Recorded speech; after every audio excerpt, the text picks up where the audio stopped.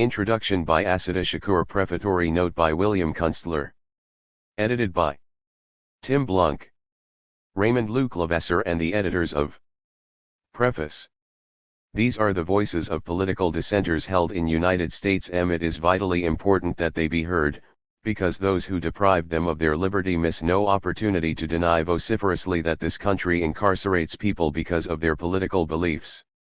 Only one Supreme Court Justice, the late William O. Glass, has ever publicly admitted that we have political trials on these shores, but everyone close to the legal process well understands one veto. Even though few have the temerity to admit it publicly. His electionsums volumiri extremely varied, reflecting the diverse background and life experiences of their creators. What is them all, however, is the fact that they originate from men and who know that they have been singled out for medieval meant by a government that both hates and fears them. They be listened to, if only to expose the hypocrisy of a nation that so and so often points an accusing finger at other countries for daily doing the same thing, that is, using their legal and penal ms to deter or inhibit political dissent. There is so much more to be gained from these selections. Prove that the human spirit is indomitable, that penitentiary, no matter how high or how impenetrable, cannot still the es of those they imprison, and that art exists in the unlikeliest places. This eloquent collection more than deserves the widest audience possible. William Kunstler is an attorney who has long been active in support of human rights and revolutionary struggles. 17. The Editors. An introductory note. This book was born of a desire to fight a lie, the U.S. government's incredible assertion that it holds no political prisoners.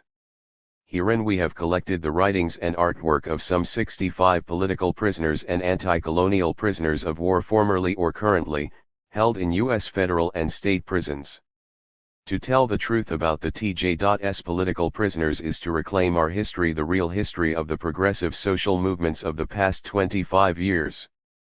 While the civil rights movement is celebrated, sanitized, and rendered safe for school textbooks and TV docudramas, some of the most decaded fighters for black liberation are approaching their 20th AR behind the walls.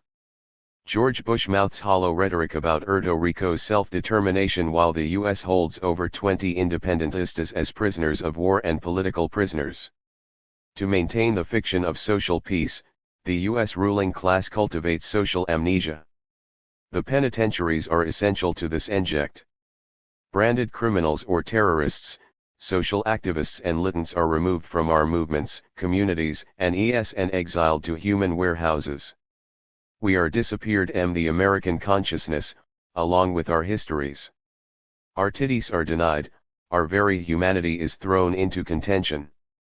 Of rebellion, civil disobedience, and armed resistance are the seams of a fictionalized past and a pacified future are together around us and stapled with iron bars. But as in so struggles around the world, we will not be denied. We fight. We dream. We create. As editors we did not solicit or select materials based upon any political criteria. This is what the prisoners chose to contribute. 19. This is who we are. Struggle is clearly what is on our minds. The architects of prison repression would strip our lives of any context, any reference points that might affirm our choices. Our sacrifice should have no meaning. Instead, we create a political context around us. Through writing and the creation of art we are learning to fight the lie and fight to love. It is the simple dignity of human labor that is our own, that we give to our struggles. Particularly in the isolation units, where increasing numbers of us are held, words and images form the substance of life beyond the walls. They are the lifelines that connect us to those we love, they connect our movements to their own history. The pages of this book are filled with the works of those who now must discover new ways to communicate our transforming love for this world and its struggling peoples. It bears mentioning that contrary to popular belief, prison is far from the ideal environment for the creative process. Prisoners who have nothing but idle time to fill are rare. Most prisoners work at least 40-hour weeks, often under sweatshop conditions for pitiful wages. Like most artists we must buy our own materials, and access to them is subject to arbitrary security regulations and administrative whim. Noise and overcrowded living quarters are much more the rule than the popularly imagined monastic cell. The mental peace needed to write is very hard to come by. There is no privacy, solitude is uncommon except in its numbing excesses within the control units. Then, too, there are few situations in the street where one's studio or workspace is subject to searches and destruction on a routine basis. These conditions hold for all prison writers and artists. When it comes to political prisoners, the more or less random abuses to which all are subject become systematic. This was the case with at least one of the contributors here, Puerto Rican Pau Elizam Escobar, whose extraordinary artwork was exhibited on an international tour entitled Art as an Act of Liberation. As the tour began in the U.S., Elizam found himself suddenly transferred to a federal prison where he was denied materials and space to paint. An introductory note. When art becomes more than a secure prison pastime, when it becomes a threat to the lie, it will be suppressed. It is not the purpose of this book to promote a particular definition of political prisoner. While the majority of those prisoners whose works are presented here would meet almost any criteria based upon international law and custom, we have also included work by social prisoners who have become politically conscious and active in prison. To do otherwise would be to deny the reality of the U.S., where the criminal justice system and its NS are principal tools of colonial as well as class oppression. X and George Jackson are but the best-known examples of common criminals who were transformed in prison and became eaters of their people. We are proud to include here the works of aides whose politics and practice were forged under the most difficult conditions imaginable, where the penalties are most severe. We did not set out, nor do we claim, to represent all of the political prisoners in the U.S. There are many others, some known some unknown to us, who have not contributed to this book, but none were consciously excluded by us. Some of the prisoners have contributed under pseudonyms. Are many comrades we know who were arrested in the coarse clandestine political work and have chosen to keep their heads low inside.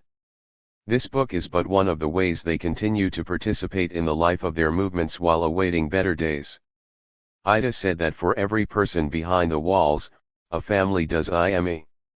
We have included some materials from the families of politicalness. We regret not having more, because it is a sad reality prison distorts the lives of many others beyond the individual one or especially of children. S collection is bilingual. Unless otherwise noted, English annotations were provided by the authors. Some writers did not want their works translated, these appear in the original Spanish. A final note about the title, Hauling Up the Morning / Izando la Ana comes from a poem written in the form of a letter from the Salvadoran revolutionary poet Roque Dalton to poet/political prisoner Nazim Hikmet. An excerpt from the According to the news, other comrades have been arrested. I enclose some poems from these last days, where friends speak from their cells, only some of them, there are 320 of us. Will you give my regards to Mehmet? And you take good care of your heart. So long. May we keep on hauling up the momming. From Letter to Nazim Hikmet, Poems, Roque Dalton, Translation, Richard Schaff, Willimantic Court, Curbstone Press, 1984.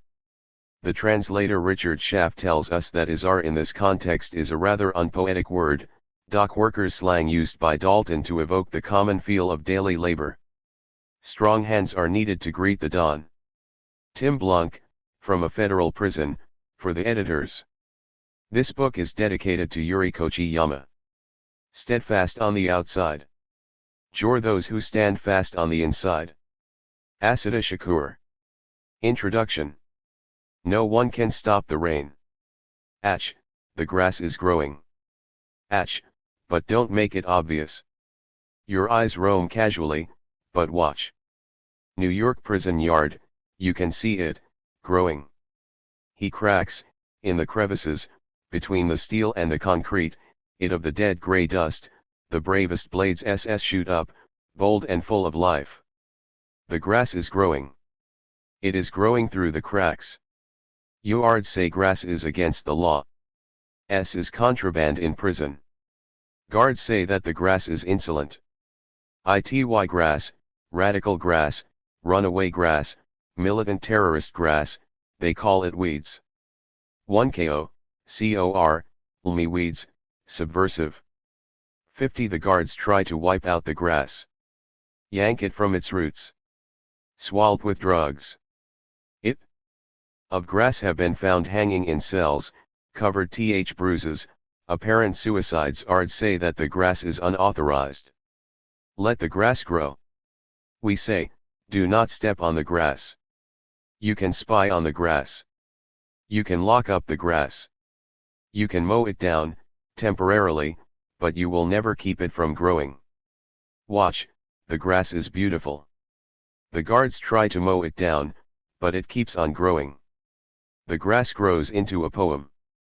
The grass grows into a song. The grass paints itself across the canvas of life.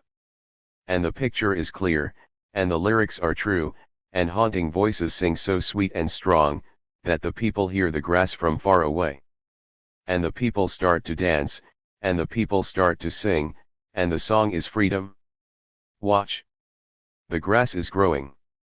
As of January, 1989, there were 627,402 men and women in U.S. prisons. In other words, there are more people locked in U.S. prisons than the entire populations of Grenada, Dominica, St. Lucia, St. Vincent, St. Croix, and the Falkland Islands combined. Since 1970, the prison population has increased by almost 150%. The U.S. prison population is growing at the alarming rate of more than 170 persons a day. The statistics are frightening, but the reality is even more frightening. As the rich get richer and poor get poorer, the country becomes more and more a police state, a prison state. It is not a question of law and order. The rich make the laws and the poor are forced to take the orders. America is a country that has gone from fugitive slave laws, to Jim Crow laws, to sedition laws, to McCarthyite laws, to the so-called anti-terrorist laws, without the slightest semblance of justice. Justice has meant just us rich white folks, and injustice for the oppressed African, Asian, Latino, indigenous people and poor whites who live in the United States. The law is used as a weapon. The law is used as a political weapon. Since way before the time of Jesus, the law has been used to imprison or crucify those who would run the money changers out of. 2. Introduction. 1. Temple or fight for the meek and hungry. And with the rise of pietism, and the rise of imperialism, and the rise of racist exploitation, we have seen the rise of liberation movements. More and more, prisons have been used as instruments of torture, instruments of control. As people all over the world have cried out for freedom, fighters all over the world have found themselves chains. Leaders like Ho Chi Minh in Vietnam, Fidel Castro in Cuba, Kwame Nkrumah in Ghana, and Agostinho Neto in Angola all came political prisoners, and somehow all survived to become aides of their countries, and lead their countries to independence. I.e. carried the songs within them, they carried the poems within them, they carried the spirit within them, that indomitable spirit of prison diary. Your body is locked behind bars, but your spirit remains free to soar as high as the stars, confident of what will be. Ho Chi Minh. T couldn't be stopped, it couldn't be ignored, it couldn't be oraswund, it couldn't be killed. Freedom was a pregnant poem, hiding to give birth, waiting to be real. In a farewell poem to his 30 years before Angola was liberated, Agostinho Neto. My mother, you taught me to wait and hope as you hoped in difficult hours, but life killed in me that mystic hope. I do not wait now, I am he who is awaited, it is I, my mother. Hope is us. Your children. Gone for a faith that sustains life. No mysticism, just work and struggle and sacrifice. Whatever the consequences, the struggle had to go on, the struggle had to triumph. Prison was not a place for defeat, it was a place for study, for preparation. Fidel Castro wrote while in prison, "What a tremendous school this prison is." Here I have rounded out my view of the world and determined the meaning of my life. I don't know if it will be long or short, fruitful or in vain, but my dedication to sacrifice and struggle has been reaffirmed. I abhor being tied to petty trifles of comfort and self-interest. Deep inside the U.S., in the belly of the beast, it is not easy to hear the songs and the poems of freedom. The people suffer, but their cries are drowned out by the lie machine. Everything's good in America. It's like Hollywood. In America the criminals become the victims and the victims become the criminals, the cowboys are the good guys and the Indians are the bad guys, and freedom is a commodity that you can buy on the installment plan, but only if you have the down payment. Democracy is painted on the minds of the people like lipstick and mascara, while most elections are contests between rich white men who try to outdo each other in advertising wars. Everything's fair in America. You get your share in America except if you're poor or working class, jobless or homeless, and you don't belong to the jet set. Except if you're one of the elderly who froze to death because the heat was turned off, or a 13-year-old kid shot down by some racist cop. Everything's fine in America. You have a good time in America. B. Introduction. Asterisk. But in the land of the free and the brave, nothing is free and you have to be brave just to walk down the streets. Babies are dying because their parents can't pay for operations, the education system turning out a nation of illiterates, and the youth are given nothing even. The lie machine tries to convince the people that a good ENBA found in a crackpeel or in a syringe, in a Budweiser beer one, or out riding horses in Marlboro country. While the police are drugs out of squad cars, the government is trying to make believe that it is really committed to stopping the drug traffic. The lie machine tells us that there are no political prisoners in the United States of America.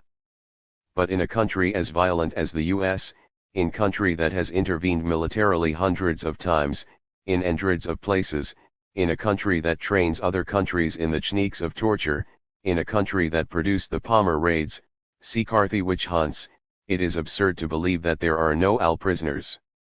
The U.S. government has unleashed one of the VLCLAS counterintelligence programs in history to its own people, a program that neutralized political activists by charging them with crimes, then locking them up and ng away the key. The lie machine tells us that there are no AL prisoners in the U.S., but we remember Sacco and Vanzetti, Ill, Angelo Herndon and Marcus Garvey. We remember the N6, the Chicago 7, the RNA 11 and the Panther 21. We remember the Rosenbergs, we remember Geronimo and T-Tump Zero. We remember Pedro Albizu Campos. We remember Oscar Collazo, Rafael Cancel Miranda, Irvin Flores, Andres Ulloa and Lolita Lebron, who each spent more than 25 years in on for the crime of fighting for the independence of Puerto Rico. Remember the countless numbers of people who found themselves D-bars during the civil rights movement, during the rebellions and upheavals of the late 1960s and early 1970s. You deny the political prisoners of a people, then you are denying the validity of their struggle. When you deny your to Nelson Mandela, then you are denying your support for oppressed people of South Africa, and their struggle for liberation. Repressive nation in history has denied the existence of political winners, referring to its victims as common criminals. It would 5. Indeed be a crime, if we would let ourselves be duped by the preposterous denials of the U.S. government, or let ourselves be fooled by the government's hypocritical posturing around the issue of human rights. The U.S. court system has been used so relentlessly to wage war on the legitimate struggles of oppressed people, that many activists have absolutely refused to participate in the U.S. government's systemized form of legal lynching. They completely reject the government's legal, political, or moral jurisdiction over their lives, accurately referring to themselves as prisoners of war. The contributors to this anthology are political men and women. They are being held in prison because of their political beliefs and because of their political struggles. They are in prison because they struggle for liberation, because they struggle against racist oppression, because they struggle against imperialism, and against the U.S. colonization of Puerto Rico and the Virgin Islands. They are in prison because they struggle against the arms race, the rape of the environment, against nuclear waste and against the genocidal policies of the U.S. government. They are in prison because they are struggling for oppressed people's right to self-determination and for the liberation of African, Asian, Latin American, and indigenous people all over the world. They are in prison because they struggle for socialism, for peace, and for a new world political and economic order. Most have spent years in the movement. Some became political activists in universities, some in prison, and others in the streets. Some are Muslims, some are Christians, some are atheists, but they are united in their struggle for freedom, justice, and a better world. Because they are political prisoners, they have been subjected to the most cruel, vicious treatment that the prison system is capable of perpetrating. They are placed in maximum security control units, in solitary confinement, and subjected to all kinds of harassment, humiliation, and violence. But in spite of their suffering they are strong. In spite of their suffering they make beauty. In spite of their suffering they write poems and sing songs and paint paintings. It is that spirit at work. It is that magic at work. Not the magic of pigeons in hats, but the magic of love and determination. Introduction. On the road.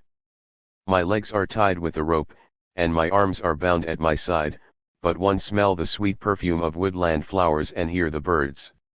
Impossible to keep these from me. Anyhow, now the road is not so long, and I am not alone. Ho Chi Minh. There exists no magic like the magic of truth and justice. There dsts no beauty like the beauty of freedom.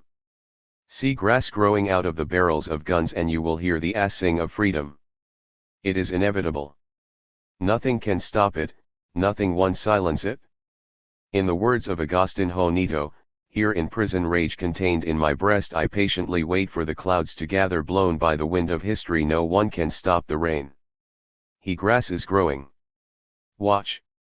Black Panther leader. Assata Shakur was captured in 1973 after a shootout on the New Say Turnpike.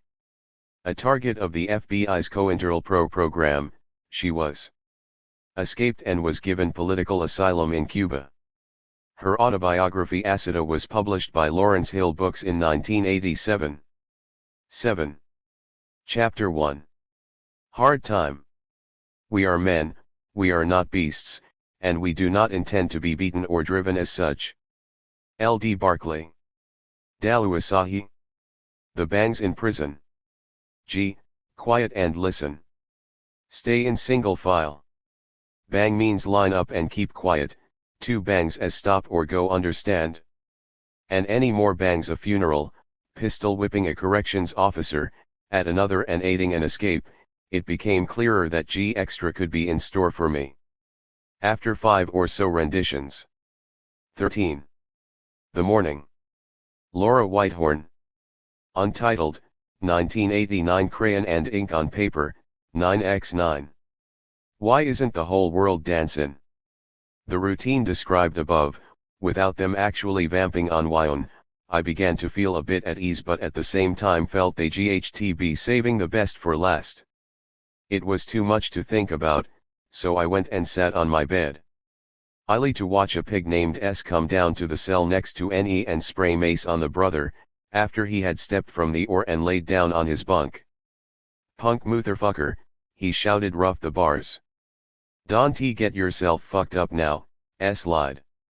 The expedition was getting closer and I tried to decide either to come out with my clothes on or just start swinging, stay cell and mess up as many as I could as they entered or coming out like everybody else and daily being in any position to fight.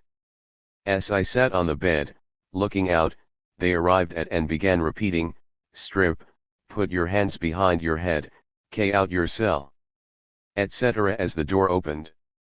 He did as he was d. Open your mouth, a pig instructed. When he did, the pig pet him, causing him to stumble off to one side, as another pig ate him, saying, stand still. They had tasted blood now en route getting better grips on their clubs, as one pig hit him on the one with a stick. By now I was thoroughly terrorized, there was no it in the brother, and the joking about the German army, who I referred to themselves as, and good old boy laughs, just engled in a massive knot inside my head. I began to look at the ES. There was this Italian jailer who had caught a few good shots €1 time ago by the look on his face, who never gave me any one blee personally, but had been assigned to escort me, standing at G. He was one of the guys they counted on. Another jailer was running the show and had initiated knocking the brother and told a rookie cop, "What do you expect?" There was a couple lack pigs in the gang as well, which never fails to strike me. Door opened. I'd decided to come out naked and follow ons unless I got hit, in which case I would go on at least of them who had something exposed, as the 90-degree heat coaxed a couple of visors up. It was a puny resolve as I felt an attack would spell the end. Fear is a great source of power. The issue was decided as much as it could be. Run your AR. 15. Fingers through your hair, open your mouth, lift your balls, turn around, lift your left foot, your right foot, spread your cheeks, turn around to your right, walk to the wall, sit down cross-legged without moving your hands. Somehow I assumed the position and listened to the fascist chatter behind me. "That's HS partner," I heard S instigate. I'd heard that they had vamped on H already. The pig who was actually in charge of the goon squad tapped the bandage on my back with his club. "Shouldn't pistol whip correctional officers?" I heard a couple of other remarks about getting more practice at the range. I couldn't help but picture one of those creeps hitting me in the head while I was sitting in that ridiculous position. I thought for an instant that the tap was a signal to get up and I started to, but decided to wait until told, while listening to stuff being thrown around in my cell. Then finally I heard, "Okay, get up and back into your cell." The squad had begun leaving. When I got to the door, a jailer named W, a Jewish fascist who hates Jews and niggers, and who was later charged and acquitted of beating a prisoner, jumped in front of me and struck me in the stomach, holding the stick in both hands in the vertical butt stroke taught to infantry. But it had no effect. Although my stomach looked out of shape since I had not been able to do sit-ups for a couple of months, it was stronger than it looked as I'd done sit-ups and leg raisers for years. Plus every muscle in my body was like a spring. As the stick rebounded off my gut and I looked him in the eye, I couldn't help but smile. He responded by panicking. "Turn around, face the wall of your cell. He who rides the tiger dares not dismount." He looked at the wall until I knew they had all left, found a cigarette and sat down to smoke before even putting on my clothes. Later, when recounting this to a prisoner who went through the same thing at the same time, I could see the recognition in his eyes. So this is state terror. The most terrifying part being watching what was happening to my neighbor, hearing what could happen to him. Not what actually did. This was terror. Done for the purpose of producing terror, as the search was in fact a justification, and had anything been found considered contraband, it indeed would have been incidental. And 16. Why isn't the whole world dancin'? By chance of ridiculous proportions. Just as the Sheikh-NS taking place at Marion now, after that prison has been ed down for 9 months, have nothing to do with finding riband and everything to do with attempts by the state at aviar modification. With making prisoners so fearful, for so, that their personalities change to that of wimps who will PT whatever the state has in mind without resistance or ation. They are looking for hearts, and they believe they're in. When you got them by the balls, their hearts and minds will. Bill Dunn. Sliding into shadow. Joe Calloway is dying. I didn't see anything alarmingly immediate like bleeding to death from stab wounds or being shoved into oblivion by the shock of a bullet.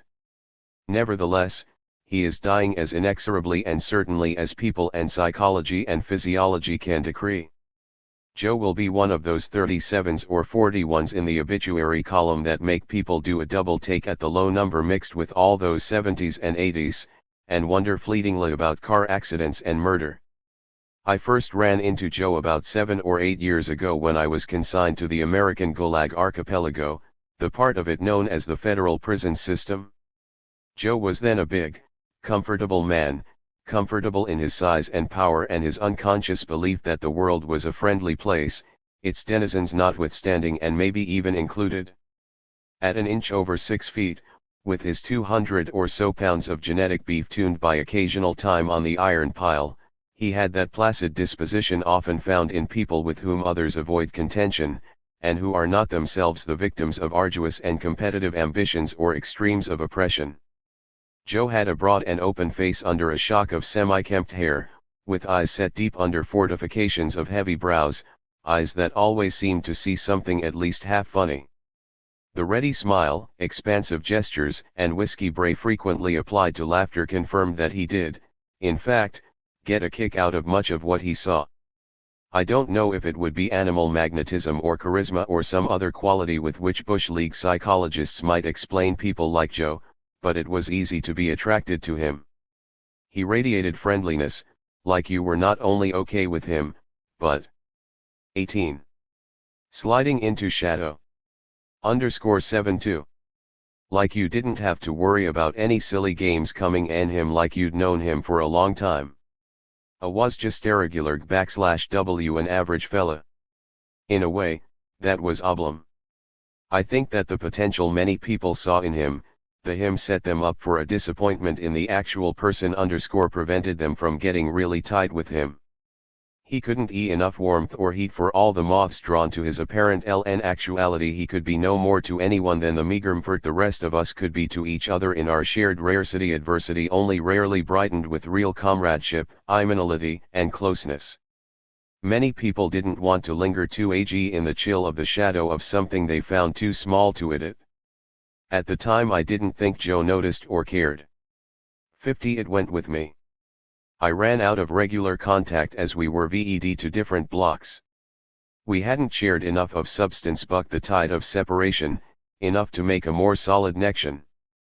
I knew that he was a good convict and we exchanged greetings and moments of idle rap in passing.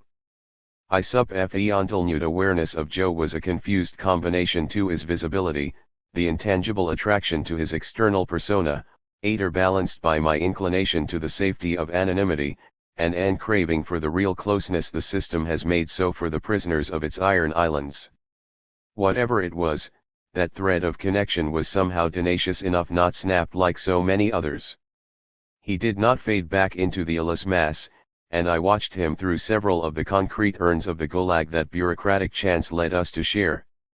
As I said, Joe was a regular guy, regular as in typical, run of the average, common, and even mediocre, though not in any Gatorade sense. He was just not brilliant and, like the rest of us, compensate for it with driving ambition, dogged determina, animal cunning, or obsession. Accordingly, he fell in with the similar people who happened to be at the right place at the time and of the right mind to pull him. He was not inclined to late activity, but if his friends were down for it, then so was he. He was into it, though. He wasn't about any half-step in a at times two-edged sword. But that was how he dealt with who for what he was. All he needed was to get the game on something. 19. And the idea that it was the right thing to do and some support for the rightness of it from the people he was around. Among the people he ran with, the modus operandi was to accept the slings and arrows of outrageous fortune and live as well as possible within the circumstances and try for as many laughs as possible along the way. Joe seemed as well adapted as anyone to doing just that.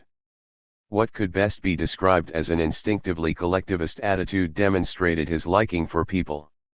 The social fix he derived from sharing the slim pickings of prison hustle and being gregarious meant at least as much to him as the material aspect.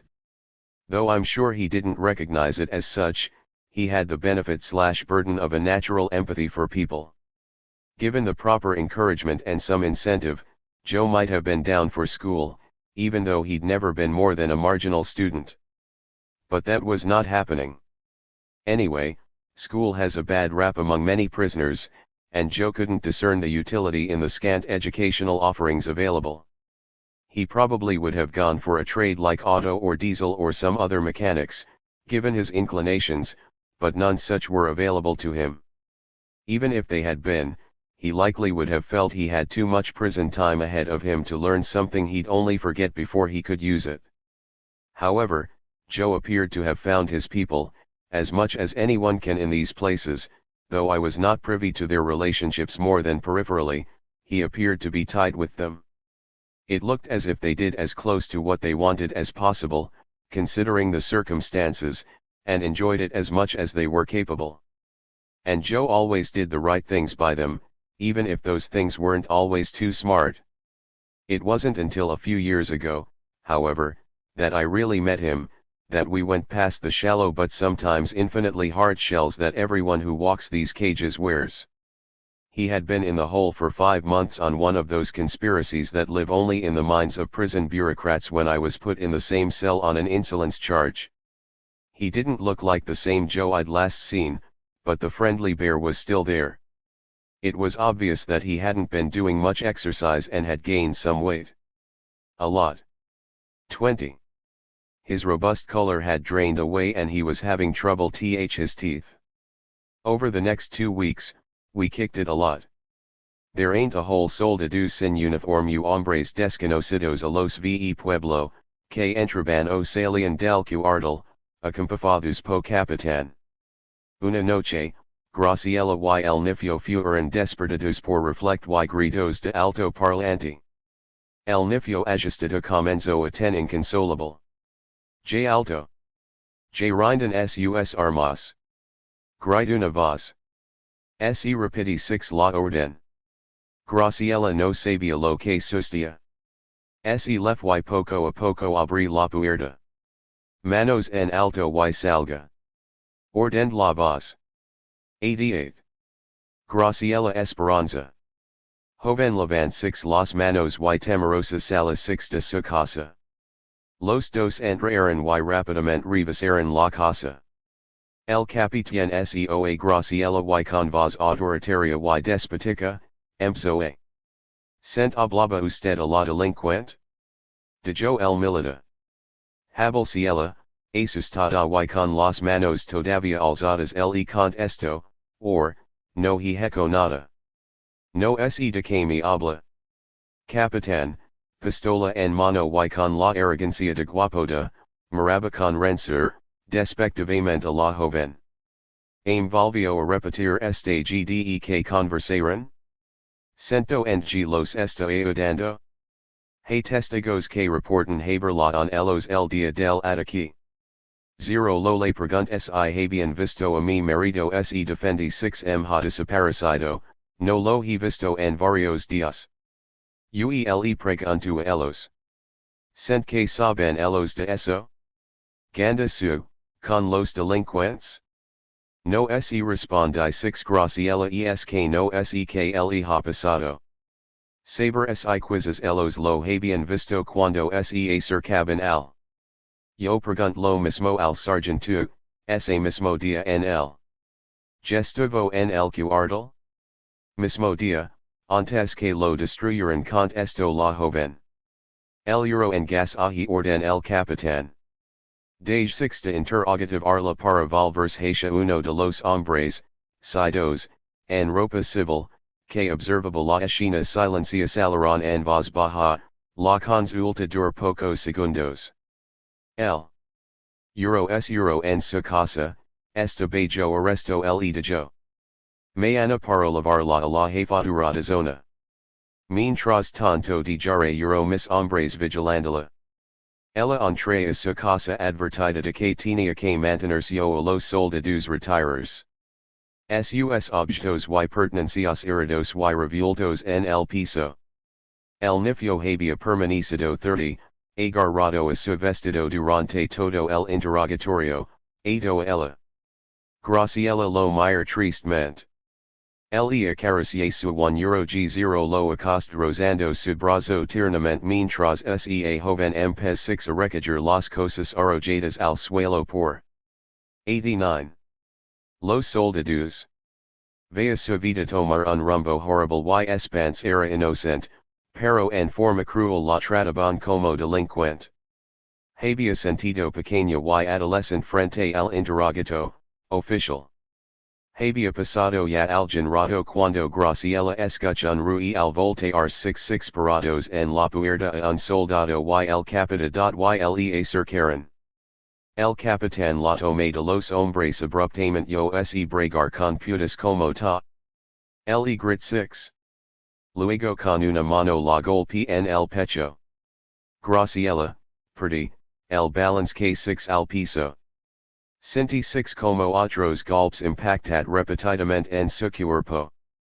Por inst into se prodigia de los galge empujando equians la atacabon para sacudirse los de en si con cada uno de sus esfuerzos se multiplicabon los golpes recibia. La fuerza utilizada contra ella no solo era para atormentarla. La reacción de Graciela era más sensación que razonada, pero con el pensamiento fallo de que con suficiente rabia podía repeler a sus atormentadores. Mientras uno le sujet las manos, el otro se posicionaba de ella y intentaba ultrajar la cara del capitán se torcia y distorsionaba con el esfuerzo mente una sonrisa burlona se plasmaba en sus labios. Con cada empt le saltaban gotas de sudor. Le corrían por la scene, la medula, caer sobre Graciela. Pero el sudor no bastaba para que se diera apretón de sus manos.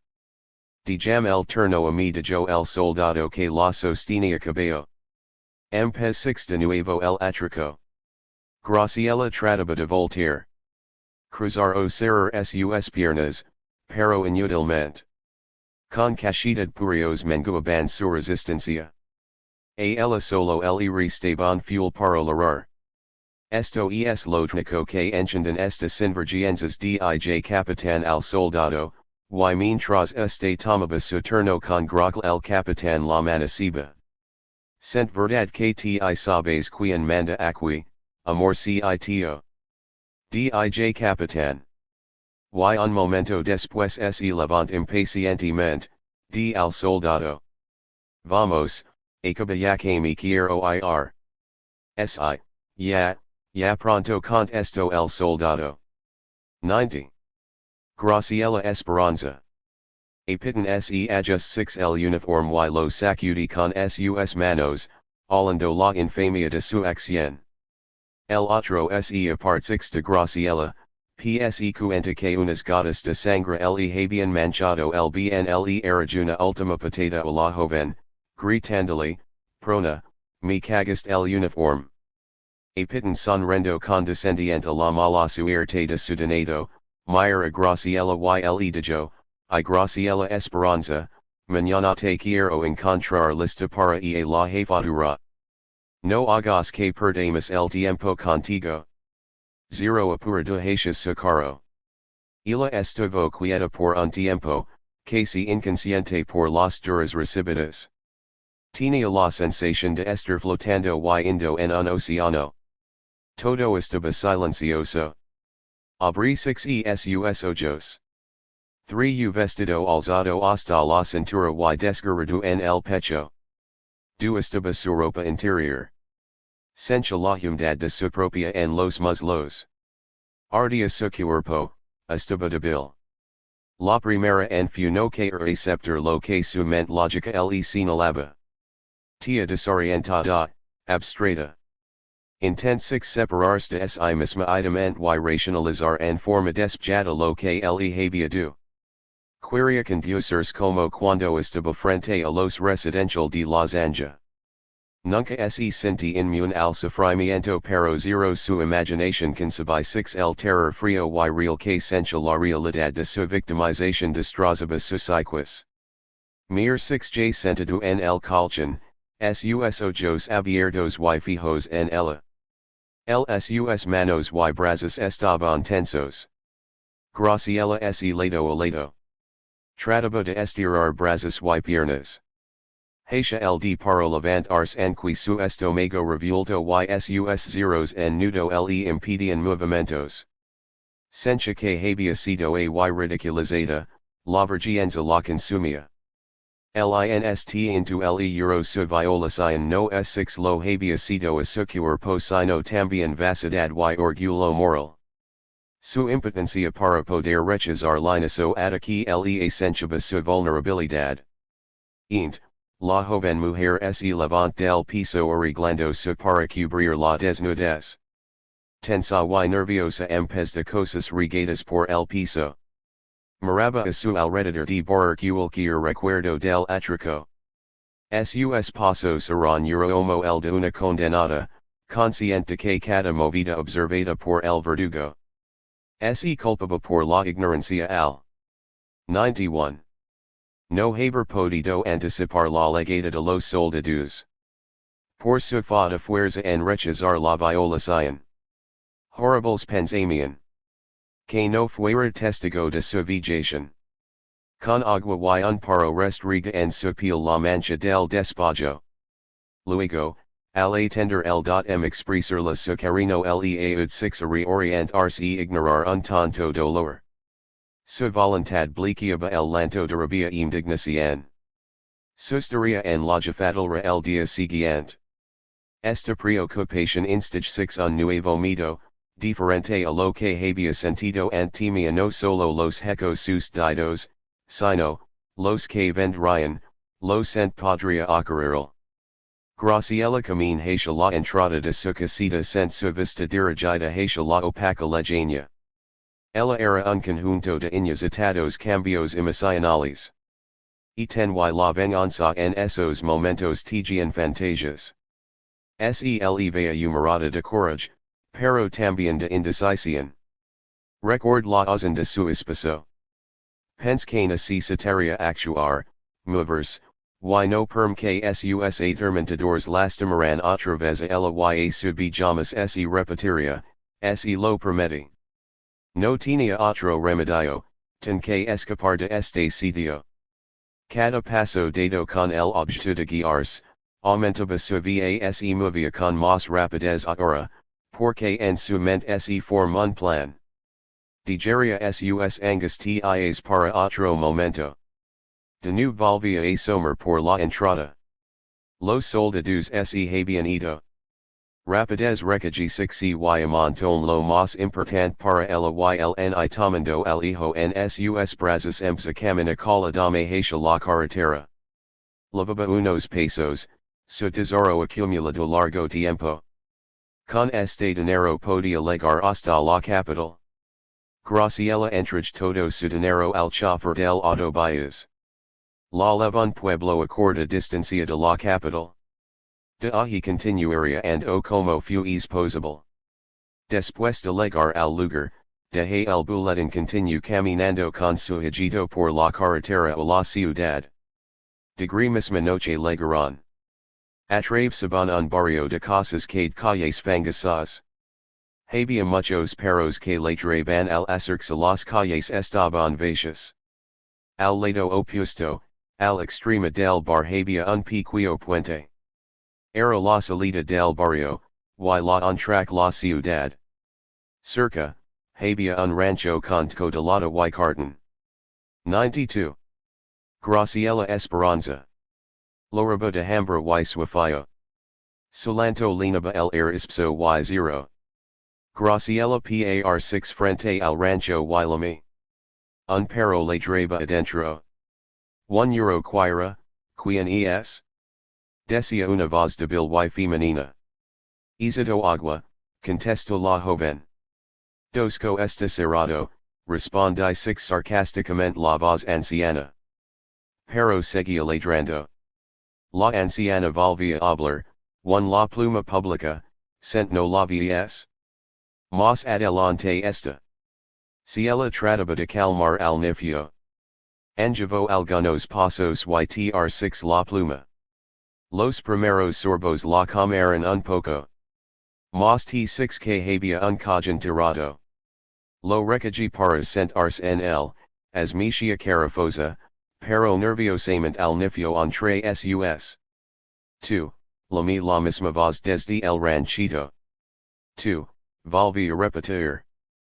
Felomir 6 al ranchito. Por la rendija abierta de la puerta. Baja iluminación de una vela. Vea una mano extendida hacia Sophias de que se acercara. Lentamente, Graciela se.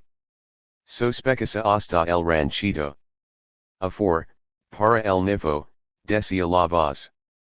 Streamidad de los arrugados dedos ofrecía un trasada, con sorpresa y agradecimiento Graciela se acercó y tomé. Rati Nina, de nuevo sale la mano por la rendija de la puerta, porción de naranja. Graciela extendi la mano. El perro sus ladrados. Haces en la calle esta hora, pregunts la anciana. Delegar de mi pueblo, respondí, no conozco este sitio. Conversation entre las dos mujeres continue. Al rato la puerta del todo y la joven pudo entrar al rancho. En el silencio de *8 escuchaba el murmullo de las dos mujeres conversando tivolos, el ladrido del perro. Zero de la choza era de tierra. Las paredes eran de tublas y de cartón. Algunos cajones se usaban como asientos. El de trapo viejo servía como cama y asiento. No tenía más la solitaria anciana. No durmieron mucho. En la de la anciana despertó a Graciela y con tono preocupado. 93. Mira Nifia, tenemos que apurarnos si queremos llegar antes que otros. Podemos dejar al nifio con la vecina. Yo hablo con Anadayo 6 la vieja. Luego los tres salieron de la choza. Y dermos de lo que consigamos. Todo saldrá bien, ya vi hable la viejita, vent, apurate Graciela. Las dos mujeres fueron a la casa vecina. Buenos días, Julieta, la anciana. Tu cation de bueno, Dofia Amada? Contest 6 la vecina. Amada el hable animadamente a la vecina, haciendo tu para el cuido del nifio de Graciela. Bueno está todo en orden, dijo la anciana a Graciela. Al sitio que tengo en mente, muy bueno. Además te enseñaré lugar donde avisas dan trabajo. Seria temporario, pero algo, explica 6 Amada. Con pasos apurados, las dos mujeres se dirigieron a la comercial de la ciudad. Era temprano, no había mucho tiar. Acercándose a su destino, las calles angostas desembocaban amplias y largas vías. De los callejones y estrechas calles hombres y mujeres de otros barrios, que llenarían las casas lavandería de los hoteles, algunos serían meseros y lavaplatos de restaurantes. Otros componían la multitud de desempleados se dedicaban a pedir limosna, alimentados de las obras. Desperdicio. La procesión era solemne y patética. Era una mart como una caminata luxuosa. El ejército de miserables mados con las telas de traperia, descendían a la metrópoli determinación de vivir, aunque con hambre en su estoma Amada había sido miembro de ese ejército. Desde que envía fos y fos atrás, no conocía otra vida. Su edad no cambiaba única jerarquía existente, determinada en proporción a la desesperación. Echaron a Julieta del trabajo, dijo Amada. Puedes ped trabajo, es que ya no se lo han dado a otra. Doblaron dos calles hacia abajo y ali encontraron el sitio, buscaban. No pudo entrar al hotel, ya me conocen ali, dijo la incent con una muexa de picardía.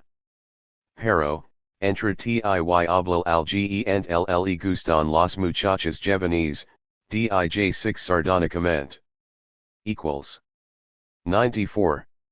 Graciela Esperanza. Jags nada, vite caminando y busca en los otros hotels. Están en el mismo gel. Así la entered y busco al gerente. Este la apartix para hablar la pasalo obscuro. Era un hombre bello y gordo. Tenía una ara nerviosa y apurada de actuar. No le gustaba que sus idos se le acercaran mucho a menos que no fuesen hembras as. A todos sus empleados le hablaba en voz muy alta y re en tono mandan y abusador. Eso lo hacía sentir muy, y varonil. Hasta sus subalternos más rudos aceptaban los cuentos el dijera para no ser despedidos, lo cual afianzaba su sentido de poder.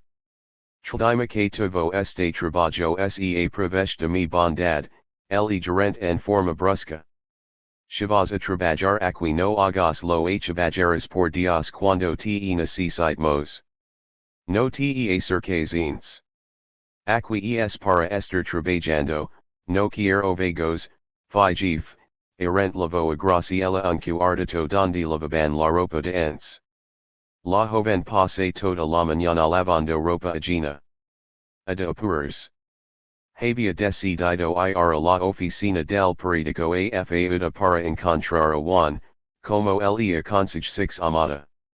Regresaría a encontrarse con la anciana detrás del hotel. 0 Sala 6 del trabajo, ya estaba obscureciendo.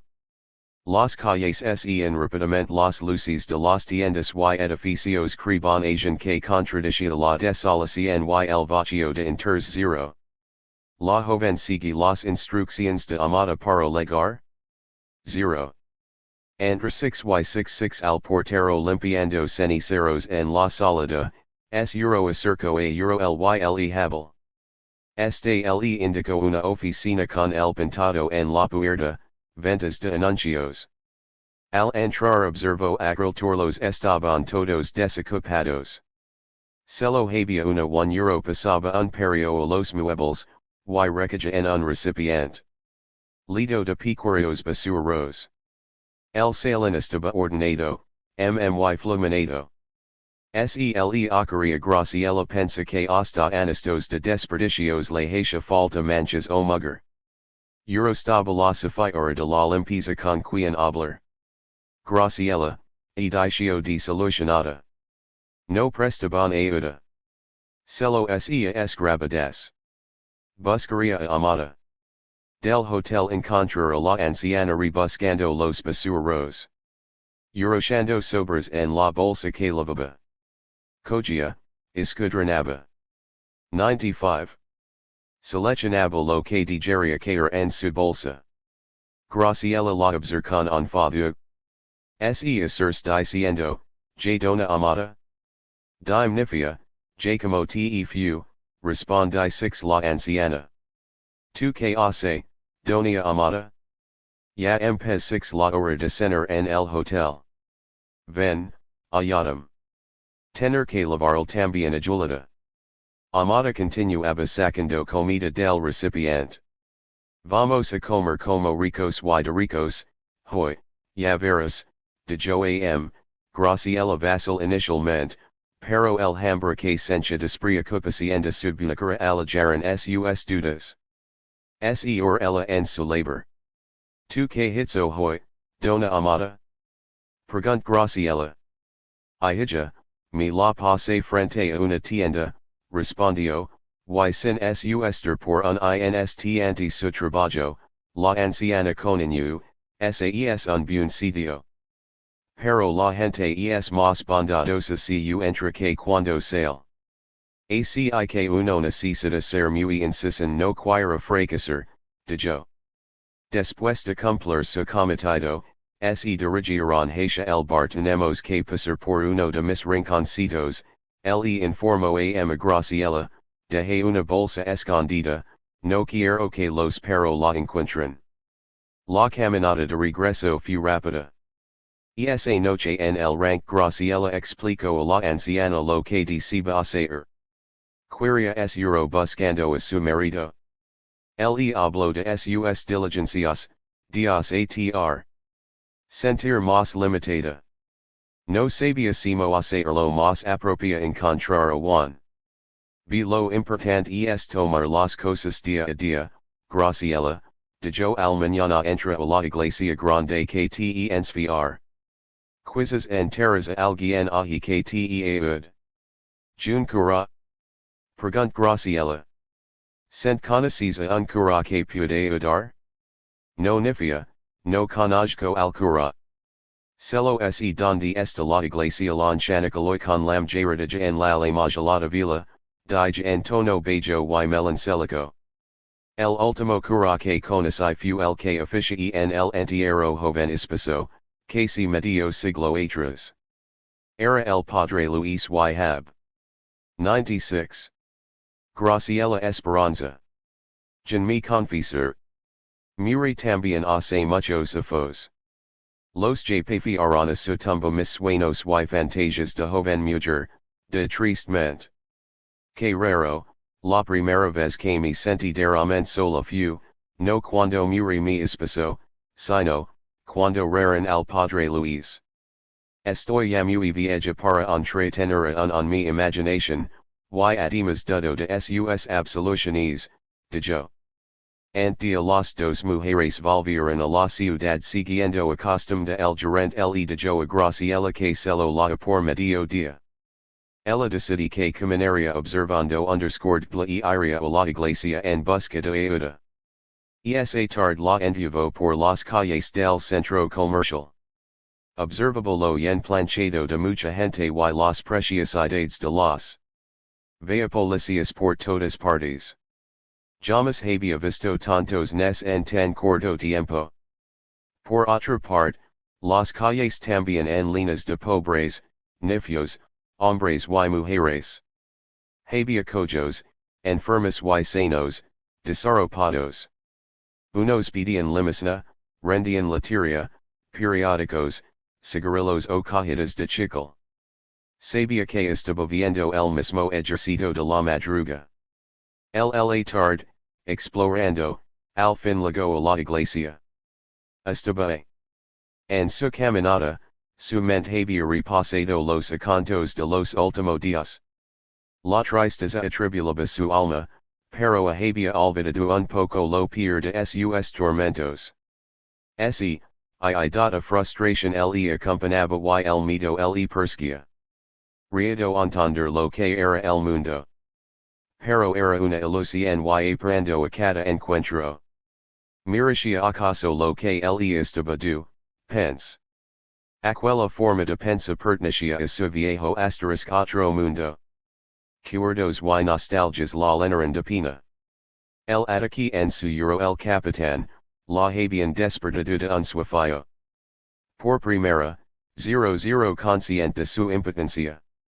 Antes, en medio de su y enjambre, sencha la certeza de ser capaz de jalarse en un balance todopoderoso pero desde el atraco, mala vez como víctima. Por primera vez el balance se ida. Esperaba que el péndulo regresara al centro y lea su precioso balance. Pero no regresaba. 97. Subí, lentamente, los largos escalones de la iglesia en hablaría con el cura. El la ayudaría. También rezaría, talco, rezaba por las víctimas de la zanja. Rezaría porque siempre ha hallado consuelo en la oración. Era su gancho al balance. Lo sent la unía a todo ser. La reformación de su fe en ese just resultante del balance. Su fe en un árbitro superior, en una justicia infinita. Frente a ese árbitro no había distinción entre los hombres ante el formábamos una masa. Graciela se concebía como pedazo de esa aglutinada masa. Los conflictos en la tierra entonces irrelevantes y frivolos. El templo estaba vacío. La semi-oscuridad ensombrece abovdado y cavernoso interior. Graciela se persignó y postrán de rodillas, res. Pity 6 tranquilidad. Humildemente pity 6 a Dios sent por ese balance supremo pudiera ella encontrar a Juan. Aritnica justicia que deceba y esperaba. Res por su hijo, amada, y Julita. Se abandona ese péndulo ideal, rezó por cent misma para que terminara su persecución. Dios el irresponsablemente sencha el peso desaparecer. Sencha la tra crecer en ella. Se sencha confiada en que Dios decidiera por el tormento desaparecía. Un buen rato estuvo ali, después se leves y se persigned nuevamente. No había nadie a su alrededor. Había anaquecido cuando Graciela salió 6 de la iglesia. Afuera fondo de los escalones, estaban sentadas y reclinadas va. Graciela pa 6 a su lado y sentí 6 pena por ellos viendo los donados. No se detuvo, Sigue 6 deprisa su camino. Se dirigia hacia al ranchito de Amada. En el camino penso ten debería hacer para encontrar a Juan. Tomé la misma ruta camino sele hacia largo. Al fin se acerco al barrio, rec entrada. Cruzaría el puente y llegaría a ver su hijo. Empezó ver y Graciela a perder el paso. La lluvia y el cansancio la distraen 66 el auto con luces apagadas, estacionado cerca del puente a sus ocupantes vigilando la entrada del barrio. Graciela ya euro stcasi ahi, lo percibí 6 tardíamente, cuando los rayos de luz corred la obscuridad. Ella seguía su paso mientras el vehículo s. Con rapidez. Graciela sentí 6 un apretión de brazos que la hal hacia atrás. No tuvo tiempo para gritar. Una mano le tapped one ab tuvo la sensación de una fuerza invisible que se tragaba. Sh. 98. Graciela Esperanza. Mantilla por encima de la cabeza, del cuerpo. Todo estaba. Un peso en la espalda la contenía aplastada contra el frío lico del piso. No oía voces, solo el temblor y ronquido del. Trat 6 de incorporarse pero el peso la comprimía. Trait de las manos pero no podía. El pánico la paralizaba. Moví los, estaba muda. Sentí un golpe sobre la cabeza y perdí 6 el rimiento. Spurt de Graciela el ros de la suela en el piso de con Siri 2. Esos resonaban más al acercarse. Se detuvieron. Luego un de laves y el chiolito de la puerta. Graciela estaba boca bajo piso himdo. Trataba de razonar y de entender lo que le sucedido. Dende estaba. Pensed que se fiaba. Antes, le ordenó una voz. A comprendí que no sonaba. Ayer, levantis, repitió la voz. Cielo volví lentamente la cara hacia la voz. El dolor la era como un cuchillo clavado en su cabeza. Tenía. Clhdidida. Euro la silla, volvía ordenar la voz. At poco Graciela se fue levantando. Sus manos estaban nadas. Estaba descalza, sentía frío y calambres en las. Abruptamente un brazo la agar y empujó hacia una. Aladidi. Qui se fugió? Sent que sabe de los delincuentes de su pueblo, y de Borosa la interrogaba. Euro la no reconocía la voz. Que se nos escaparia, que no la encontraríamos. Aba arrogantemente la figura. Bueno, dígame por qué se no sabe que la pena es fuerte para quienes no respetan zero, continue dígame lo que sabe de esos delincuentes. De lo que me pregunta, respondí 6 Graciela. Celo me maraldo de genma no heco nada. Por favor, togo la joven. Dice que usted fue observada hablándole a los unadi 6 el teniente que la interrogaba. Euro os visas, Graciela inútilmente trate de explicar a la nación. Ya le dije al oficial en mi pueblo, mi marido desaparece, y buscaba. Le pregunta los guerrilleros si lo habían visto y camino. Los guerrilleros, dice usted. Simpatiza con ellos. Se lo quiero encontrar a mi esposo, explies temblorosamente. Lo lamento, pero al juez no le va a gustar mucho su falta, cooperación. Sent no entiende el peligro que protegiendo a delincuentes. Dijo el teniente, a menzante. He dijo la verdad, dijo Graciela con suplicante en faces. No nos obliga a cambiar de medidas. Existe un cargo co usted por escapar al arresto. Además esta bajo sospecha colaboración con los delincuentes. La ley es clara y exact, prohibir la ayuda de cualquier forma esa gente, dijo el cienario. No es nada, yo no es nada, Repisha la joven desesperada el oficial se levant 6 y camine hacia la puerta. Lástima, mujer estúpida, no sabes lo que te espera. Con esta amenaza se retire el teniente. La anciana amada se quede 6 esperando a Graciela. Ya habí donde la vecina a recoger al nifio. Estaba preocupada por grac alguien tos la puerta. Era un muchacho del barrio. Dona amada, dijo, unos hombres se llevaron a la seferita andaba con usted. Jaqueens eran, preguntó la anciana. No se, creo eran los mismos. Ya sabe. 1. Amada sabia a quien se refería el muchacho. Sabia que nadie el barrio acostumbraba a salir tarde por miedo a esos hombres habían encontrado a Graciela, regresarían más tarde por Euro y la anciana hacia ojos que se había dejado de ilusiones. Un guardia arrastrar de Graciela por el piso de un pasillo. La abrí 6 los ojos, el conocimiento el irregresible lentamente. El guvi que estaba despierta y la hizo levantar. Vamos, and por su cuenta, el grito. Apoyandos en el, Graciela lo sigue hasta un grupo de euro por las rejas se vean hombres y mujeres.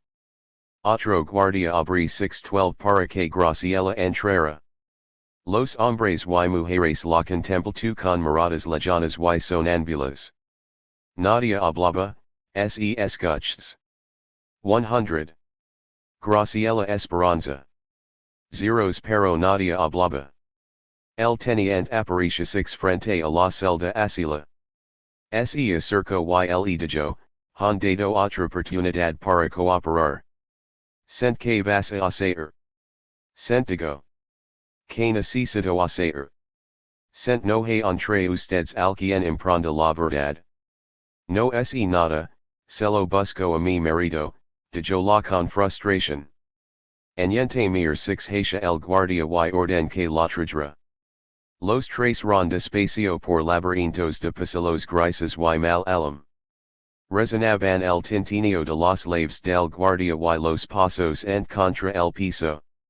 Graciela no decía nada, su mirada era en expresión. Legarana una puerta maciza de madera, lampiage el teniente, dejando entrar los rayos del sol que iban a romper el horizonte. Graciela respira profundamente. Abarar el aire salino del mar, y escuchar las olas. De ya es imaginable lo que tendría que hacer, más por de que por experiencia. El muchacho, vite cuidadosamente y averiguami esos están todavía estacionados ali afuera, le dijo la anciana al aro. Si no me encuentras al regresar, afnady 6, estar en casa ta.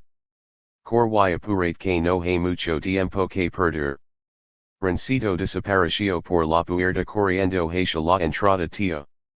Mientras tanto, Amada tomé al hijo de Graciela, y por la noche, pasó a casa de Julieta. Esta ya sabía las, como todos en el barrio pronto las sabrían.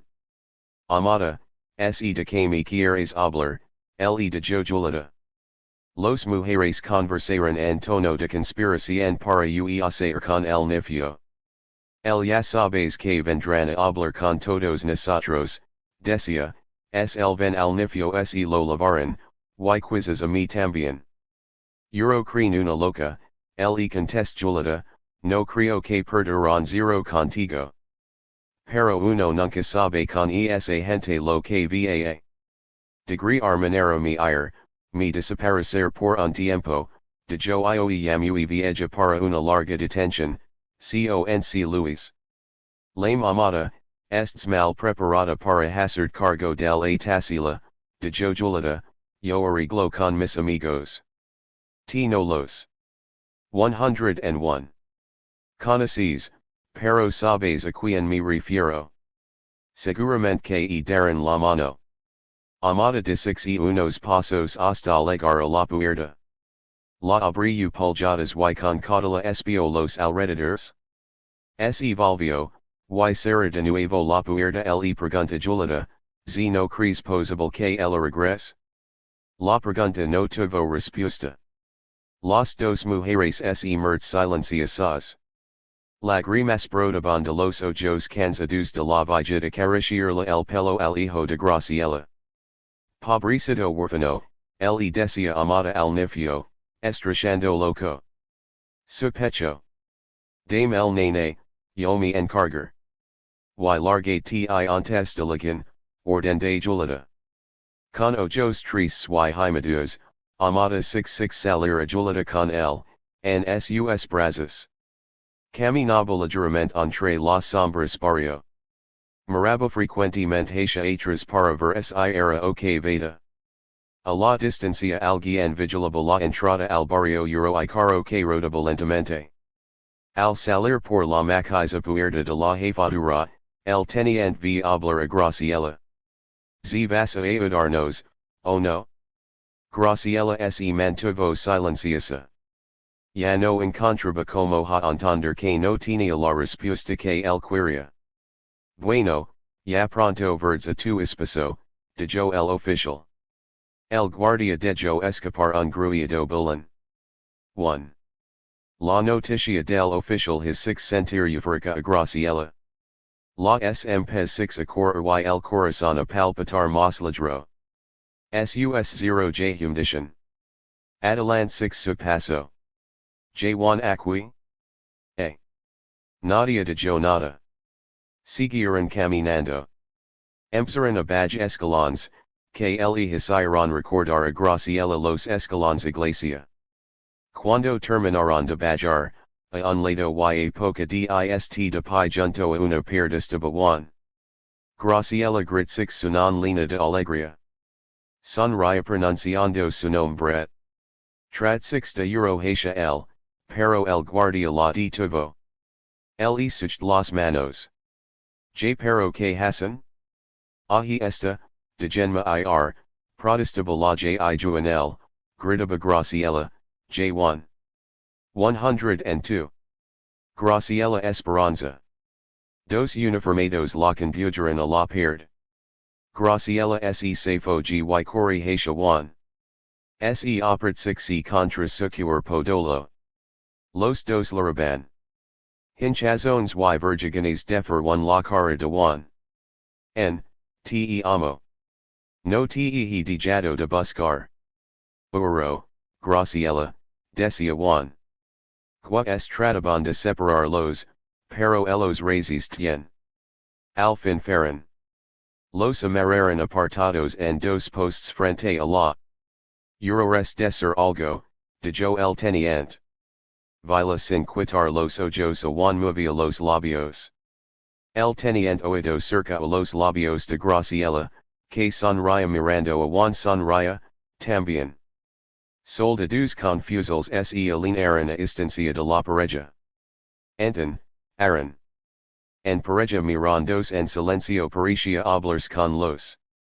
La enredadera de matas silvestres y troncos de árboles, van los carros acatarrados, amontonados junto a los desperdicios del basuro.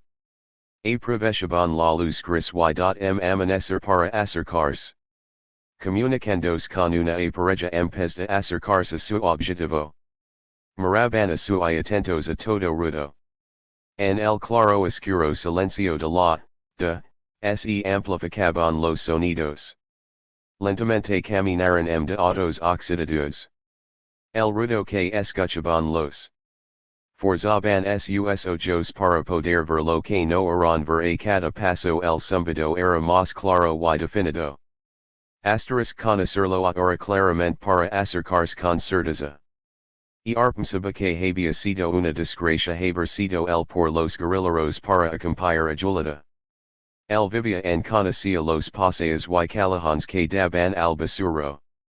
Que Julita buscaba identificar a una joven mujer.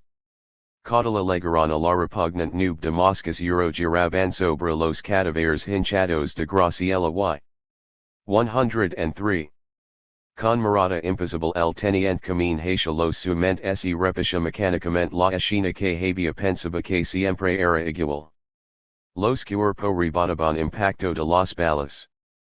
Las cabezas colgaban sobre sus 10 vita corrugada agata formando sus pies charquitos de es roja. Tu que fu lo que dijo, pregunt el guardia. Que tenía un hijo, respondí 6 el teniente. Eso fu todo, dijo el otro. Si.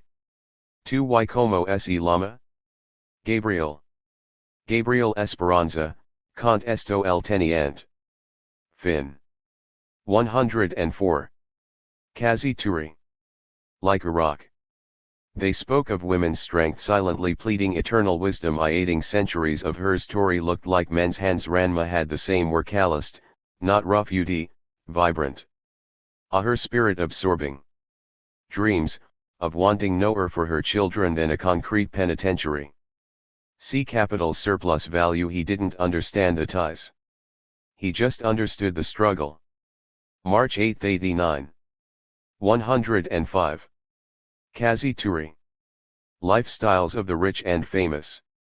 Lifestyles of the rich and famous flaunted shamelessly in the faces of the poor and nameless living for the money, money, money, muoni steppin' all over you honey let them tell it everyone can get it house in Florence 60 feet yacht summer house in Hyannis Port Mercedes, all the beautiful ladies lifestyles of the rich and famous big white sheet / bow covered with blood stains of the poor and nameless America makes the rules movie star Prez gives us the clues talking about, make his day.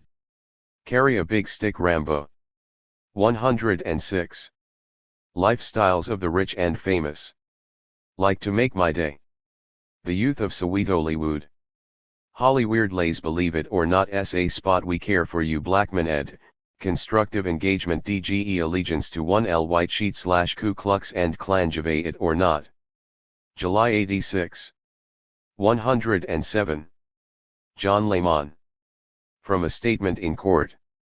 I am 38 years old, married to my comrade wife Barbara C. Lehman, with whom I share 3 beautiful children 2 caring and creative daughters, 12 and 11, and a bright, intense loving son, 4. These were free children who lived underground us.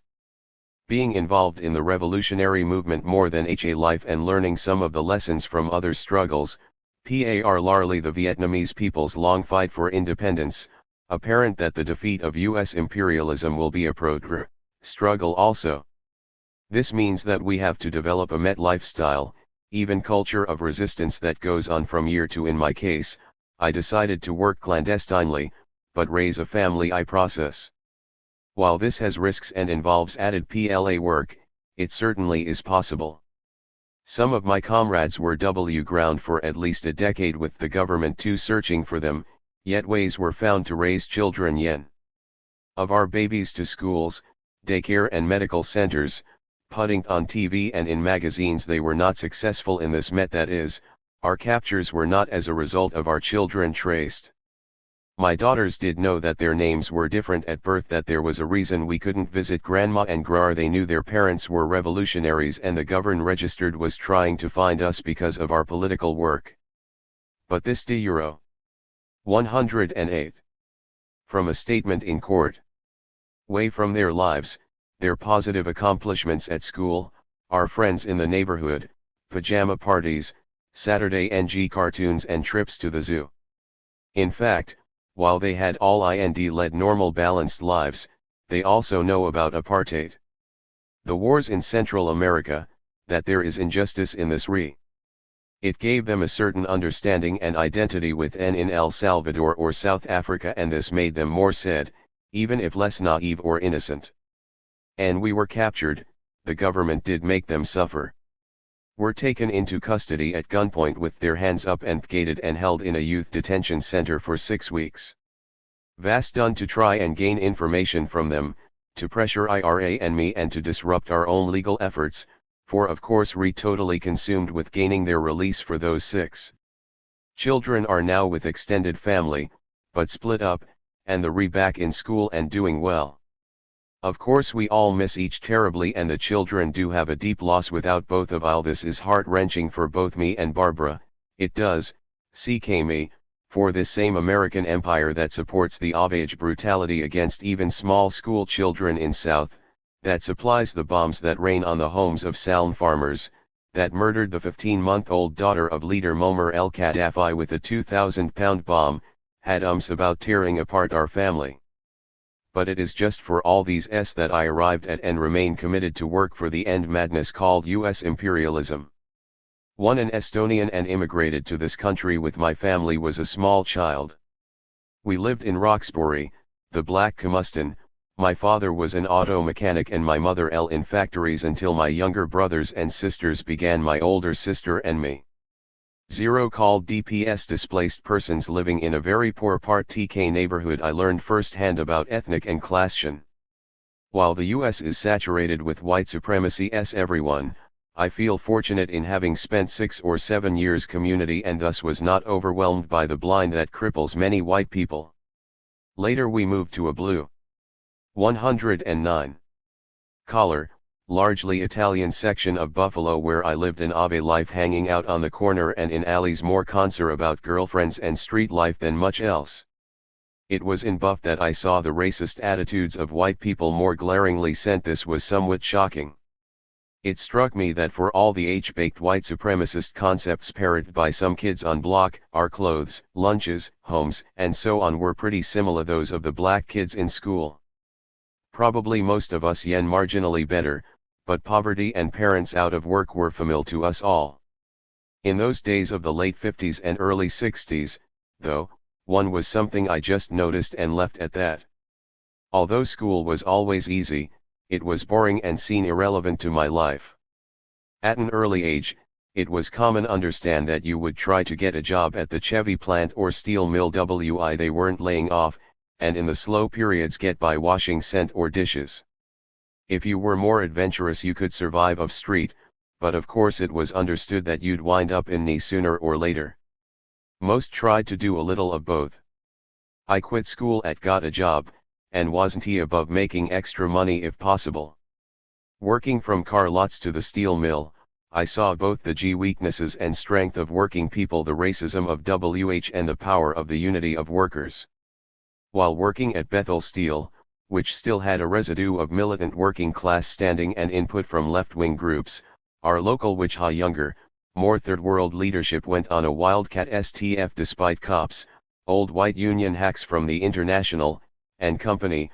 We were halfway successful in our battle, but importantly the need to cast aside racism and develop MILF solidarity was very educational to me. An underlying reason the company probably settled was could get back to production, because this was 1965 and the invasion of Vietnam was in its sharp upswing. This was about time I remember the first neighborhood kid coming home in a pound bag, and of course the draft was scooping up young men left, right. This led me to start thinking, but my main concern was mostly my car, parties, hanging on the corners and in bars. Early 1966 I was arrested and convicted for assault and sentenced to a 5-year Youth Act term. 110. From a statement in court. Next 20 months was not only a real eye-opener, but a lot of reflection and education for me. Fighting to survive the annuity of NY State's prison system, I finished high school, reading factual and progressive books and had the goodie of meeting a couple of clear-sighted black prisoners who at least shared their understanding of the true economic and nature of America with me. This, coupled with my own life events, started an understanding falling together in my mind.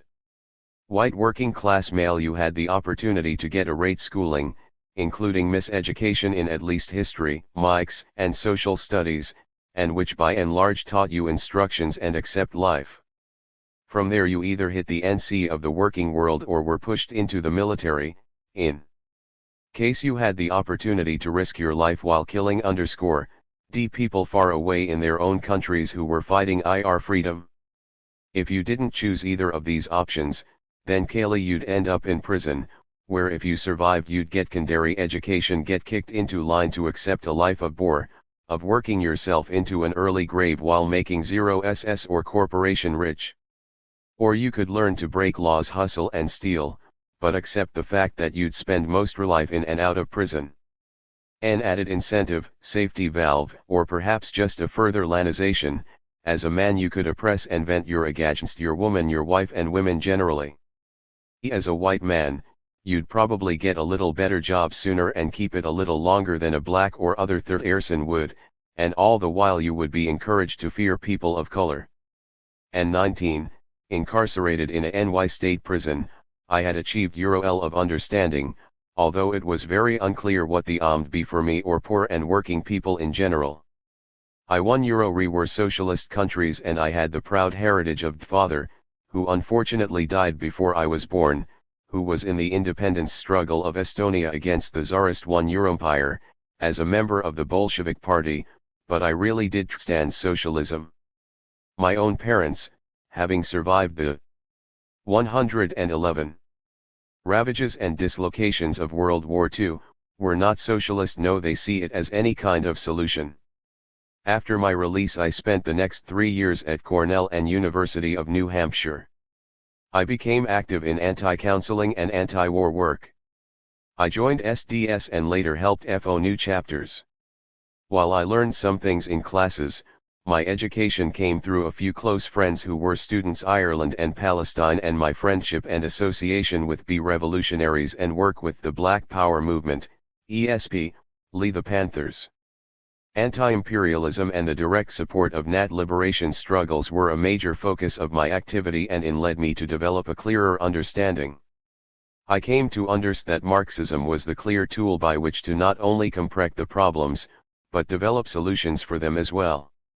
In 1970 I left school, returned to Buffalo and became involved community, youth, and labor organizing and struggles. I'll re-see this time, it had become necessary for me to utilize some clandestine procedures to do effective work. Nonetheless, being on PA from my Youth Act sentence, I had my parole revoked in late one for doing anti-racist youth organizing and was sent to Attica. There I had the privilege of working with some righteous re-aries. My sentence expired a few months before the historic uprisings and I was released, but soon I was mourning the mon of some of my close comrades in that rebellion. I returned to time political work, but with the government already keeping Euro watch on my activities, I went underground. 112. Chapter 3. Love and Other Mysteries. At the risk of seeming ridiculous, let me say that the true revolutionary is guided by a great feeling of love. Che Guevara. Alan Berkman. A modest supposal.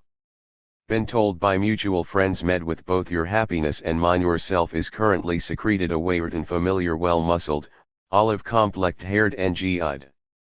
Entombed in steel and concrete yard by mayhem, madness, and pain/exit being through tessellated gates ed by a supremely indifferent keying Karen. And fashionable institution for women alcoholic blissfulness of upstate New York. You've heard from the above-mentioned friends I currently perched on the head Euro Imperial Eagle that guards a who is sitting at the defense table. 115. Rebutting charges made by dedicated servants of the system about a me that sounds only vaguely familiar in the ways a mummy resembles its progenitor. And at the end of the day, at the conclusion of the pretense and play, we all regroup into the one familiar body that is stripped of its civilized dress but not, I hope, of its dignity. And, draped in shackles and chains, is herded back to the cage in a dungeon in the city of brotherly love. Suppose you take part of yourself and I take part of mine, and suppose we send them sneaking through bars and over fence and wall to rendezvous in true clandestine fashion in a certain familiar New York apartment where, unseen but perhaps sensed by the current occupants, we can meet, greet, rejoice, and soar while discussing loved ones and little ones, the pettiness and pain of prison, the courage of the comrades in Central America, the future as seen in the face of the children, and a million topics of mutual interest. Suppose South Africa, suppose Nicaragua, suppose suppose the Philippines, suppose New Africa, suppose Porto. Suppose Chile and Grenada and Mexico, suppose Palestine, suppose one day the dreams come true. Written while on trial in Philadelphia. Winter 1987, imprisoned comrade, Judy Clark. When she was being punishment 23 HRA day lockdown unit for a 2-year. 116. Ray Luke. Levasseur. Memir. Blues say if you born under a bad sign you got trouble, born in the shadow of the mills one, born near a river one, you got more trouble still. He walked through that shadow orc at 13 orc, you understand. To find her husband D been there since 13. Okay, in other children and the next generation of women mills and shoe factories.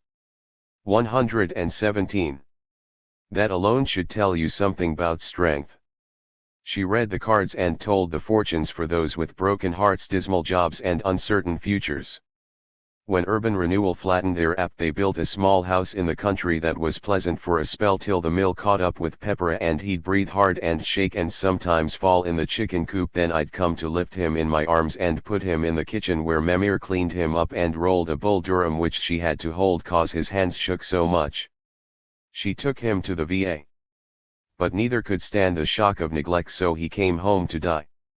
The government gave her the coffin flag and $22 a month pension, not enough for eye drops, she'd say. Then the little house was gone, and to avoid the poor house on the hill she moved in with her daughter.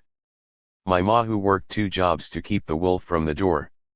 118. Mimir. Smira burned the holy candle and I was in Nam and did it out with relief, and I returned only light it again day I got out of prison. All her children. 1s and nimble fingers and circuit boards stead shoes, husbands more quick to split and euro stamps help feed the kids. 119. She died while I was underground. The FBI hangin' from trees at Catholic cemetery cause they knew I was close to her, but I wasn't there, didn't even know she'd died till some pig laid it on me trying to pry out information. Before death she'd been sick with the feds at the docks probing how much could she take, how many questions to ask an old mill woman of the dock who'd received their flyer with our kids on it saying snitch if these kids come to you sick. But all she said was, I hope I see him before I die. See, with her eyes filled with glaucoma and cataracts and cornea trouble, damn near blind, pigs gone, she'd retrieve her magnifying glass and look at the pictures of underground children I'd sent her, including her namesake Simone Eva. 120. It she'd never met T loved 1se, we felt it. Pedk. E shadows and hold us strong. Mimir. 121. Ray Luke Levasseur. Bro and. That's bro and I in that trash heap there. We were just litty shits then. Folks called us Mouse and Mole. We lived over barbershop which set across the street from a shoe factory our ma worked. I could throw a wiffle ball from our front STE and hit the side of the factory. It was that close. We were happy to have the town dump as our backyard.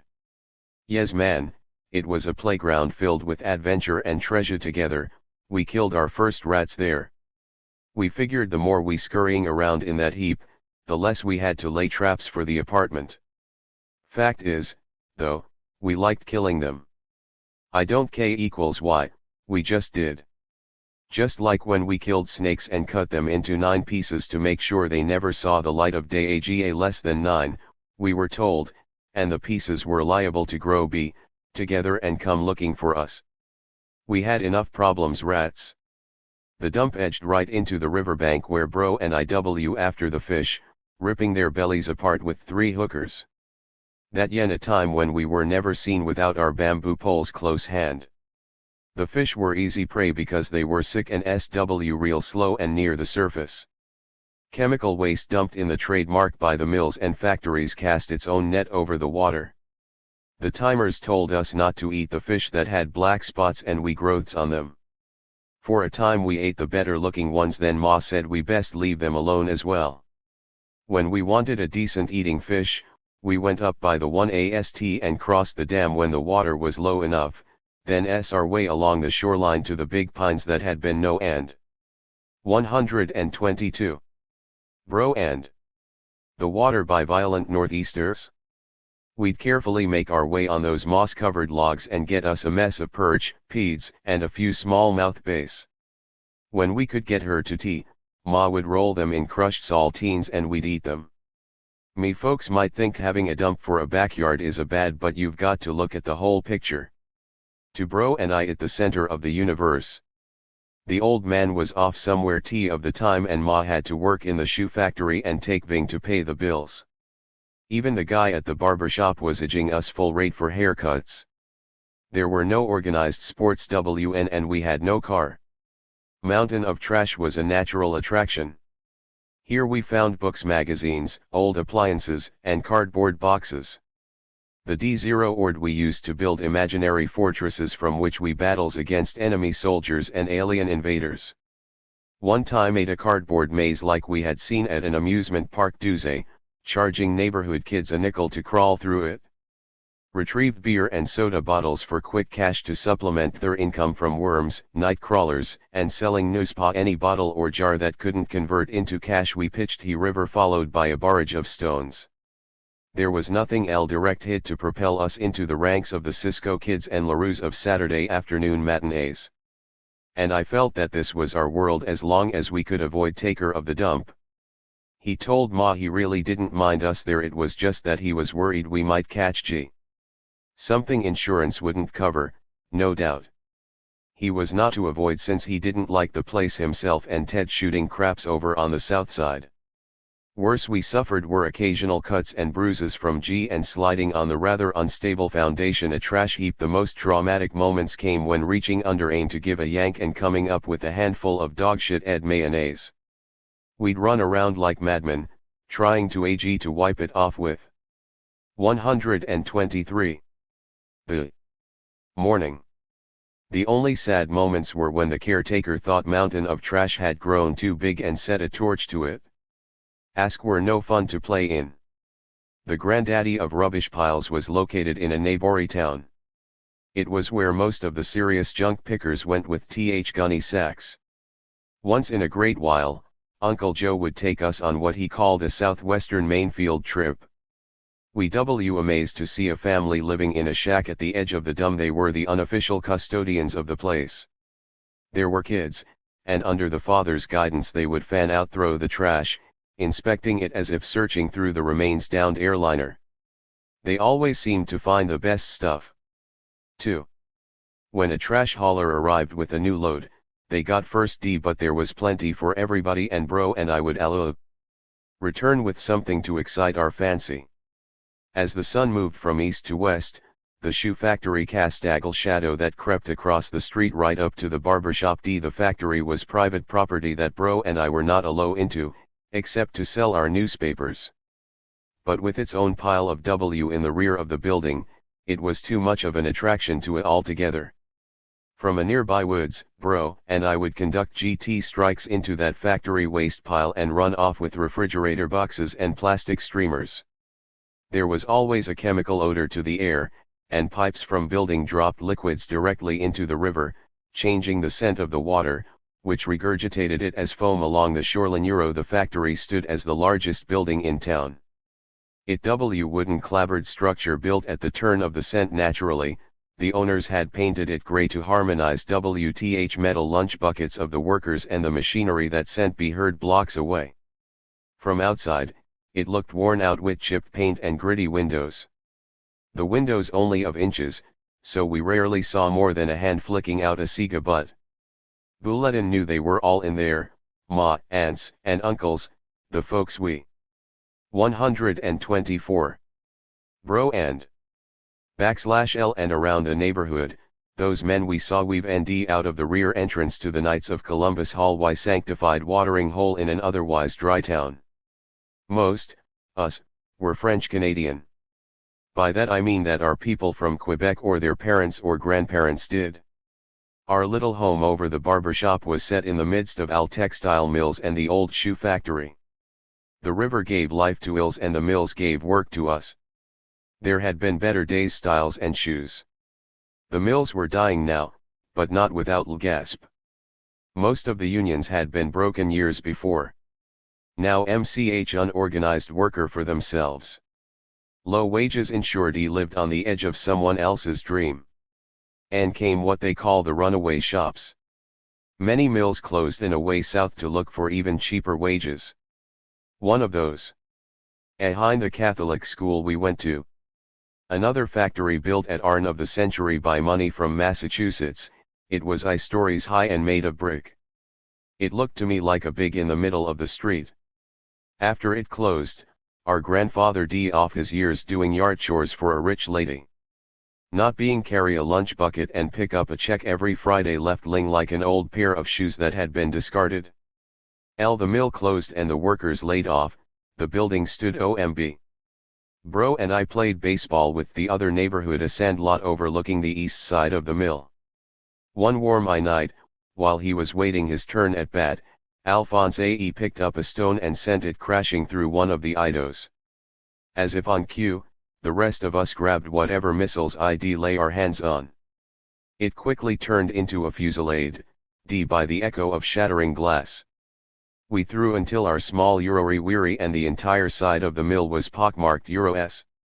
Luckily, Bro and I had moved away from the group to one or more stones when someone yelled, "The cops are on the fly." We hit the priest's flower garden, then cut the church parking lot, making our best Batman and Robin act to the dump. From the high ground we could see the :7 circling the mill. 125. When Ma got home from work the next day she brought the gossip with her.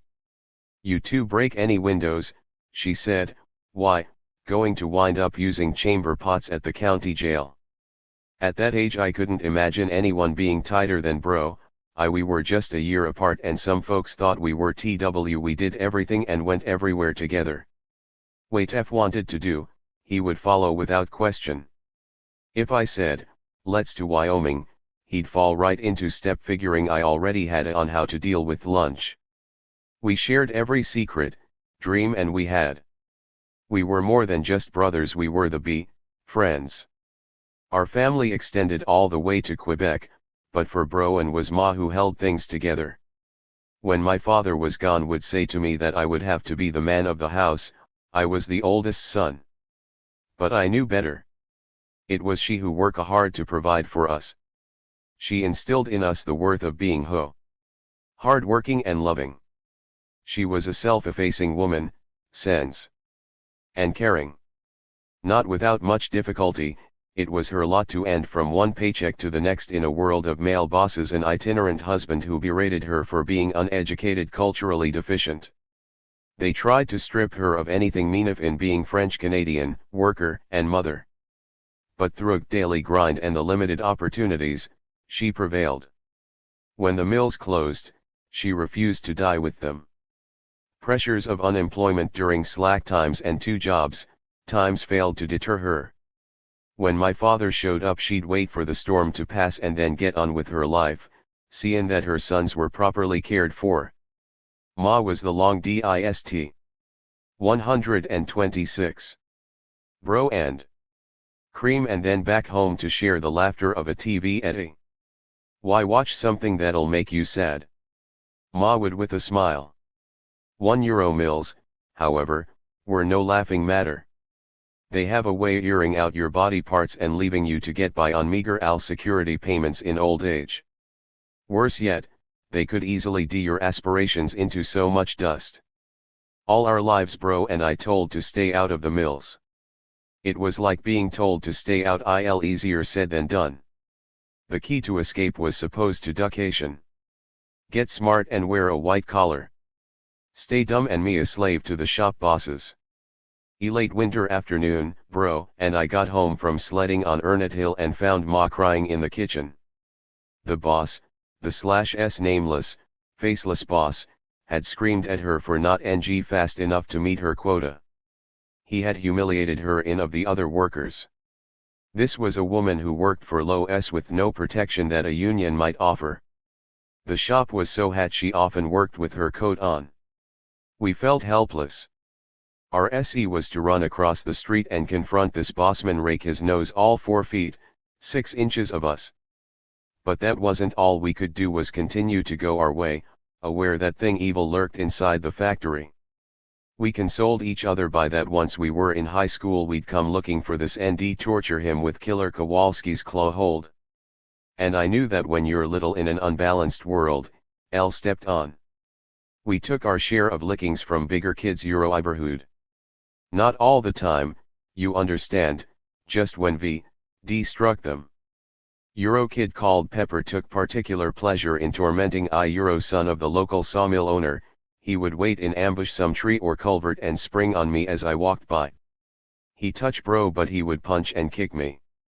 When he was 127. The morning. Overtaken by a more vicious streak, he would shoot me with his gun. These confrontations always ended with me running as I could for home, snot all over my face, with bro chugging Al behind me, equally terrified. Ma would clean me up and there was nothing she could do, not even a basic boxing lesson, just try and stay away from him, she'd say. Sure, I though myself, it's like staying away from cigarettes when you want to smoking. The fuckers are everywhere. Bro and I thought we'd found the answer in the back of on our comic books. We sent for the Charles Atlas Muscle Buoy course.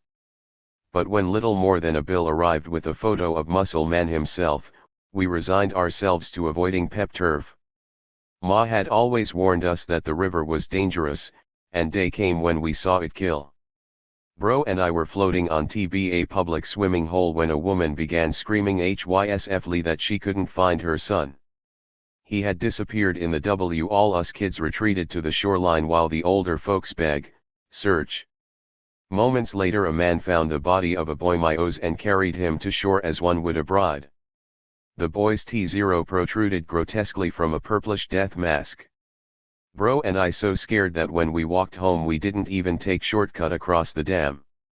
Even before Vietnam claimed its local body count, the river lives as did the mills. A school chum, René Levesque, WA, when he lied about his age to go to work in one of the woolen tea before he finished his first year he was killed, sucked IO machine and asphyxiated. One day he had been sitting next in school, and the next he was fighting off a machine that had hold of his arm and was dragging him to a violent death. René's nickname was Chocolate because his skin was dar's. First time I heard the word nigger, it was as the nickna another dark French Canadian kid.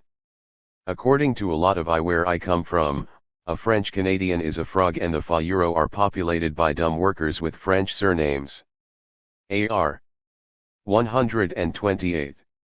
Bro and Rand I stopped speaking French to try and sneak into American. It is not the sort of thing little kids stay preoccupied with. A trash heap behind our apartment was the center of the earth, the river was the Milky Way.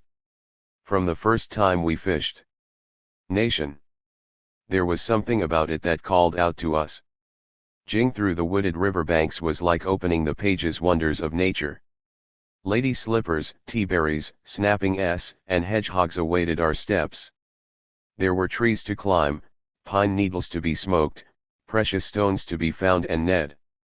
I still remember the lengthy discussion about whether a Aller stone was a real Indian arrowhead. We never walked here along that river without being on the lookout. And there was the Rockies, scene of many a young boy's rite of IGE. This was a place upstream where the river narrowed to land 100 yards. We would sit and watch boys just a couple older than us take the plunge from a high, rocky ledge and the river to the other shore. I knew it was a challenge I would meet someday, though I wondered where I would get the euro. For bro, it would never be. He couldn't swim a lick. Time came one summer when bro and I, along with the half their kids, set out to conquer our fears. At the Rockies, 7 tripped down to our shorts and left our fishing poles with Ho sat dejectedly under a tree. With our loudest Tarzan yells ed into the water and swam for dear life, never missing a. When we reached the halfway mark and I didn't feel I knew it was a piece of cake and I would live to see another. We were rested, we engaged in a round of backslapping. Climbed a big old pine and swung out over the river on a ying cannonballs into the water. Our laughter echoed down. 129. Before the summer passed, we had made our way further up RIS to Indian's last leap again, leaving bro behind at the Rockies. Badruladaziloff and D of Saturday afternoon matinees came home to roost. We Euro obligation to serve. 1. When we returned from Nam it was to a different time. Had both changed. I couldn't forget the war and neither Cook. I hated it, he grappled to understand it. After the war we rarely saw each other, so it was a Serb. S.E. cold February day when he called to ask me to go ice shanty on Loon Pond. Most of the day was spent tending our registered and sipping on Blue Ribbon. We caught some good-sized pi euro. 130. Bro and D talked about the old days. Conversation on current topics LVED largely around backhoes, bulldozers, and chainsaws. As the sun began to set we made our final rounds to gather up traps. Meeting again at the outside of the shanty, I looked at brother and saw an uneasiness in his large grey eyes. Giving a light tap on the shoulder I asked, "What's up, dude?" Savor the type to easily express himself. Bro turned to me and, "You know, man, when I was about 9 months into Nam we up by Ben Cat one day and these 2 Vietnamese kids were GHT in by medevac. I had to carry one to the hospital but when get her up she began to scream. The other kid was her sister, she didn't want to be separated. Mama San was probably." We both stood in silence for a moment. I took them both, one in each arm, and carried them to the TAL unit. I told the medic to be sure to keep those kids they were sisters. Paused to light a cigarette. "But I'll never know, will I? And it still bothers me. When I saw those kids, I thought about how nat we can hurt kids like this. Kids like you and me were all good about anything we're doing in Nam.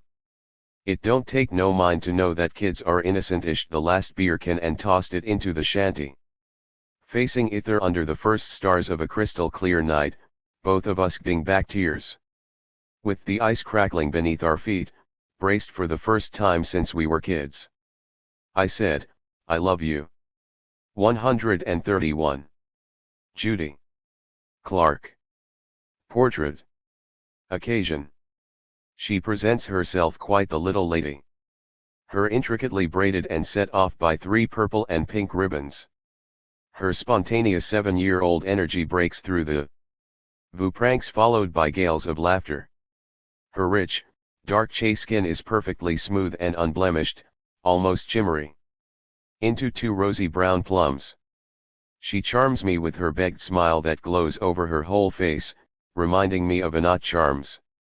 Now, as always, when I look into this child's bright, cheerful, my eyes travel to her mother's picture which is taped next to on my cell wall.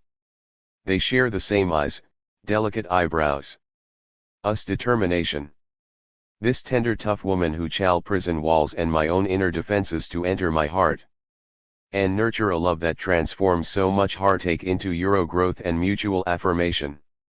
I recall the stories my sweetheart told me of her own girl commanded to wear dresses every Sunday for church, sh Euro. 132. Portrait. AK away to the playground where she would swing, run, leap, full of or rather in rebellion against the constraints of her manse. She'd come home to face the consequences of her torn, white dress, determined to remain free of frilly impositions. She's an irrepressible ever since. As I gaze at the little girl's picture, I wonder if she feels similarly our mother. Her face shows that her laughter and energy must repressible. But the avenues she chooses and the conflicts or urgement she encounters, these remain a mystery to me. All I have to feed my imagination is this one photograph. Hink of her mother looking at her copy of this same photograph our cell wall.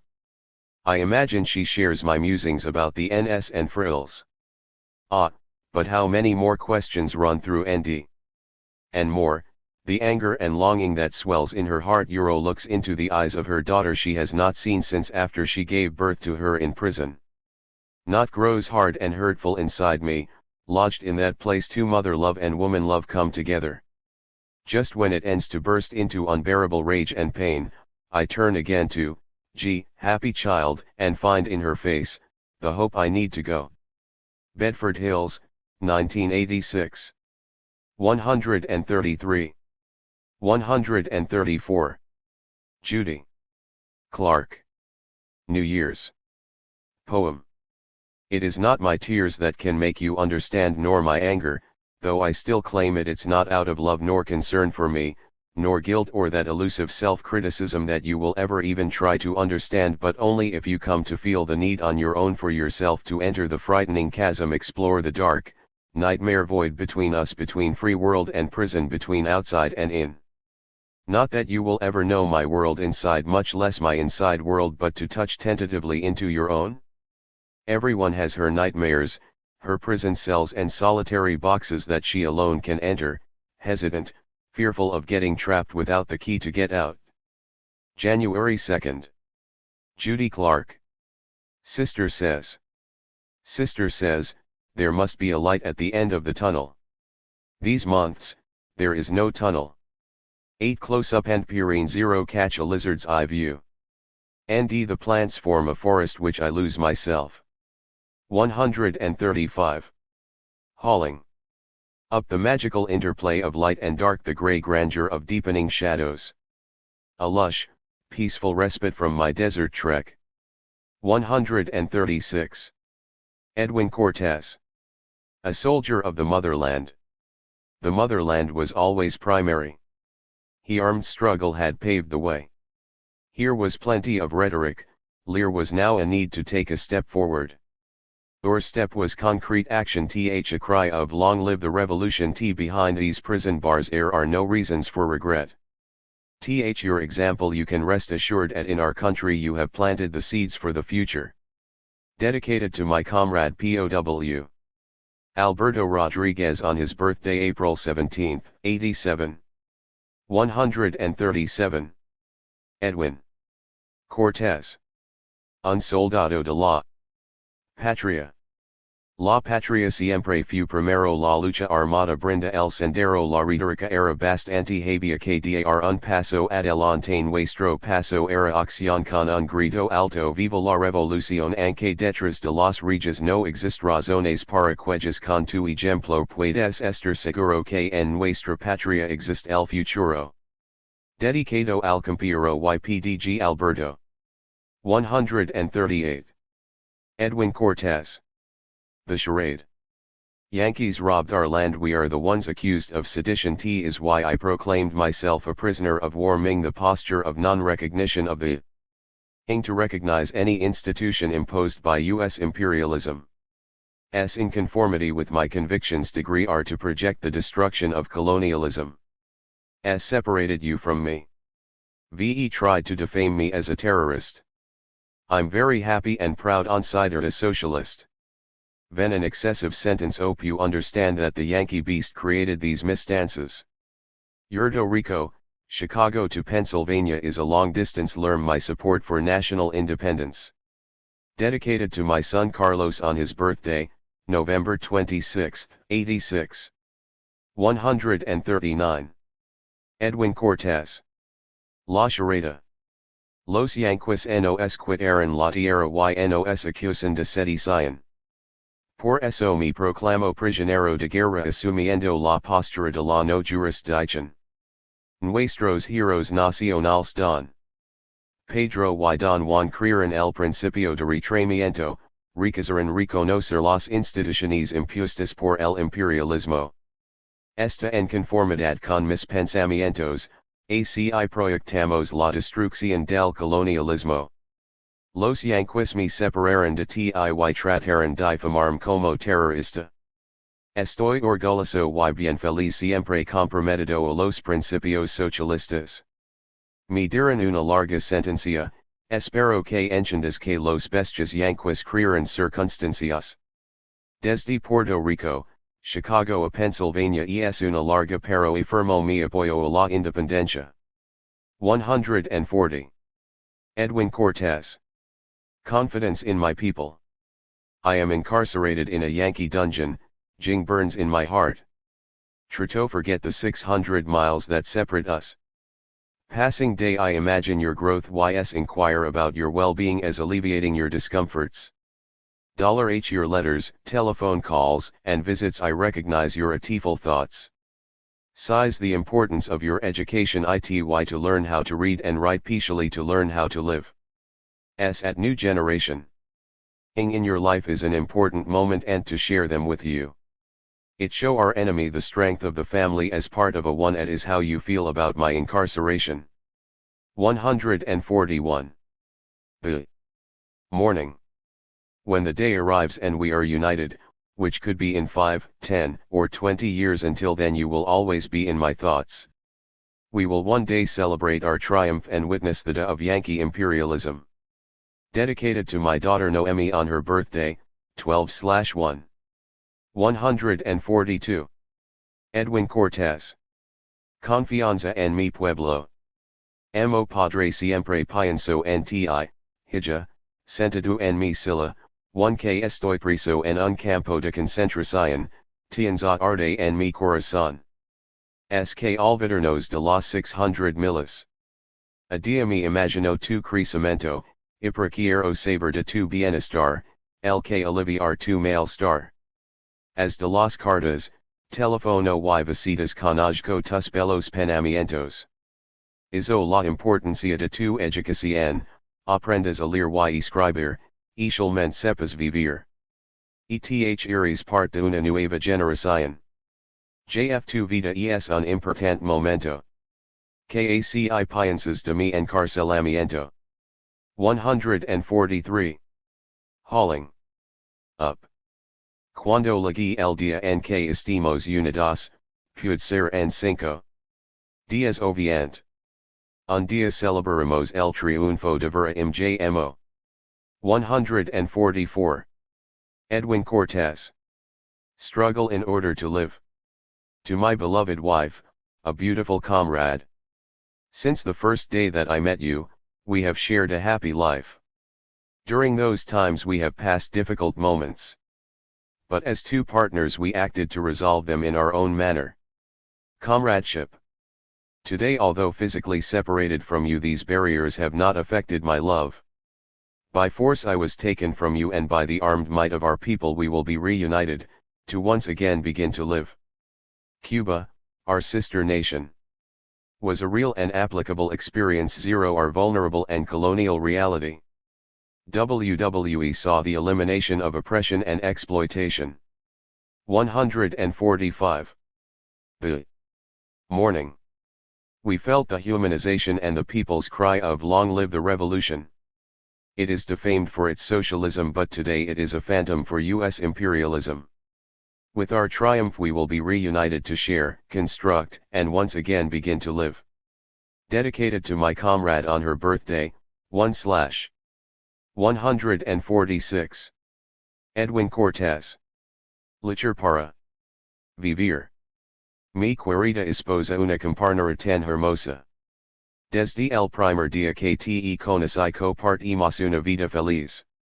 Ante esos tiempos. En comparismo. 0 y estamos físicamente separados. 0 como siempre bien enamorados. Or la fuerza me llevaron de ti. 1 La victoria nos reuniremos para ser otra vez feliz. Cuban nuestra hermana nación. 0 es que acabaron con la explotación y opresión. 1 Euro una experiencia real y aplicable nuestra realidad colonial y vulnerable. 147. Hauling. Up the morning. Con nuestro triunfo estaremos juntos. Para compartir, construir y otra vez vivir. 148. Vincent K. Letter in September. 149. Hauling. Up the morning. It was your way, not to arrive, but appear, suddenly in semi-darkness, half amused, half afraid to touch our reflection braided between flakes of silver, peeling away what we could see of ourselves in this memory of light. All about the visiting room wide angles and shadows of angles cut into quarters, the small table cross-hatched by metal grid work. You fell back into shadow, were gradually led back to words, spoke of a spiraling flight between two fixed points, how it was like a third voice interrupting the quiet between the two of us, old friends who had not seen each other for too long a time. Bits of darkness began to drop inside the room. We became more transparent. Chain link that put us back in our separate place. 150. Letter in September. I was given a release date.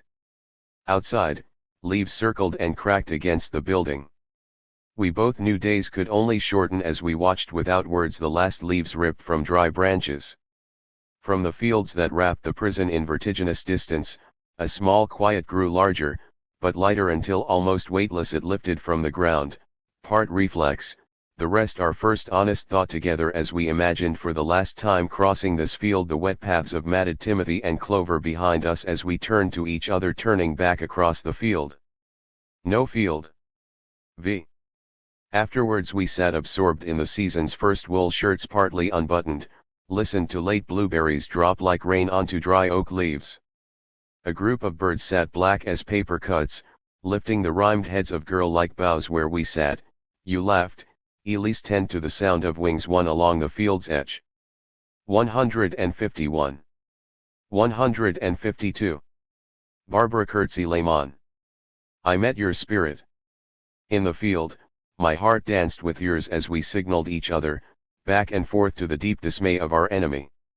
When I met your face, your body, the face much smaller than I had imagined, the body less round, I saw the compact unit of a human woman's spirit, heart strength burning though your eyes.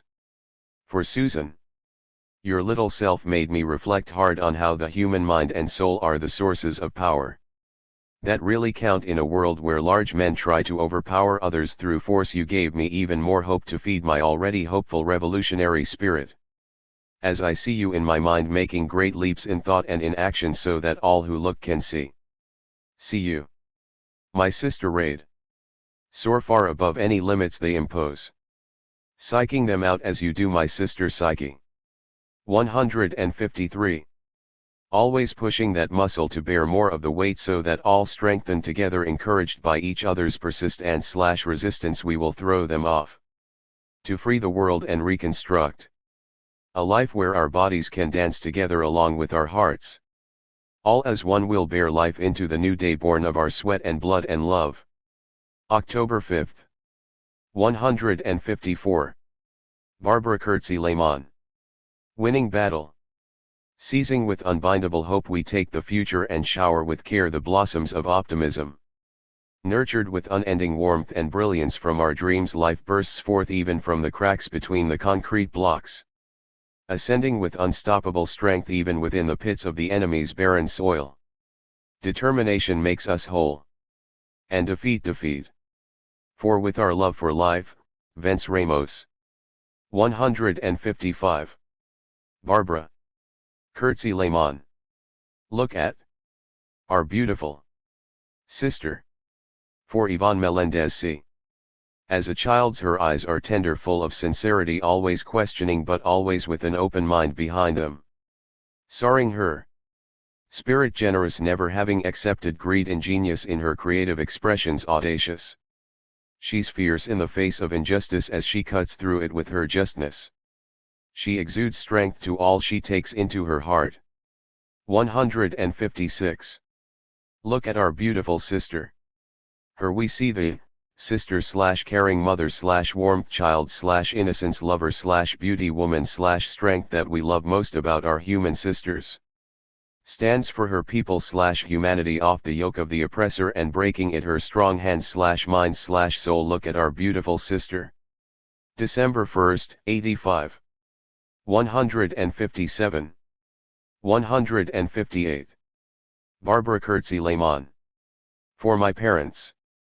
Like a river that flows, creating and nurturing life as it goes through the years, so has your love been. You bore problems with a grin, and in times when tears would flow, that's when clearly your love did grow. Grateful are we that you stuck it through.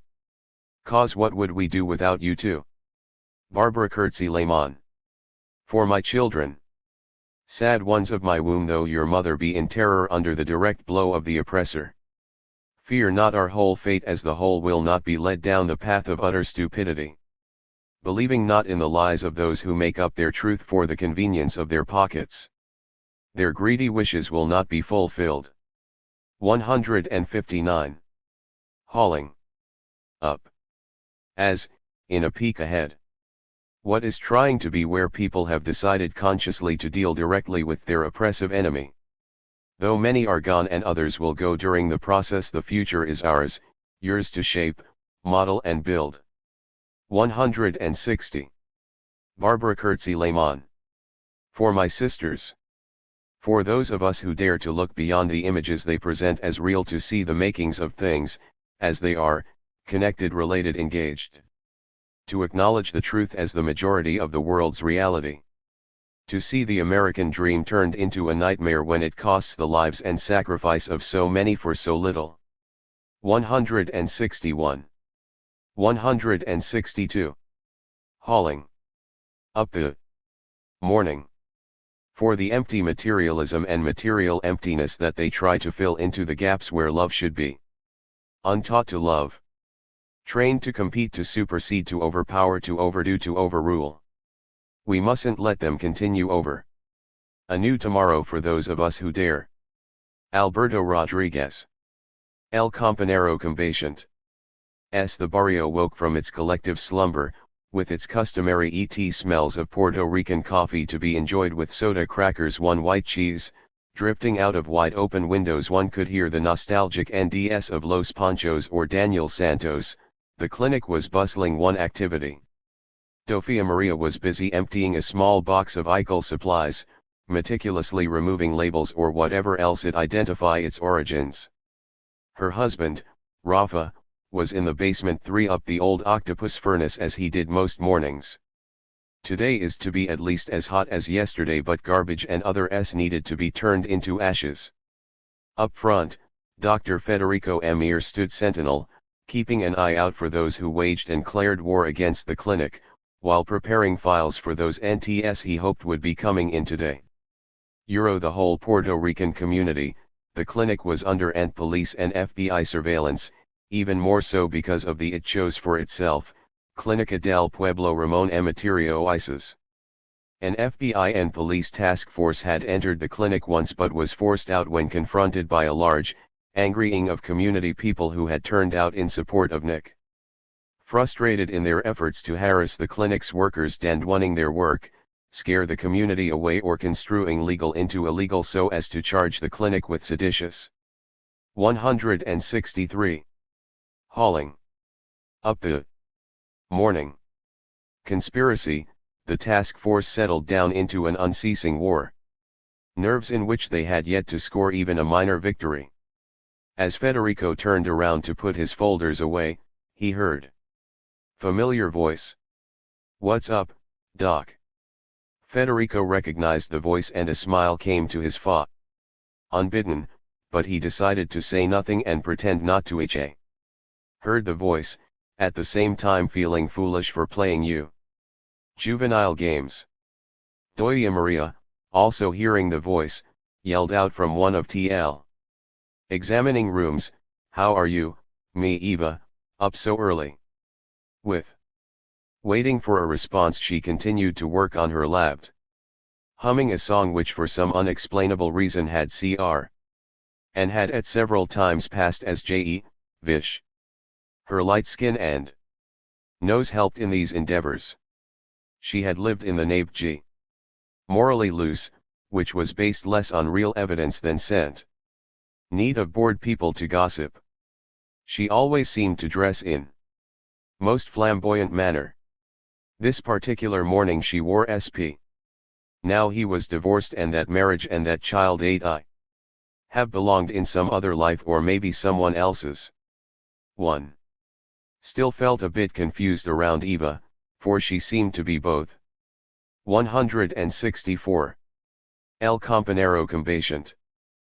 His past and his present. There was precious little in his life like Pat now. Eva finally broke the silence.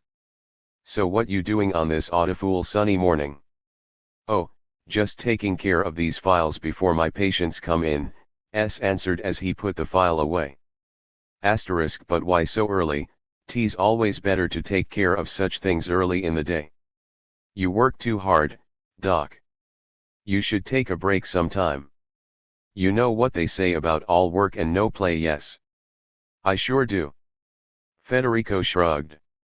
But right now work must send a priority over play. Work.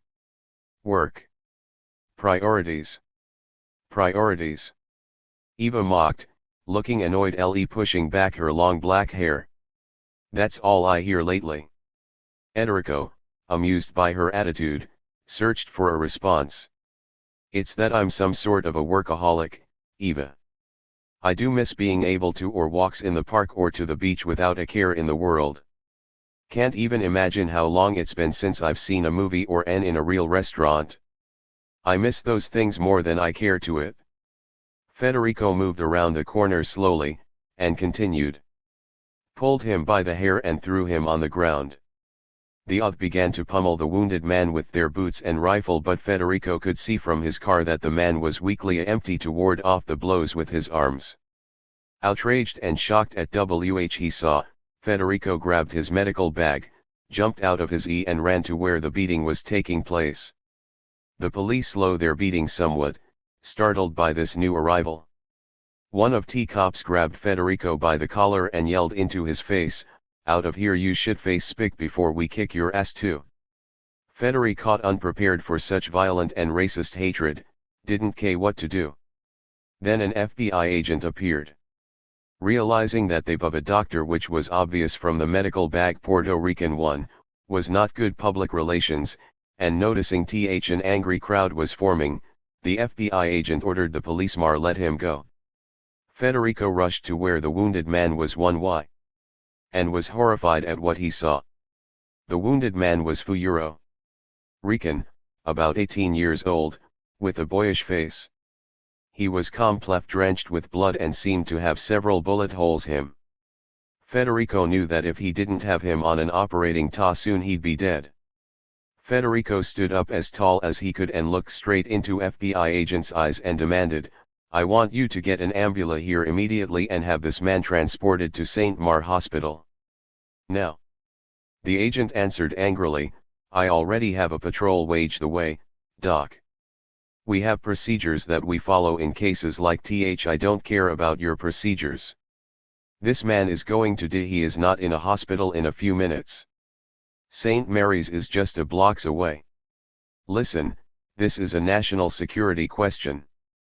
I advise you to me your own business and stay out of this if you know what's equals. Don't threaten me." Federico said.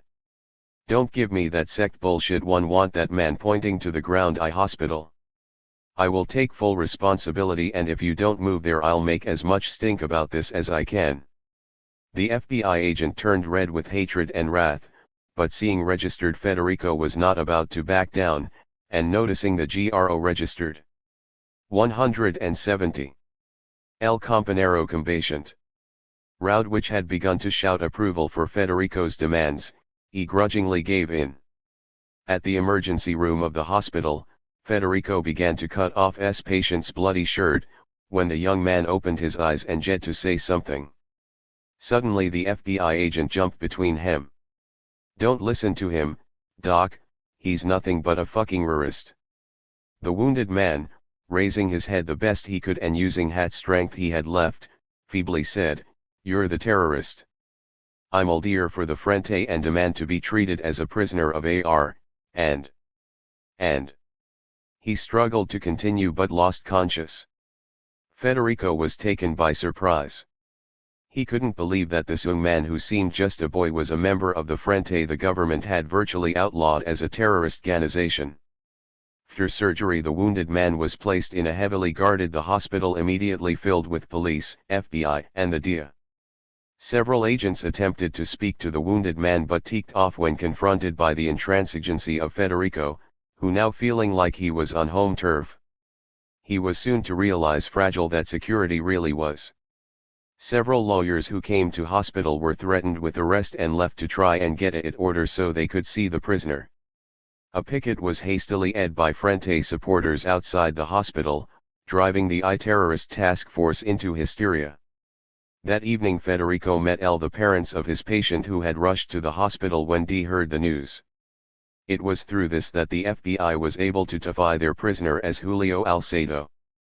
Early the next morning, while Federico, who had been up all tea, took a much-needed nap. The FBI seized Julio and transferred to a federal prison. Federico was furious when he found out, filed a formal complaint when he realized that the hospital administration had given their approval. This was the beginning of difficulties with the administration, which informed him it was ITAL policy not to treat terrorists and advised him, for the sake of his career, to let the whole incident go. 171. But Federico couldn't just let things go, and he began to war with Julio's parents and supporters. Julio took the position prisoner of war, refusing to recognize United States jurisdiction over Puerto Rico or over combatants captured in the struggle to free TT homeland. Federico was outraged to find that in cases involving terrorists normal judicial proceedings were de facto suspended. Julio was convicted and sentenced to life imprisonment for sedition conspiracy and other charges. This was Federico's first re-experience with the state's legal machinery. The experience convinced him that there was nothing fair or just about the legal system, that it was in fact an administrative arm of the state repressive apparatus which had a special and particular mandate to jail political opposition and those for which the political economy system no longer had any use. It was after Julio's imprisonment that Federico began to develop relationships with Julio, his comrades, his parents, and supporters, and became a target of the anti-terrorist task force. Federico was able to visit Julio and other jailed Frente members, and through their discussions he gradually became radicalized. Became conscious of the irreconcilable contradictions in his woe for a hospital that would not provide services to his own people equals same people who through their individual and collective sweat, blood, and sacrifice had made it possible for him to have opportunity to acquire his medical skills. Discussing this present Padion with Julio and others, the idea of a people's clinic and tea community began to blossom. As Federico lay back on the bench thinking about the hardest of the past year, he also thought it had been the most exhilarating year of his life. He felt, finally, that his medical skills were used where they were most needed. Then his reverie ended and heard that familiar voice once again.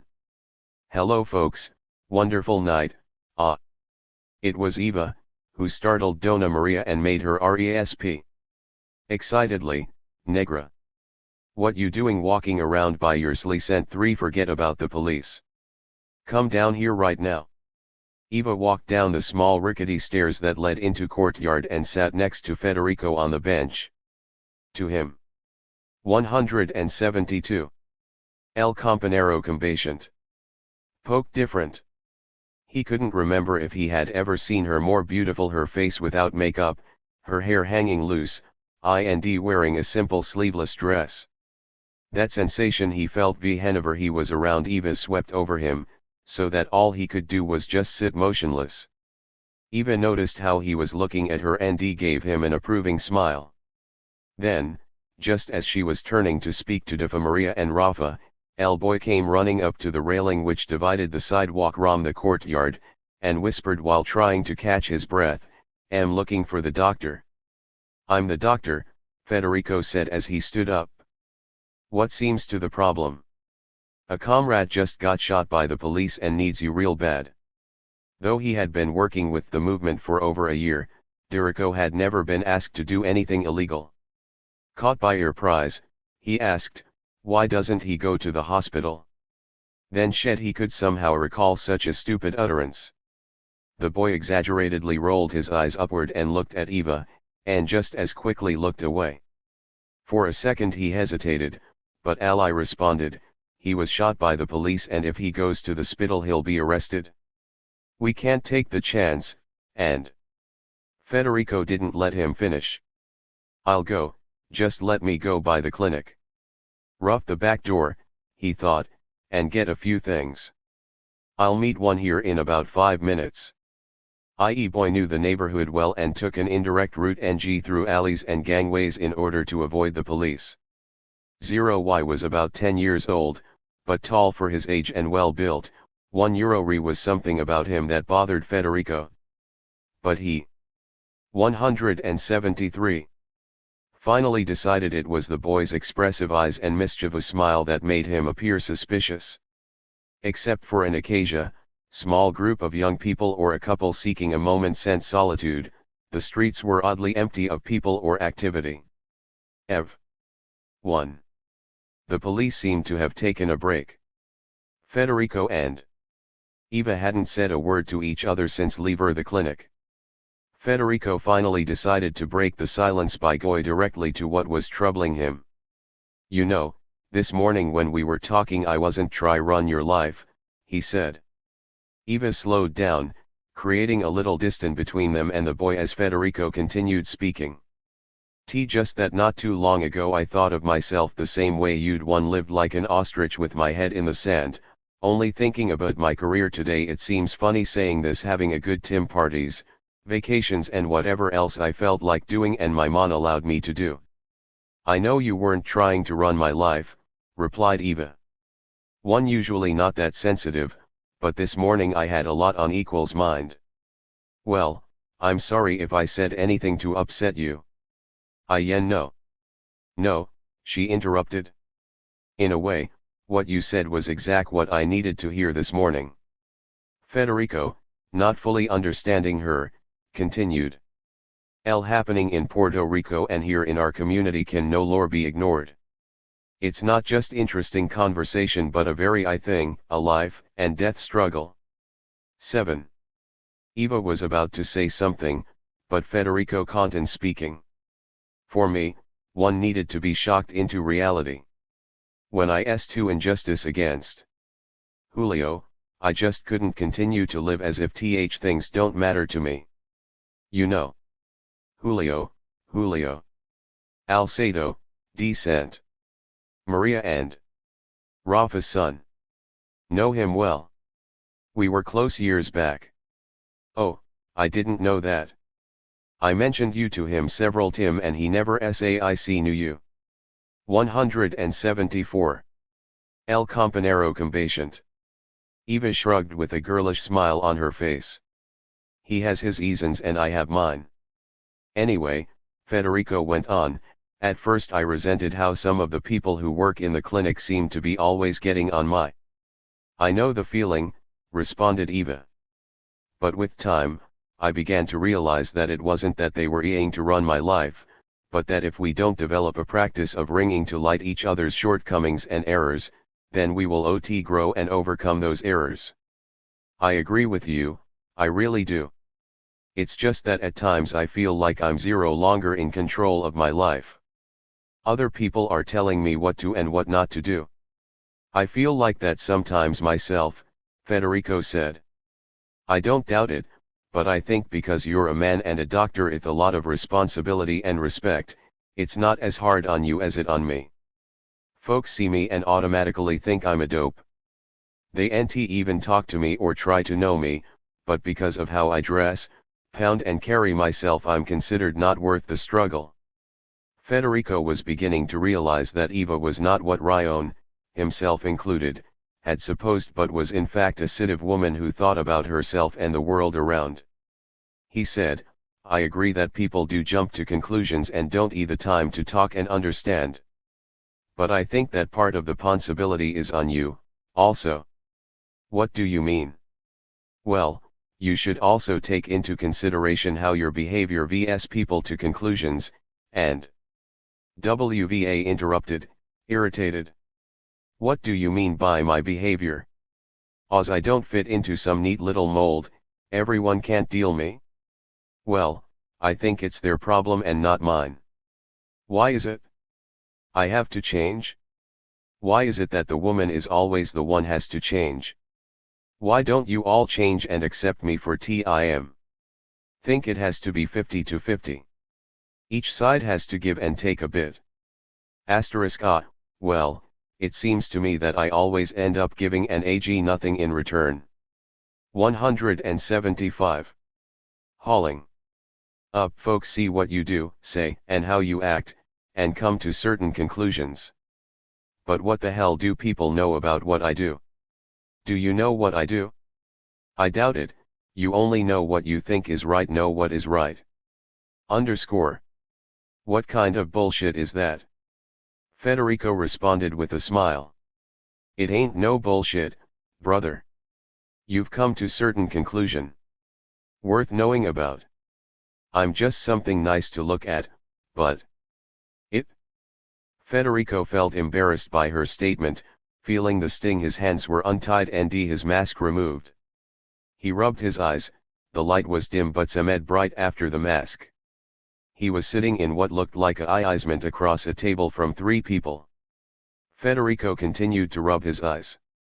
What little light there was in 16 room was positioned so that it projected only silhouettes. Nevertheless, he could make out 3 people all wearing scarves across their faces, and hats. Utilizing his years of studying anatomy, he guessed them to be 2 women and a man. The figure the far left finally spoke, and it was indeed a woman. Asterisk cautions not just for our security, but for yours also. Do you know who we are? Yes, he answered. Good. Well, let me first tell you that we have been GU for some time now. I kind of figured that since we started getting those secret plies at the clinic. Donna Maria and Rafa, those are the 2 Thai people who work in the clinic with me. Do you know, not getting an answer and realizing he wasn't going to, he enewed, anyway, they said that it had to have come from you. 177. Hauling. Up the morning. We would have liked to have been able to give you more, but we couldn't. We recognize the good work being carried out at the clinic. Thank you very much, said Federico, trying to disguise his nervousness. But I'm sure you didn't go to all this trouble just to compliment us. Yes, you're right. And we appreciate your desire to get right to the point. After a moment of silence, the center figure began to speak, also a woman. Doctor, we have just 2 requests to make of you. You agree to the first, then an agreement will be automatically taken for the second one. She continued in a slow, deliberate manner. We are a clandestine politico-military organization, creating the necessary foundations to wage armed struggle here in the United States, which will complement and support the struggle in the homeland. We see independence and socialism for OU nation and the building of an anti-imperialist movement here in Euro-E. Just your work in the clinic, but also your work with our Empress and comrades. We also are aware of your personal sacrifice with Riga. To our comrade Julio Alcedo. Because of these things and the 12. That we have a pressing need for a person of your skills, we yen you to make a commitment to this work. After a few minutes of contemplation, Federico responded. Ma. Times throughout the past year, I have thought about this Vicente. Same question. One wondered if asked if one would say yes, and if I. What eloquent speech I would make. But now that it has happened, the only thing I can say is one would be honored to be part of Frente. Even though he could not see their faces. Federico Euro. 178. El Compañero Combatente. Comes our second request. We need you to leave on an important trip right away. You mean tonight? Federico responded with surprise at the 3 idiocy of his commitment. Yes, we can't take the chance of you being arrested here. We feel that the task force has just about had enough of the clinic and do something to destroy it, and we don't want you around when. 3. How about Donna Maria and Rafa? What should I tell them? You don't tell them nothing. We want you to go back to your lace, get whatever you need to travel light, and get out. We'll take our of things from there. The man, who had not said a thing throughout the discussion, got up and came around the table. He began to brief Federico while 3 sense women spoke among themselves. Federico was told about organizational security, individual code of conduct, what he was acted to do if captured, and the plans for him to travel to different sites in the US and in Puerto Rico to train comrades in ST aid and basic treatment of wounds, and to explore the possibility of establishing a clandestine field hospital for the organization. Federico was overwhelmed with so much information. Struggled to absorb it all. He was impressed by the Frente's easight and planning. And Federico could think of nothing further to ask. The comrade Zero had first spoken, reached out and gave him a strong handshake, saying, "Salud Wipalant, comparo combatient. The ER who brought you here will give you all the information about." "Eval," cried Federico in shock. "VE don't use names, my brother. Please don't forget. Trust her, is one of our best comparnera combatients." NCE again a sack was placed over Federico's head, but this time hands were not tied. He was being led away. Federico felt proud to be called a Emperor combatient. During his prison visits to Julio, he had impressed with how the prisoners of war used the term among TLVES as an expression of respect and solidarity. Now he had 179. 4. Eva and Federico walked back to the clinic slowly with the same boy leading the way. The route back was different than the one THA. Explain the plan for him to leave town tonight, and where he'll be going. He listened attentively, knowing that his life depended doing the right thing. As they got close to the block where the Saint and Federico's house were, the boy slipped away unnoticed. Ian had stopped speaking before they had reached the block, and Bo had become submerged in their individual thoughts. When TH reached the house, Federico looked at her, but she immediately turned away and started walking. He wanted to go after her and tell her what was in his feelings, but he just couldn't find a way. He walked quietly into the house, hoping no one had noticed the comrades had given him 2 hours to get his things sent and meet them on the other side of the community. There are many things that need Tobdoni and Salidibni. Hog Federico. Accepting the fact that it would be impossible to everything necessary, he resigned himself to do what was important. He thought of sneaking into the clinic and leaving note in his patient's files so that his successor would have a better of their particular problems. But he just as quickly realized couldn't do that. He only hoped his people would understand situation and know he would never abandon them. Why, he moved around his room quietly, not wanting to wake Alcedos. He decided to carry only one bag so that one hand €0 be free at all times. He had never realized how many things NE and 180 El Compañero Combatient accumulated in his little room. He laughed to himself, thinking that his first decision as a Frente member was to decide what to take with him. He realized that all who struggle must leave behind something that is a part of their past, in order to begin the future. After showering, shaving, and getting dressed, he realized that he would just make it on time. He grabbed his bag and slipped out the back door, feeling sorrow at leaving the Alcedos without saying goodbye. They had become his parents, his friends, and his co-workers.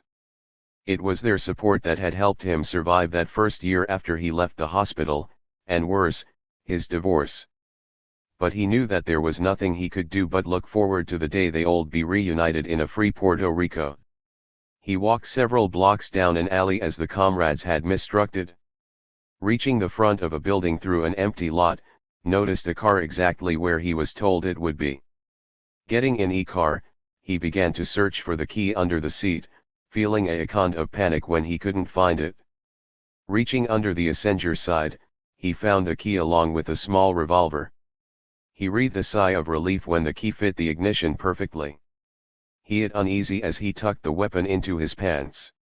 He had never comfortable around weapons, they seemed a contradiction to his profession. But now he would have to live the contradiction of being a healer and at the same time one willing and able to use lens. The demands of the struggle required it to be this way.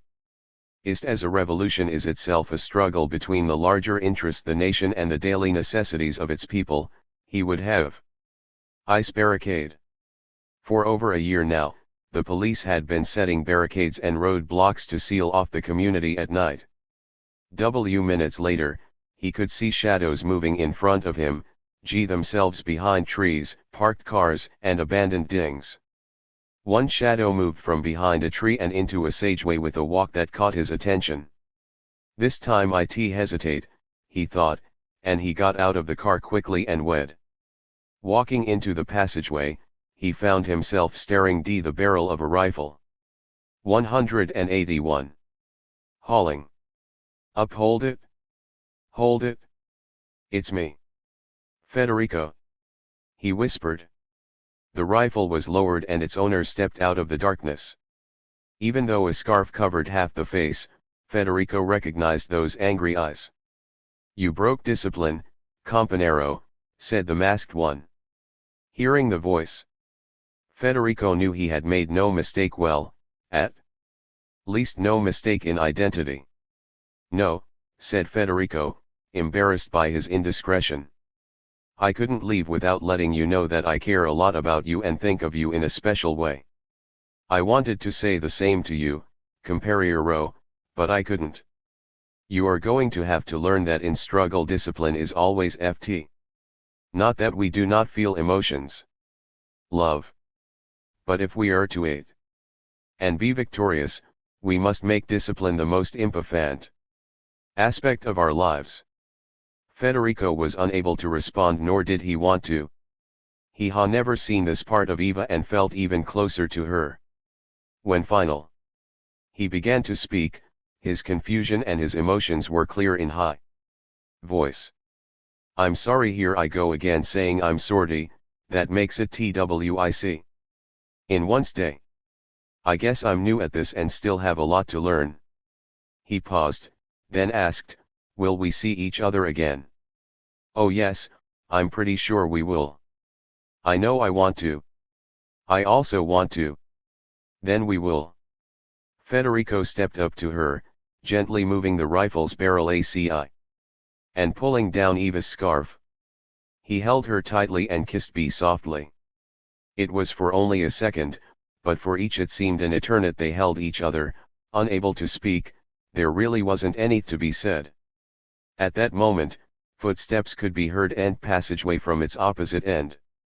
Eva quickly stepped away, Federico, turning and pointing her weapon in the direction of footsteps. Federico pulled his revolver from his waist, hoping wouldn't have to use it, not just yet. 1. The footsteps belonged to a comrade with his face also covered, carrying a small automatic rifle. The comrade began to excited voice. It's me, Campera. Our intelligence. See back, he said with a faint chuckle. Behind him was the boy Yen. 182. El Campanero combatient. Had escorted Federico and Eva earlier, and the young woman who met them at the passageway. They both looked at Federico as if wondering why his face was not covered. The boy began to talk. It's just like it's been the last few nights. They're pretty relaxed and they don't have the street completely blocked. They're a real lazy bunch and they got tired of moving the barricade every time some cop wants to get through. The young woman cut in, it's the same bunch that are always harassing the children, real pigs. One of them searched my brother real rough and then tried to touch me. Eva reached over and placed her arms around the woman as she spoke. I'm okay. I told him that if he touched me I'd get the comrades after him and then he'd really be in trouble. He chickened out. The boy continued in his calm voice. Each one has a rifle besides his sidearm. I don't think they have anything bigger, but when the day for the exploration arrived, many people compound. View it from the safe distance of a mile away. Katie was with Sean as the government outfitted him in a special explorer suit of B. Tensile fabric that could withstand enormous pressure and HT. His face was protected by a thick plastic mask. Dressed in high-tech outfit, Sean would be lowered into the vortex with sub-R strength titanium cables and later pulled back out. Once Sean was dressed, Katie said to the government one day, please give me just 10 minutes alone with my son before he leaves. On such a dangerous mission, Stevens could hardly refuse. And 194. The vortex. Soon as he was out of the room, Katie and Sean had to move fast. They quickly got Sean out of the suit and replaced him with a dummy. Sean scrambled out of the room through a trapdoor. The dummy had a tape recorder in it, so when Stevens returned he heard Sean's voice from within the suit proclaim, let's get it on. Thousands watched with bated breath as the figure of Sean was lowered into the vortex. Just as Sean descended, a colossal explosion rocked the mouth of the vortex and the whole valley. The figure was blown to smithereens. All that could be retrieved was the broken end of the titanium cable. Stevens went on national TV to proclaim his shock and heartbreak at the loss of such a heroic young explorer. The government declared a national day of mourning for Sean, but even that wasn't enough. Stevens said that the vortex had proven too dangerous for anyone to approach it ever again. It and the surrounding area were to be sealed off forever, guarded by troops, and renamed the Sean Roberts Memorial Protected Area. So, as it had planned, the government used the incident to both set rid of Sean and to close off the vortex. But we had an advantage on our side. They thought that Sean was dead and that the three of us who remained were paralyzed with grief. As long as Sean stayed out of sight, we were now free to investigate. But how could four trained people ever get to the secret of the vortex? To be continued next phone call. When the figure of Sean was lowered into the vortex, Kwame was sitting in the audience observing everything intently. He saw that asn't really an explosion but rather an implosion, with everything collapsing very rapidly inward. For all those hot gases to rush ward, there had to be an exhaust outlet somewhere farther down a line. Kwame estimated the volume, the direction, and speed of gases and calculated that there had to be an exhaust vent actually 5.3 miles SSE of the vortex. Dressed in black and carrying picks and shovels, we snuck into area at nightfall. At first we found nothing. But as Sean 195 hauling up the morning of a mammoth underground laboratory, with a huge computer and a complex control panel. But our moment of discovery wasn't such a delight, for in the same instant we felt round nozzles sticking into our backs. We turned to see the barrels of giant laser guns trained on us. These were no little handheld Star Trek guns but killer machines that could easily cut a person in half. To be continued next phone call. A strange, rumpled man emerged from behind the lasers asking, "How dare we intrude into his laboratory?" We realized that our only going on. "You mean this isn't the engine room of the Grand Ole?" "Damn," exclaimed Sean. "That tour guide really messed us up." The man, obviously relieved, introduced himself as Dr. Linoleus, and offered us a guest room for the night. To our naive questions, he passed his project off as a computerized study of nocturnal flight patterns of bats, to which we responded with very bored yawns. He showed us to a guest room with cots. Action. There had to be a way to explore the aerial we spotted _ very small, only Sean and Kwame could possibly fit through the vortex and darkness. The main vent took them to a view of an incredible sight, a long, metallic tunnel passing through a lake of molten, bubbling metal. This was all surrounded by a strong magnetic field dash, and there was a giant L funnel for sucking in ozone. Kwame and Sean crawled carefully back to our room, rolling up the ball of string as they returned. In the morning, Dr. Linoleus let us out of the room and offered us breakfast. We asked a few polite questions about his bat study and he bid us farewell. As soon as we left the area, we checked to make sure we weren't being followed, then made a beeline for the University of Minnesota. We couldn't wait to describe our discovery to two renowned scientists active in the ecology movement, Drs. Richard Greenberg and Elena Gonzalez. "Amazing," said Dr. Gonzalez. "It has to be a giant particle accelerator fed through a lake of ionized metal, all magnetized and then boosted to a higher energy level by an ozone-fed explosion. We knew it was theoretically possible," exclaimed Dr. Greenberg, "but we never thought anyone would ever be mad enough to try it." "What do you mean?" "Try what?" asked Kwame. "They're trying to create antimatter. It must be a secret project to develop an antimatter bomb." "What's antimatter?" asked Sean. Dr. Gonzalez explained, At the birth of the universe, for every heap of matter that was formed, its exact opposite was also formed with the same structure but the opposite electrical charge and direction of spin. They're so perfectly opposite that if matter and antimatter ever meet, they completely cancel each other out. 0 instant annihilation. Fortunately, matter gravitated to one universe and antimatter to another, otherwise we wouldn't have AE at all. Weapons look like firecrackers. Once they start an antimatter reaction, no one knows for sure where it will stop. These madmen in pursuit of their super weapons threaten the survival of the world, KD cried out. We have to find a way expose this project and stop it. 197. Hauling up the morning. Let's go tell the newspapers and TV, suggested Sean. No one would believe such a fantastic story and all based on. And once we showed our hand, the government would get us out. My people spotted a string trail in the vent system, a trail that was. Dumb tourists of yours have been casing the whole complex. Well, why didn't you stop them, sputtered Linoleus. Have to come snooping back here to get more evidence. We're going to need some cover for when we do our first antimatter test. We're going to time it so that it goes off when they're here, that way we'll kill 3 birds with one bang. First, we'll get rid of the 4 of them. Katie said, it's time to turn the tables, from being the hunted to becoming the hunters. But how, queried Roland, with just the 4 of us alone against the most powerful government on Earth? We have something going for us, offered Sean. Remember, everyone in the world believes I was killed in the explosion at the mouth of the vortex. We sat down and formulated our plan.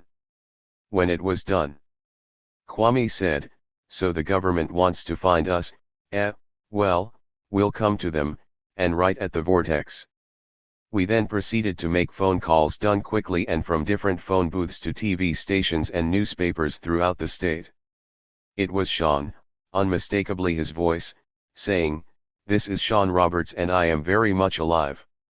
If you want to know how that could be, I will appear at the gate to the Sean Roberts protected area next Saturday at noon." Soon the excitement about the miracle of the vortex spread far out the country. Thousands of people started to make their way to the back country of Minnesota by bus, by bike, by foot, and by hang glider. Of course, the government security forces were questioning everyone coming into the area. They claimed that there as a bomb threat, but their real purpose was to intercept Sean D. spirit him away. What they didn't know was that Sean was feeding at the gate in a hidden underground compartment that we dug out 3 days before. Just at noon, when everyone had Vern 199 gathered, Sean popped out of his hiding place and shouted, "You want to see the miracle of the vortex? Just follow me." The 4,000 government troops, who had looked so imposing just 3 a day before, were easily pushed aside by the 100,000 people. The government man, Stevens, was aghast and ordered the troops to open fire. But the soldiers, whose families and friends were in the crowd, refused to shoot, and the crowd surged forward. We knew that once the people actually saw the antimatter complex they would believe us and that such exposure would end this dangerous project. But Dr. Linoleus met the crowd at the entrance. "Be reasonable," he said. "Would I lie to you? This is just a peaceful industrial project, but if you enter you could all harmed by the radiation." The crowd wavered and the moment decision was about to be lost. Just then a voice came on the intercom shouting, "Yes, he will lie to you." It was Dr. Elena Gonzalez, imploring, people, please come in, it's important, you have to see what's here." Everyone rushed in and saw that she, along with Dr. Greenberg, had been tied up but had managed to get loose and get to the intercom system. Government agents had kidnapped them too. Being hunted and knowing a terrible secret. Now that this point for us and frightening project had been exposed, it would definitely stopped. At that very instant, they felt a deep and powerful rumbling V up from the ground below them. "Oh, my God, I don't believe it," shouted Dr. Greenberg. Government scientists have set off the antimatter reaction, LL equals to be continued next phone call. Untitled, 1985 ink on paper, gilded frame, 11x15. Sundiata Akali. Milk Goddess Talking to Earth, 1988 acrylic on canvas board, 20x16. Sundiata. Akali pastel on pape. Royalty, 1984. L 7% X. QL. Leonard Peltier. Big Mountain Lady, 1988 oil on canvas, 18x24. Leonard Peltier. Grandma Umping. Bull. 1989. Oil on canvas, 24x30. Tom Manning.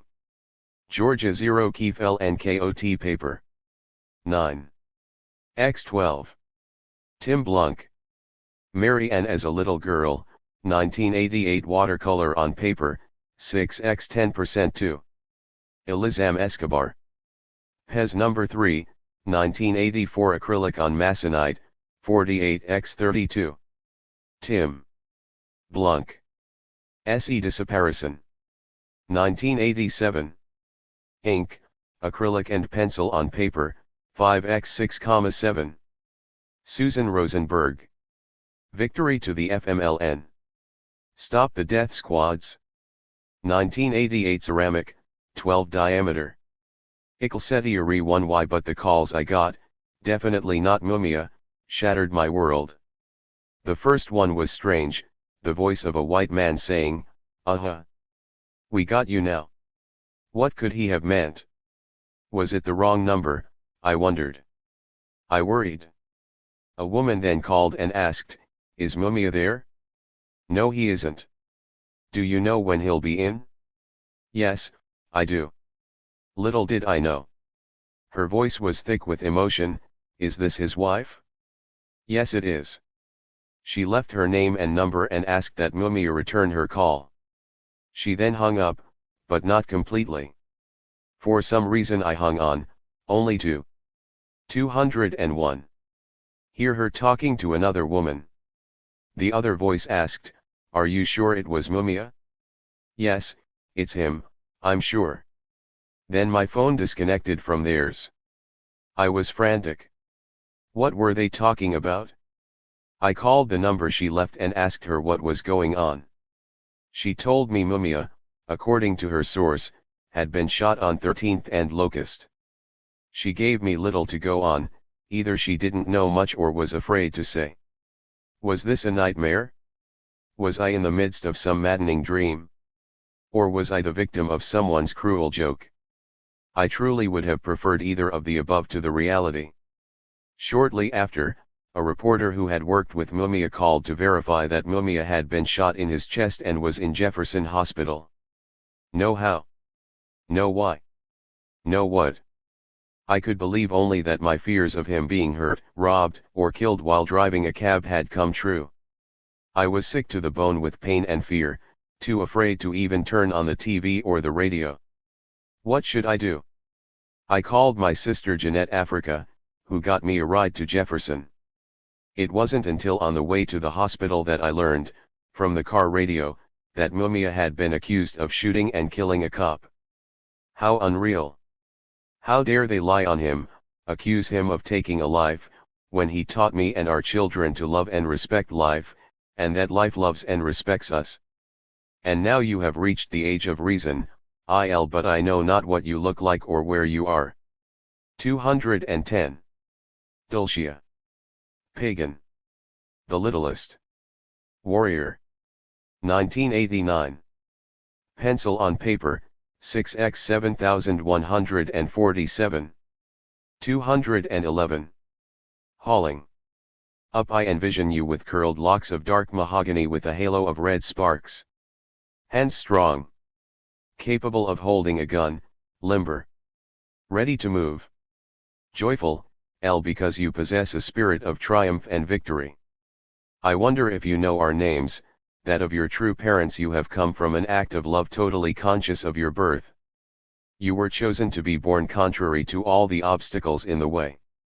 You arrived triumphantly. You were embraced by our comrades, our friends. You are our little warrior.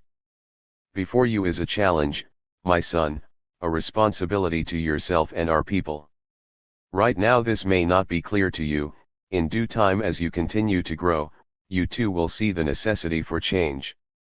Even though I have not glanced in your eyes or held you in my arms or cared for you in times of fear or hurt, I have done so in my mind because I feel your spirit in me. You are a fortunate child, because many love you. Some have crossed your path, others extend their love for you by their commitment to struggle. O littlest warrior of my heart. 212. The littlest warrior. I embrace you from a distance, hold you in my heart, awaiting the time when we will meet again, eye to eye, spirit to spirit. I will know you at first glance, at any given moment, because I have seen you in the children of the world of struggle. Happy birthday, dear son. Feliz cumpleaños. Hijo querido. February 28, 1986. 213. Kathy Boudin. The Amazing Story of the Bog Man. One day, about 4 years ago, a man named Andy Mould was working at his job. He was digging peat in a bog near Manchester, England. Before this story goes on any longer, you have to learn what peat is and what a bog is. What is peat? Peat is a thick moss. When it dries it is very good for heating a house. You can burn it like wood or coal. In some countries people use peat to heat their houses. Peat also helps vegetables grow, it is a fertilizer. Some people, like Andy Mould. People earn a living by cutting down trees or digging for coal. What is a bog? A bog is like a swamp or marsh. It is land that has lots of water in it, so it is very soft. Peat grows in a bog. Now, back to the story. Andy Mould made a living by cutting the peat and selling it so that people could heat their houses or make their vegetables grow bigger. On that day, Andy was about to throw a load of peat into a cutting machine when some of the crumbling moss fell away, and Andy saw a human foot. Andy was very surprised. He stopped what he was doing and called for other people to come and look.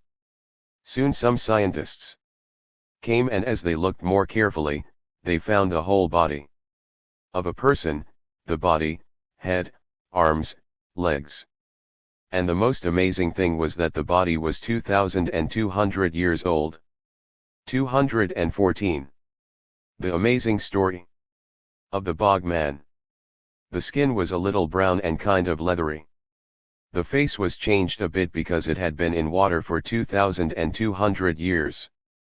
But you could tell pretty much what he looked like from his face, his skin texture, his body. You could even tell what the food was in his stomach. This is a drawing of how scientists imagine that the bog man looked.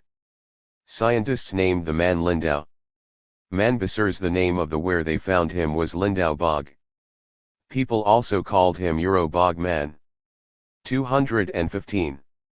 Hauling up the morning. Scientists had a lot of questions about the bog man. 1. What kind of life did he lead? 2. What was his work? 3. Was he rich or was he poor? 4. How did he die?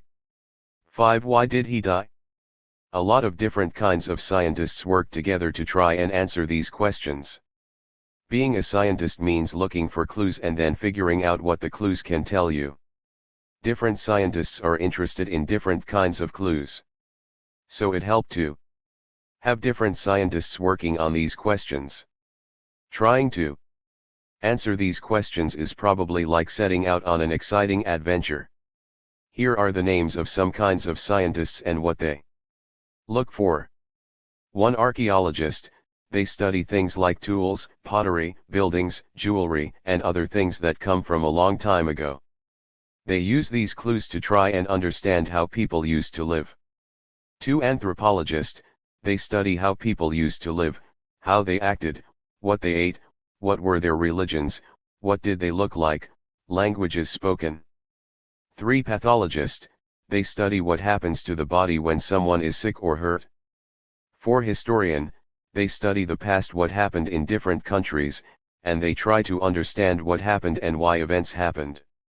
5. Chemist, they study what something is made of, especially the things you can't see without a microscope or other ways of seeing things that are so small that we can't see it just with our eyes. All these scientists and more help to answer the questions.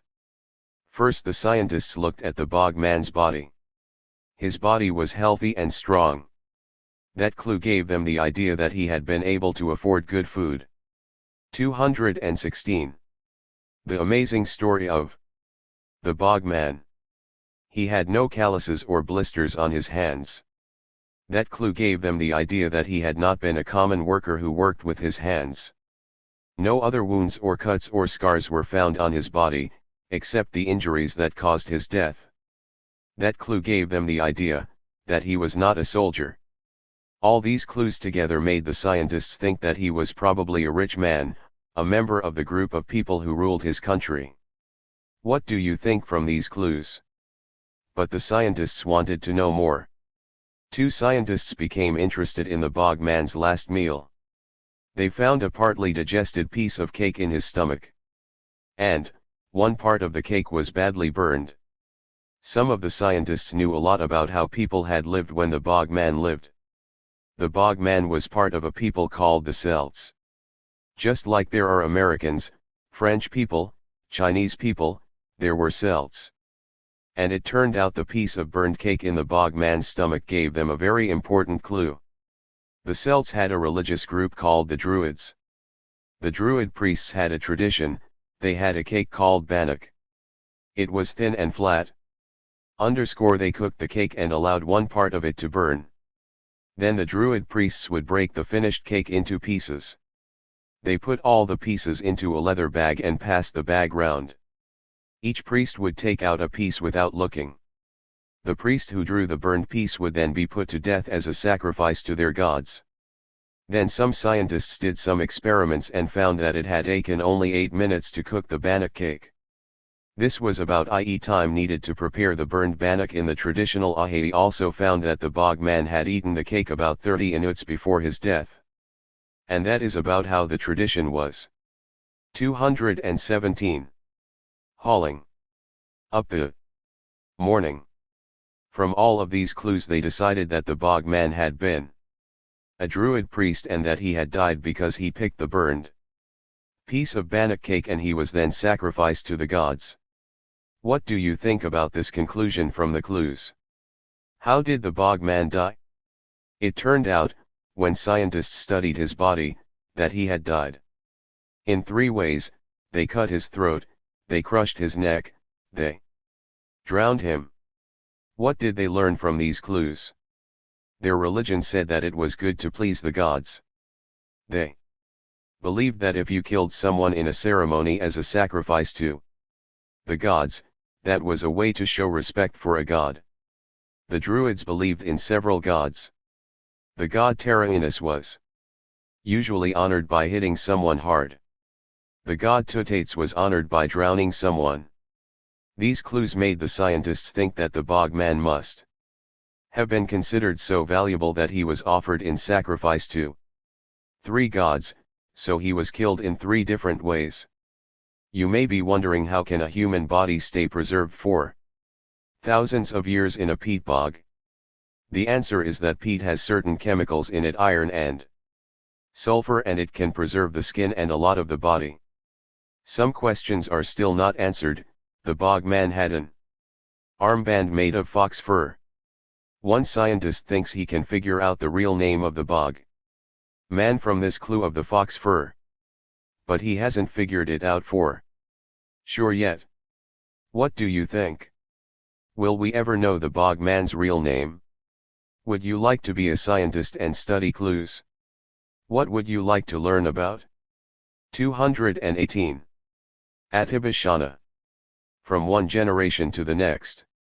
Ours is a struggle with continuity, unbroken except occasionally in our own minds. We have, and must continue, to struggle from one generation to the next, evolving in time and space, a people in motion, regaining independence and making history. Ours is a mass struggle, a people's struggle, a struggle involving the participation of the young and the old, the female and the male. Ours is the struggle of an entire people, a whole nation oppressed and moving toward a new way of life on a planet made mad by greed and fear. Our struggle involves our elders, the refugees who were forced to abandon the national territory, head north and northwest, during the migrations. They were refugees, those who migrated from the national territory during the WWI and World War II years. Our elders were refugees during the years of the Black Codes when they fled the national territory. The cities of America are full of new African refugees who Euro-entered them during the 30s and the 40s, escaping the Klan and one Euro southern prison. One step ahead of the hounds, a few minutes ahead of the lynch mob, is how many new Africans came north. /Alloges, from the national territory. New Africans now living in Peoria, Brooklyn, Oakland, and Des Moines were born in Clarksdale, Mississippi, and Greensboro, North Carolina. 12-year-old bloods boarded trains in New Orleans, Mobile, and Atlanta, loaded with stained brown paper bags of cold flickin', cardboard suitcases, and dreams of big cities where work is available and where white folks weren't so mean. 219. Hauling. Up the morning. New African women who cooked in big pots for white folks in Charleston, came to New York and Chicago, only to cook in greasy spoons or in the quiet few dollars a week and all the leftovers they could carry. Kitchens of more white folks, for the same. What of our past? What of our history? What of our future? I can imagine the pain and the strength of my great-great-grandmothers who were slaves and my great-great-grandmothers who were Cherokee Indians trapped on reservations. I remember my great-grandmother who walked everywhere rather than sit in. Strong, fierce women who could stop you with a look out the corners of their eyes. Women who walked with a majesty, who could wring a chicken's neck and scale a fish. Who could pick bag of pecans to school for the teacher, stay here while I go tend Mr. Johnson's leg. Every child in the neighborhood ate in their kitchens. They called each other sister because of feeling rather through the lean times, sharing the little they had. The women of my grandmother's generation in my hometown trained their daughters for womanhood. They taught them to give respect and to demand respect. They taught their daughters how to churn butter, how to use elbow grease. They taught their daughters to respect the strength of their bodies, to lift boulders and how to kill a hog, what to do for colic, how to break a fever and how to make a poultice, patchwork quilts, plait hair, and how to hum and sing.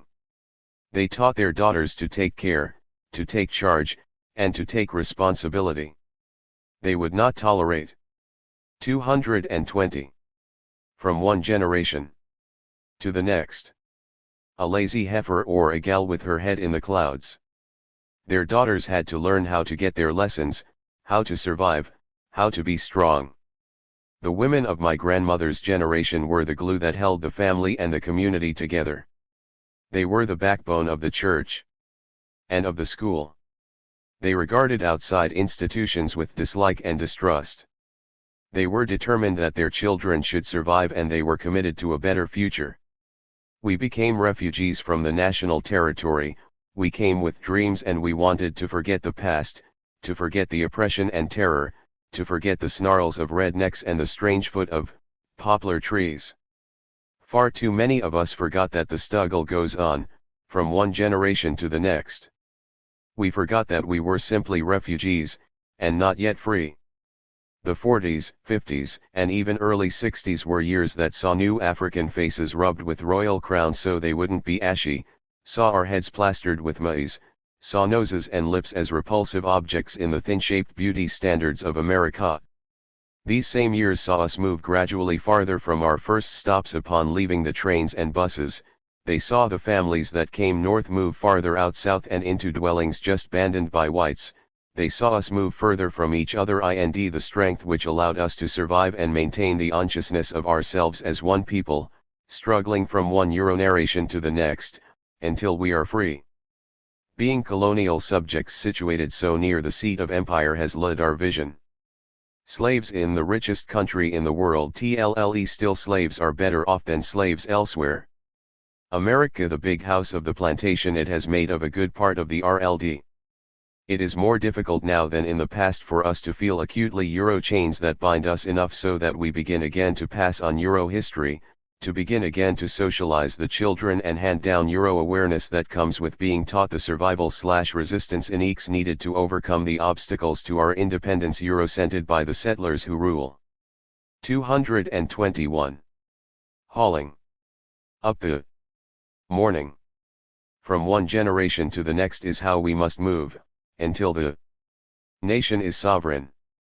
Build to win. Free the land. Atibashana. 222. Ethel Rosenberg. If we die, you shall know, my sons, shall know why we leave the song unsung, the book unread, the work undone to rest beneath the sod.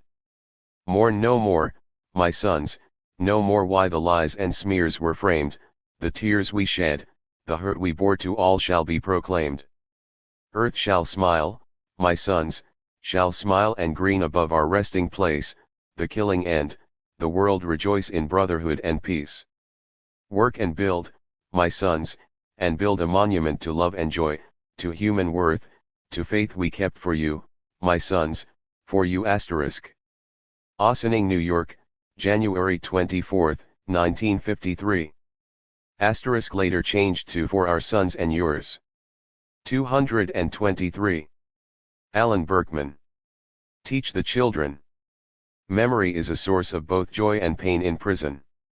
Perhaps even of wisdom. I remember 1971 as a year when the seasons were wrong. The fall started in August when the dying began.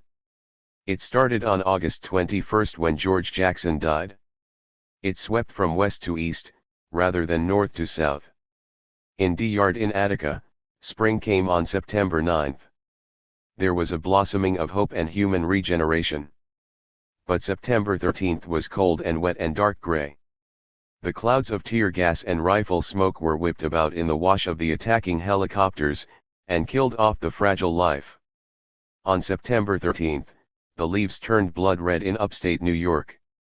The next time I saw anything like it was on May 13, 1985, here in Philadelphia. The official lying began immediately. The guards had had their throats cut. Rockefeller conferred with Nixon, and now the true sewage and sickness of ruling class America spilled out. The official spokesman announced that the prisoners had castrated the guards. Not only were the 43 deaths now justified, but there was absolution of the historical wrongs committed by white men against black men. It was 48 hours before an honest pathologist told the truth: everyone, guards included, had been killed by the troopers. No €1 was castrated. 224. Teach the children. I raise this to point out that they lie. They are a wide variety of government officials. The press invariably prints what they say as the truth. I'm in prison with Wilfredo Santiago and some of the Male Move members. According to official reports, I'm a fanatic left-wing terrorist. Move is an urban terrorist cult, and Wilfredo is a cold-blooded killer. It's not true, and it's important to realize it's not true. They dehumanize us as a way to distort what we stand for, and to justify their own actions. It may be easier to recognize a propaganda war. Please think long and hard before believing the characterizations of anyone who becomes the target of government attack. There was violence at Attica. The state's violence was massive, random, and designed to terrorize. The prisoners used violence or the threat of it to seize the ricin, but the only guard who died during the rebellion fell from a VOC trying to escape. Life was respected, even as the official laughter proceeded. Perhaps only the oppressed who must struggle to live, can truly value life. This system will impose on us and on the rest of humanity as look injustice as we allow it to. Frederick Douglass pointed that out long ago. I believe we need to resist. Sometimes our resistance will be moral, sometimes physical, and increasingly both. I think Euro can see in Attica that the violence of the oppressor and of the oppressed are not the same. The US government is attempting to make the proud concept of revolutionary synonymous with the terrorist. And terrorism of doers is only used to refer to the violence of the oppressed.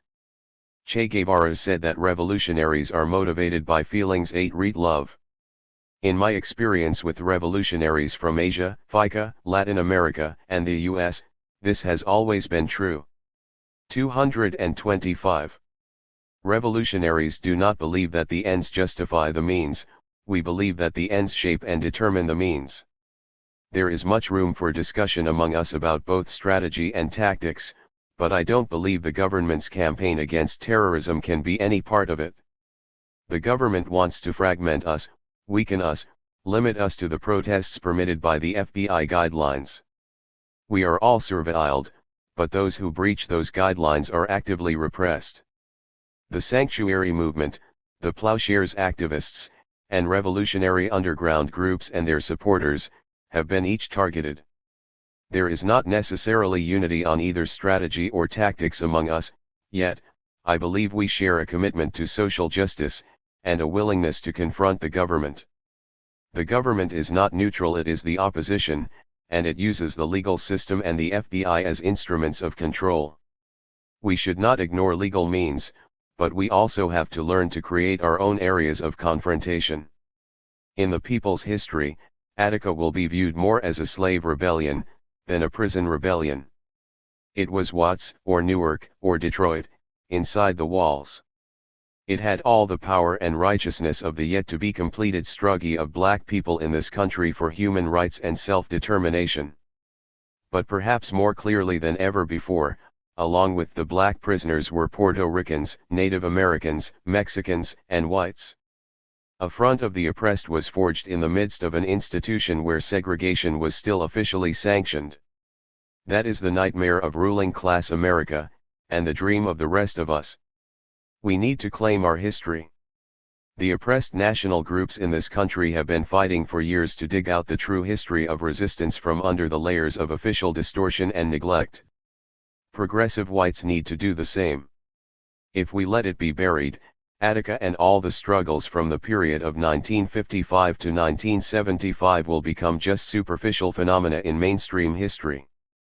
The true contradictions of this system were exposed then, and we can't let them be mystified again.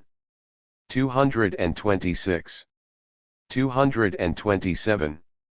Chapter 5. Ideas are weapons. I could not live in America without attacking it. Sam Melville. Hakeem Al-Jamil. Who killed McDuffie? His brain was bashed, cranium crashed, skull fractured / broken all the way around, but they said those who beat him didn't kill him, so who killed McDuffie? Maybe it was the same ones who didn't kill Clifford Glover / Randy Heath / Jay Parker, Claude Reese / Randy Evans / Luis Baez, Arturo Reyes / Bonita Carter / Eula Love, Elizabeth Magnum / Arthur Miller, and countless others when they must have tripped or their fingers slipped. Maybe it was the same ones who didn't kill Jose Torres / Zaid Shakur / Fred and Carl Hampton / Jonathan and George / Joe Del Twyman Myers / Spurgeon Winters and a few thousand others. Perhaps it was those who didn't kill Lumumba / Che / Amilcar / Biko / Fanon. 231. Mondlane / Mariela / Cordero and quite a few thousand more. Do you suppose it may have been those who didn't kill the Indians and Mexicans, who didn't steal the land and claim that they discovered it, who didn't steal African peoples halfway across the planet, who didn't loot our customs / cultures / religions / languages / labor / and land, who didn't bomb the Japanese / Vietnamese / and Burikwa? Do you think it might have been those who didn't kill at Attica / what / DC / Detroit / Newark / El Barrios at Jackson State? At Southern U at the Algiers motel, who didn't shoot Mark Essex for 16 hours after he was dead? Ask them and they'll tell you what they didn't do, but they can't tell you who killed McDuffie. Maybe it was one of those seizures unexplainable where he beat himself to death. It wouldn't be unusual. Our history is full of cases where we attack nightsticks and flashlights with our heads, choke billy clubs with our throats till we die, jump in front of bullets with our backs, throw ourselves into rivers with our hands and feet bound, and hang ourselves on trees / in prison cells by magic. Who killed McDuffie? So it shouldn't be a mystery that nobody killed McDuffie. He just died the way so many of us do, of a disease. Nobody makes a claim to. The police say they didn't do it. The mayor says he didn't do it. The judges say they didn't do it. The government says it didn't do it. Nixon says he didn't do it. The FBI/CIA/ military establishment says they didn't do it. Xerox/Exxon/ITT say they didn't do it. The Klan and Nazis say they didn't do it. I know I didn't do it. That don't leave nobody but you, and if you say you didn't do it, we're back to where we started, looking for nobody who killed McDuffie. You remember nobody, don't you, like with de facto segregation, where they said the schools were segregated but nobody did it on purpose, like when they said there's been job discrimination for years but nobody did it intentionally. But nobody we're looking for, the one with the motive to kill McDuffie. And you see, we must find this nobody who slew McDuffie, because the next person nobody will beat, stomp, hang or shoot to death won't be McDuffie. It'll be you or someone close to you. Hauling up. So for your own safety, you should know the pedigree of who killed McDuffie. You should know the reason of who killed McDuffie. You should remember all those forgotten who died of the disease nobody makes a claim to. John Africa. On the Move. He Move organization is a powerful family of Revolu_0, fixed in principle, strong in cohesion. Tes Yas, the foundation of a massive tree. A people have a heart-to-heart. 1th the murderers of Martin Luther King and Fred Hampton, 0t to mention Crazy Horsicle Stewart and Eleanor Bumpers d nameless millions. Thank you for inviting me. Sit down with the brothers. 241. The blood of nuns, the blood of Sandino, which is right now running bright like a river in the veins of young Nicaragua. But I am otherwise engaged. Thank you for giving me this opportunity to spit on the graves of Sacco and Vanzetti, to dishonor the memory of the Rosenbergs, or of my ex-father-in-law who spent 10 years not being an actor rather than 10 minutes being a collaborator. But I am otherwise engaged. Thank you for inviting me to run with the hounds howling through the ruined cities, trying to hunt down the FALN, the blah, the 10 or the 100 most wanted, most ready and willing and able to resist with arms and heart and ideology your worldwide crimes. But I am otherwise engaged. And seriously, thanks for giving me this chance to stand fast with the Puerto Ricans who have gone to jail silent since 1936 rather than drink from your boot prints, to stand fast with the new Africans who, like Nat Turner, never said a mumbling word, to stand fast with the Palestinians. 242. RSVP to the FBI. Steadfast in Israeli prisons, the Irish deep and defiant in Long Kesh, the Africans on Robben Island scorning your offers with songs, to stand fast with the children of Lumumba. Thank you for this chance to stand 0t with the defeated but the defiant. Ho, pick up the baby and the struggle. Thank you for this chance 0, stand with humanity against you. John T. Mind if I do. Herman Ferguson. Excerpts from a letter.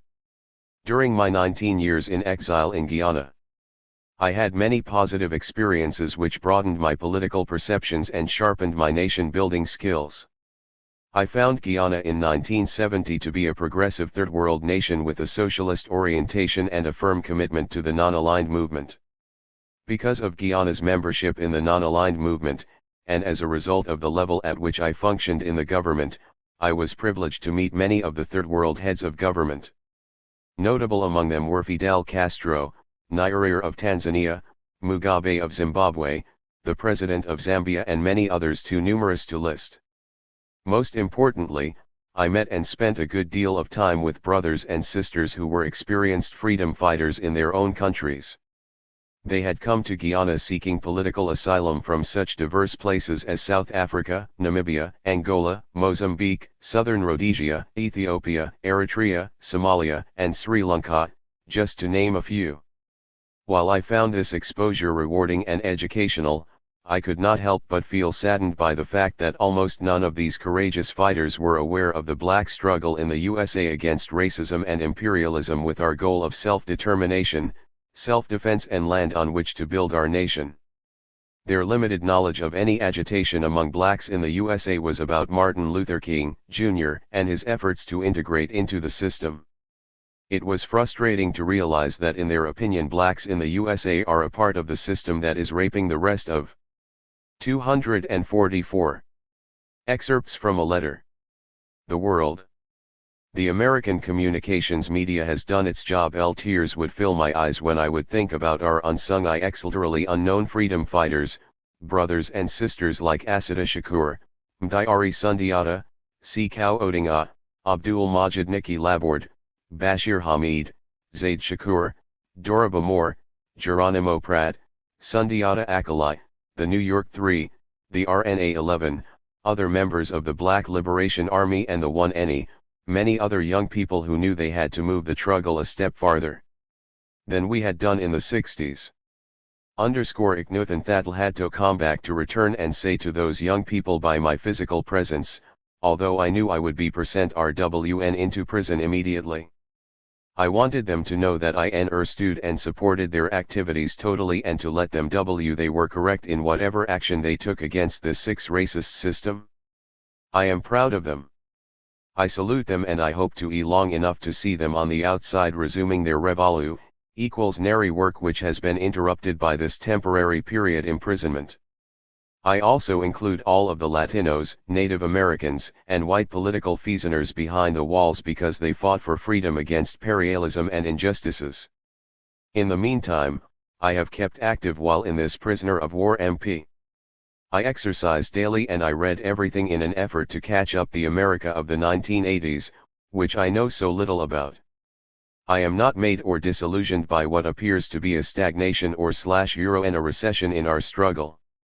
Batista, Duvalier, the Chauvin, Somoza, and so many other despots were toppled when at their regime was in its ascendancy.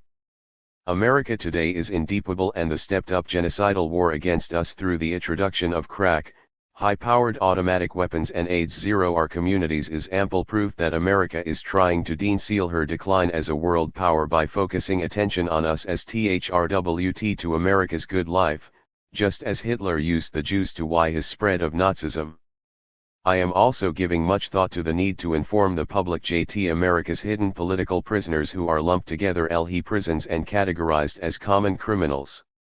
Once we are 245 able to make the clear distinction between a common criminal who commits crimes against the person or property for personal gain, and the political prisoner as one who, by any means necessary, attempts to change or destroy an unjust system to liberate his people, then we can reach out for understanding and support from the international community of nations.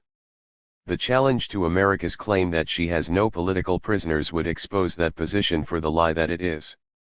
Already I have written Congressman Ron Dellums calling his attention to this matter and asking him to raise the whole question of political prisoners at the congressional level so that the arrests, convictions, sentences and conditions of imprisonment of those persons we deem to be political prisoners can be investigated for the purpose of introducing legislation to change our status and recognize us for what we truly are, that is, persons who by words and / or action have taken a position against this racist government. I intend also to write the National Council of Churches asking them to address this issue through the many churches it represents. This could be their way of involving themselves in the wave of liberation theology which is sweeping throughout Latin America today. Give my strong regards to all political prisoners and activists out there. Tell them to be strong and firm in their political beliefs. I am with them all the way. 246. Russ Ford. Declaration of a draft registration. Resistor *. I, Russell F. Ford, state as follows. 3. I am now facing a possible maximum 5 years in prison are refusing to fill out and sign a 5 by 8-inch piece of cardboard. 2. I was born July 4, 1963. K3. I celebrated the American Revolution and my own 11th birthday on July 4, 1981. At that time I was aware of the arsenal implications of the Military Selective Service Act and knew that the prevailing view of the United States courts upheld the constitutionality of draft registration. In refusing to register for the draft with selective service, you too that this could be considered a crime under United States law. In refusing to register, I was trying to prevent crimes that CE with the Fifth Commandment, the Ist Amendment, and the Nuremberg Charter. The defendant is not versed in legal matters and is uncertain how the Fifth Commandment, Bill of Rights, and Nuremberg Charter relate to U.S. law. 6. I believe that war resisters are acting in the spirit of our history as Americans. If Harriet Tubman, a black abolitionist, could risk death guiding fellow humans through the Underground Railroad to freedom in the North and Canada, violating as she did the Fugitive Slaves Act, then certainly I can risk a few years' imprisonment for violating another federal law. If enough of us act today, then perhaps our children will no longer see their children conscripted for war, as today we no longer sell children into slavery. Samuel Adams, Harriet Tubman, Susan B. Anthony, and Rosa Parks did not think of themselves as saints or heroines. They were ordinary people who knew wrong and struggled against it. Yesterday they were criminals and traitors. Today we honor them and the hundreds who were with them. Yet today we jail disarmament activists for painting U.S. Auschwitz, an oven without walls on a Trident missile submarine. We prosecute people for nonviolently sitting in at the U.S. Capitol Rotunda demanding that government and municipal buildings be used at night as emergency shelters for people with no homes. 7. For draft-age men to conform to selective service draft. 11. Registration would be to demonstrate that we have not learned from MVI the history of U.S. military involvement in Vietnam and the genocide carried out by this country against the people of Vietnam, Cambodia, and Laos. The draft is not practical without young men willing to submit to it. Conscription is necessary for the state to force men into the military for a war they would not choose to fight, as was the case in Vietnam.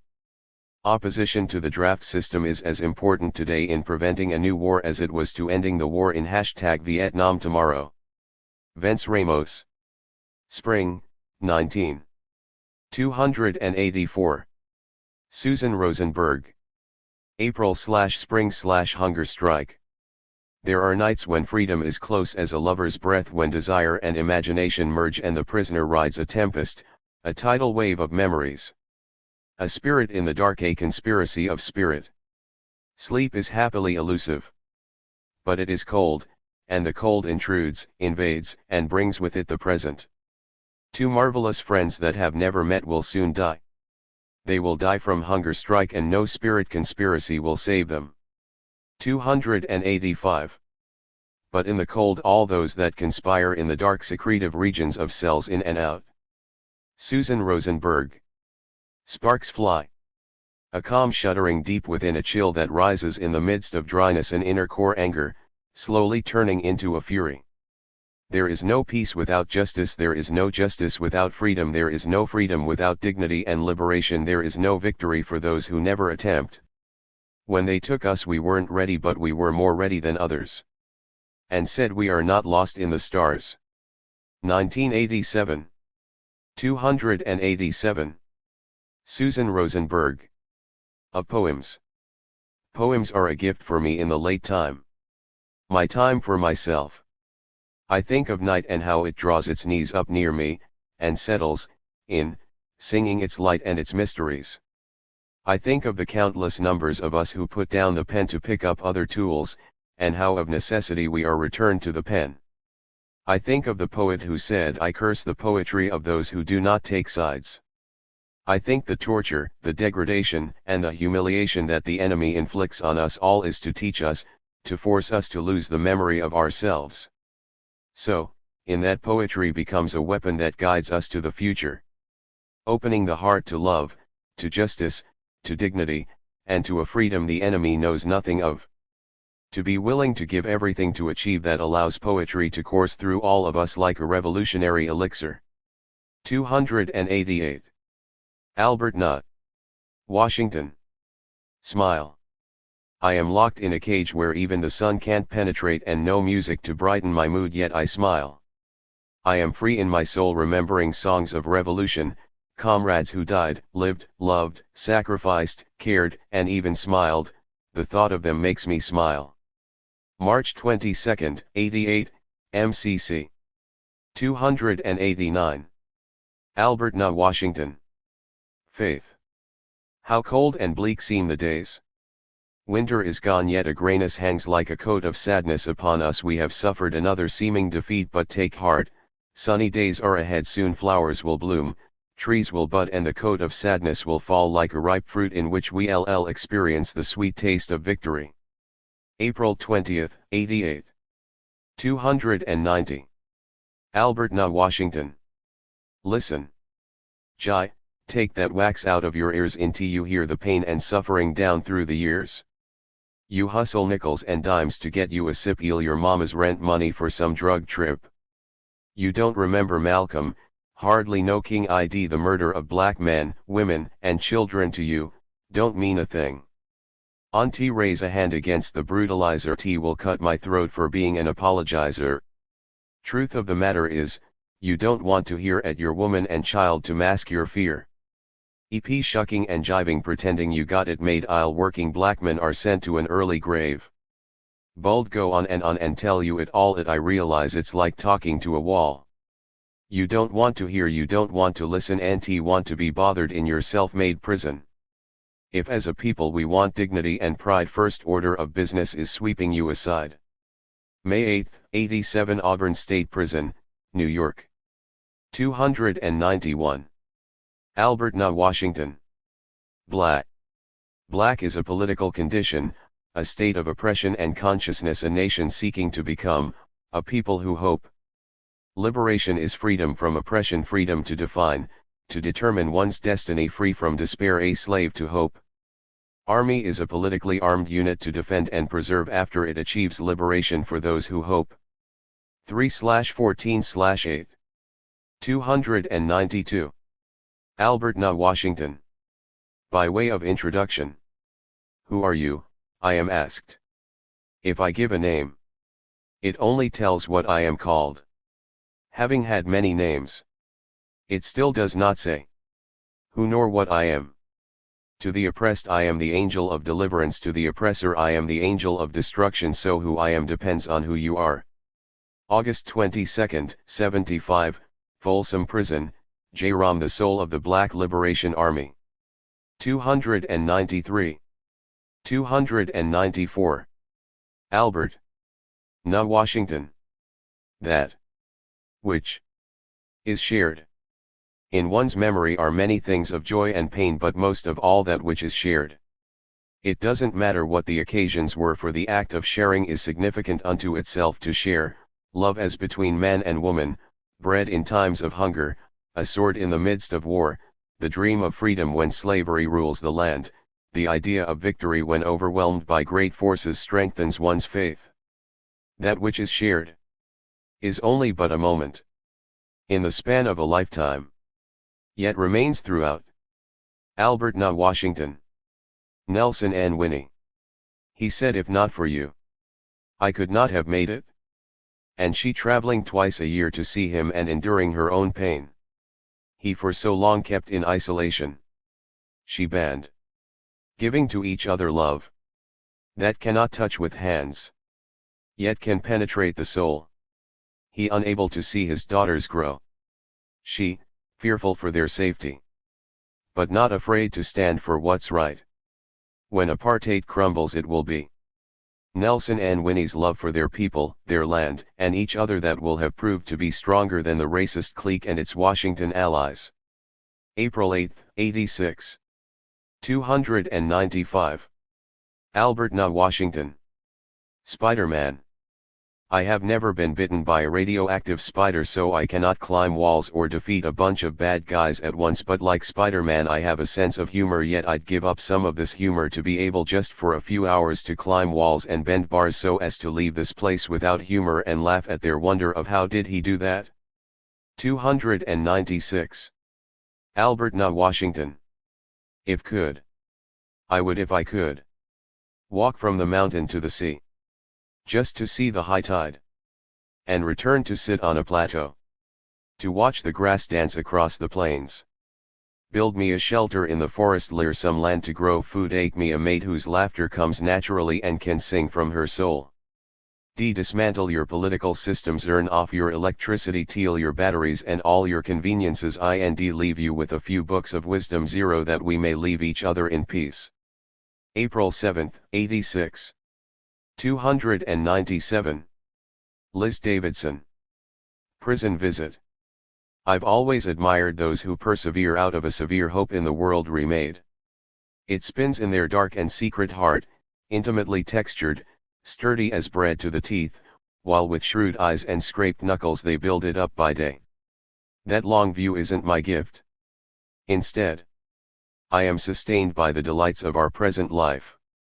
Fierce love and friendship, sudden sweep of action, savored under the tongue, and by that passion of belief, my anarchist ancestors. My talent is to help summon for a moment the demon of the absolute, heat and light together, something bright that hangs in the air. Still there was an hour when it came towards me all at once. A river of swift green water. Sun leaping at my eyes. Hope so sudden it left me gaping. 298. Prison visit. At morning I was visiting a friend in jail. Bright morning, a long bumpy bus ride, and hours still to wait. Prison roosted sadly in a vast complex of misery. I wandered away to explore the grounds. Rangely, nobody stopped me. The center wild green grasses wears raw and bright over all the sweet randy heat of a northern spring. Naples stands here, leaves just unfurled, one all as a mouse's ears, green to make your heart ache. On it against it almost asleep, and scalding above, beneath me the cold earth sluggishly waking. In the middle of the courtyard the cracked concrete been pushed jaggedly up somebody's burrow. Atched, and a woodchuck came out, etched in the sun, and observed me, our fur tipped with gold. Fting toward sleep, I daydreamed an idle myth after the revolution. Ple would live here, it could be a good place, den with tomatoes and blackberries, one washing hanging bright from the windows. That arched doorway a woman leans, hand on hip, watches a black cat rolling in the fresh turned earth. Is disturbing the pumpkin seeds, but she smiles and lets him, and picked out a sunny corner room for myself, the windows with geraniums and rosemary, a braided rug on the floor. 299. But first, I thought, we will pull down the walls of the prison.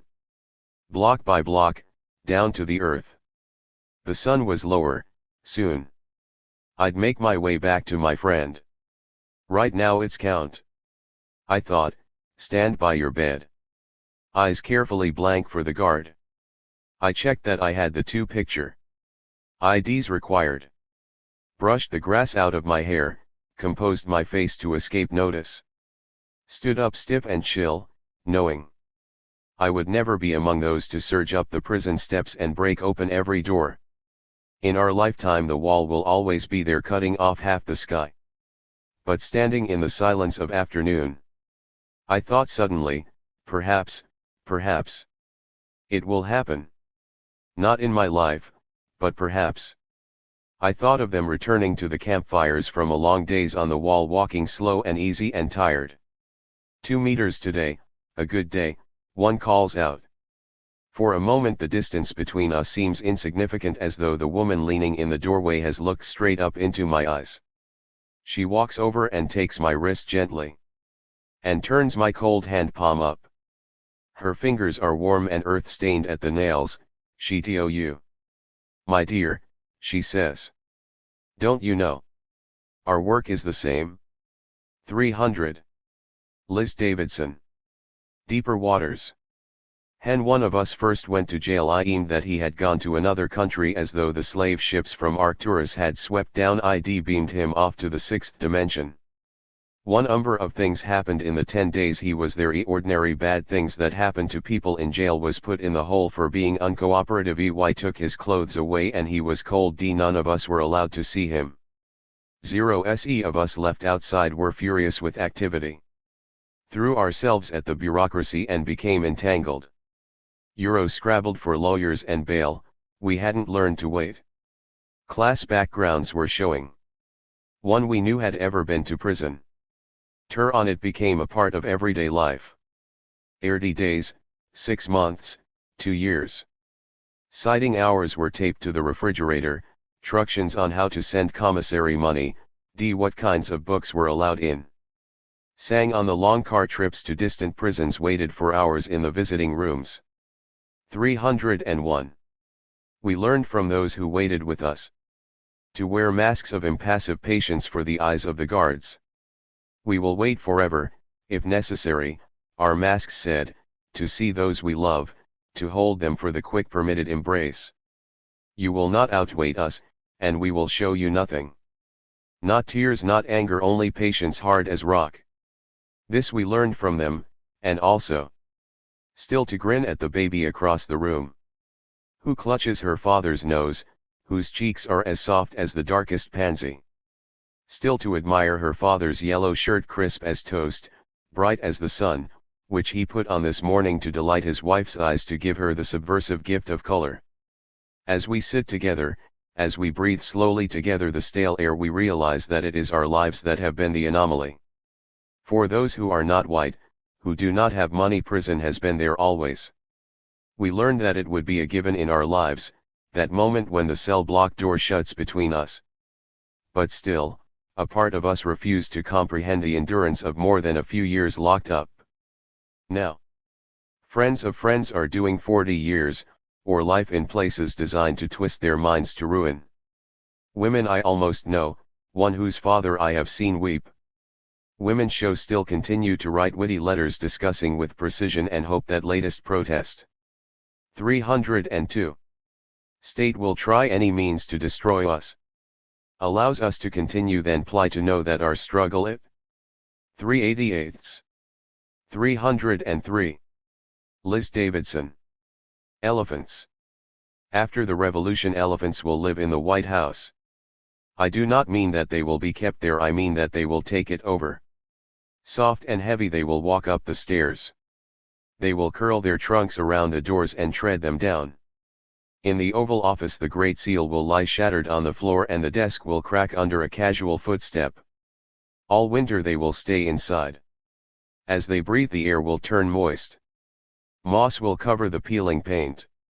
Grass will push its way through the cracked floors, the stairs will run with water and ferns, orchids will sprout from the moldering heaps of papers, and the young ones with their delicate high-domed whiskery heads will sedately blink their long-lashed eyes as they meditatively munch up the portraits of famous statesmen. 304. Elephants. After the revolution, elephants will live in the White House. And when spring comes, they will walk out under the wet star-shivered sky and scream their joy to the new moon. West Townsend. VT. 305. In the name of Allah the Beneficent, the Merciful. See cow oating. Why struggle? And why should you not fight for the cause of Allah and of the feeble among men and of the women and the children who are crying, Our Lord, bring us forth from this town of which the people are oppressors. Oh, give us from thy presence some protecting friend. Oh, give us from thy presence some defender. S.4:75. Maybe the question should be, why not struggle? Struggle in the political context that I use it in is the act of opposing oppression in any form through some conscious activity geared to end or lessen that oppression. It can be violent or non-violent in form. Obviously, just the act of struggling will not necessarily end oppression. But, without struggling, we can be almost assured the oppression will at least continue. To effectively struggle we must make a correct analysis of the true nature of our oppression and come up with correct tactics to combat this oppression. It must also be known and remembered that oppression as well as struggle moves in predictable patterns. That is, it moves from lower to higher. This is to say that if allowed to continue, oppression would get oppressively worse. To effectively struggle, we must start with what we have and continue to build our opposition until we reach end level that will crush the oppressive machinery. We must also be Why struggle? G. The positive progressive machinery to replace the oppressive. History teaches us that we usually need more than one form or able of struggle.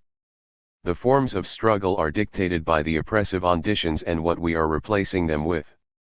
For instance, if we want to end racism and replace it with integration, we need particular tactics. If we want to separate from racism and place ourselves in a non-racist nation of our own, this calls for other tactics. So, the questions what are we struggling against, and what are we struggling for, become the first questions we must answer. How to end what we are against, and how to build what we are. Next, we should determine who are our enemies and who are our natural allies. Then, we must find ways to attack and defeat our enemies and to unify and cooperate with our allies. Establishment of our own nation, New Africa. We struggle to have his nation on free, liberated territory. There are some prerequisites before this can happen. Number 1 is that the masses of our people accept this goal as their own and be brought into the journey of establishing this goal. This calls for massive political benefits and possibilities of our own nation, and the proper organizational structure must be put into place to lead the people to our final goal. Underscore the building of the proper organizational machinery at this point, would be a priority.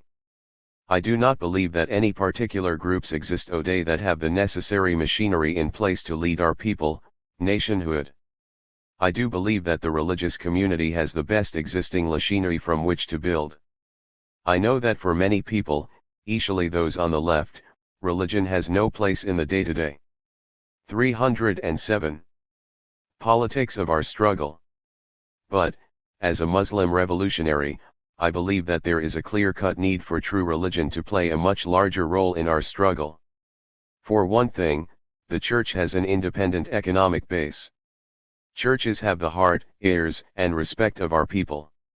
They have physical organizational machinery, that is, land, office equipment, communications tools, etc. They also can help build the moral strength and integrity that has so often been missing in our struggling comrades.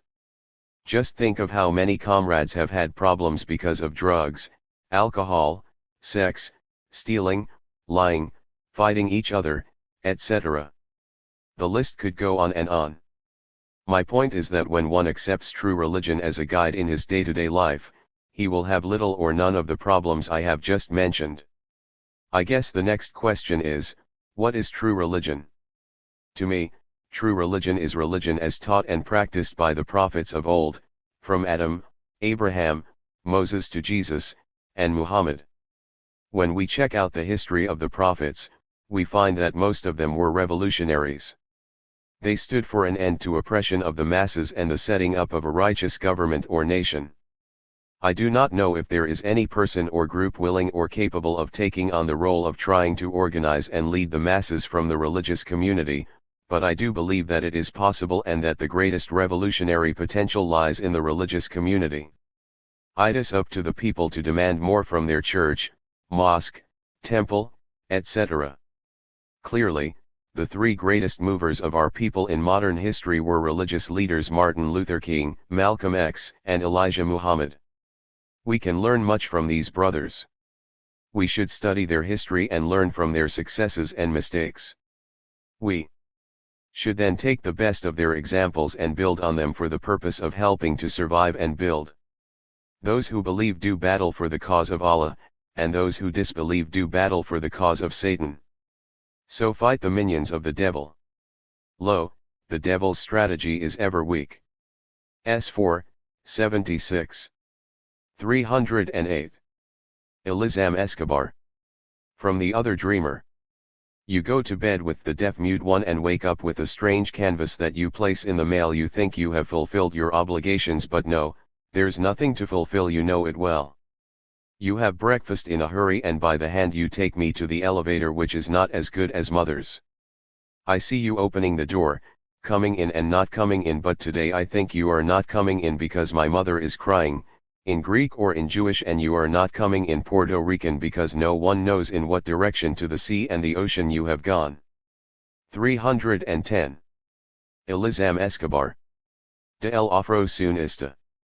Te aquistas con la sordomuda te levantas con un lienzo extraño y lo depositas en el correo crees que has cumplido tu deber pero no hay deberes que cumplir lo sabes bien. Te desayunas aprisa y me tomas de la mano hacia el ascensor que no es tan bueno como sent el de madre. Te veo abrir la puerta, y no entras creo que no entras hoy porque mi madre lara, en griego o en judeo y ta. No entras en purgatorio porque nadie sabe hacia dient del mar y el océano has salido. 312. Elizam Escobar. From Nietzschean Poems. The universal is the necessary chimera. The dove is universal dreams the eye, angst the way of looking the ego. However, a man with various egos and the brain divided in two asks himself. Tonight, of what good is the universe to me? Why should I hold with my hands the earthquake of my passion? The universal dove is nervous in my country dreams are nervous the eye angst the way of looking the collective ego is nervous. 313. 314. Elizam Escobar. De pomas Nietzscheanas. Lo universal es la quimera necesaria. La paloma es universal el sueño el ojo, la angustia la forma de mirar el ego. Sin embargo, yo un hombre con varios egos y el cerebro dividido en dos se pregunta. ¿De qué me sirve el universo esta noche? ¿Para que aguantar con la manos el terremoto de mi pasión? La paloma universal está nerviosa en mi país el suero está nervioso el ojo la angustia la forma de mirar el ego colectivo está nervioso. Elizam Escobar. Yo me muero a veces. Yo me muero a veces cuando apago la luz y dentro de mi volcan las cenizas. Me muero en las mañanas cuando se monte la luna toda en mi celda redonda cuadrada y apenas tengo espacio. Me muero en las noches frías y cúbicas. Ujn and ooi despite the injustice, inequality, and murder that move folks have suffered at the hands of the system, Merle, a member since 1973, calls her life in Move the most satisfying and happiest I have ever experienced. She adds, before joining Move, had relatively the same type of existence as everybody else. School, a job, plenty of problems and no hope of finding solutions to my problems. My only outlet was intoxication. I was an alcoholic from the age of 8 and a drug addict since 15.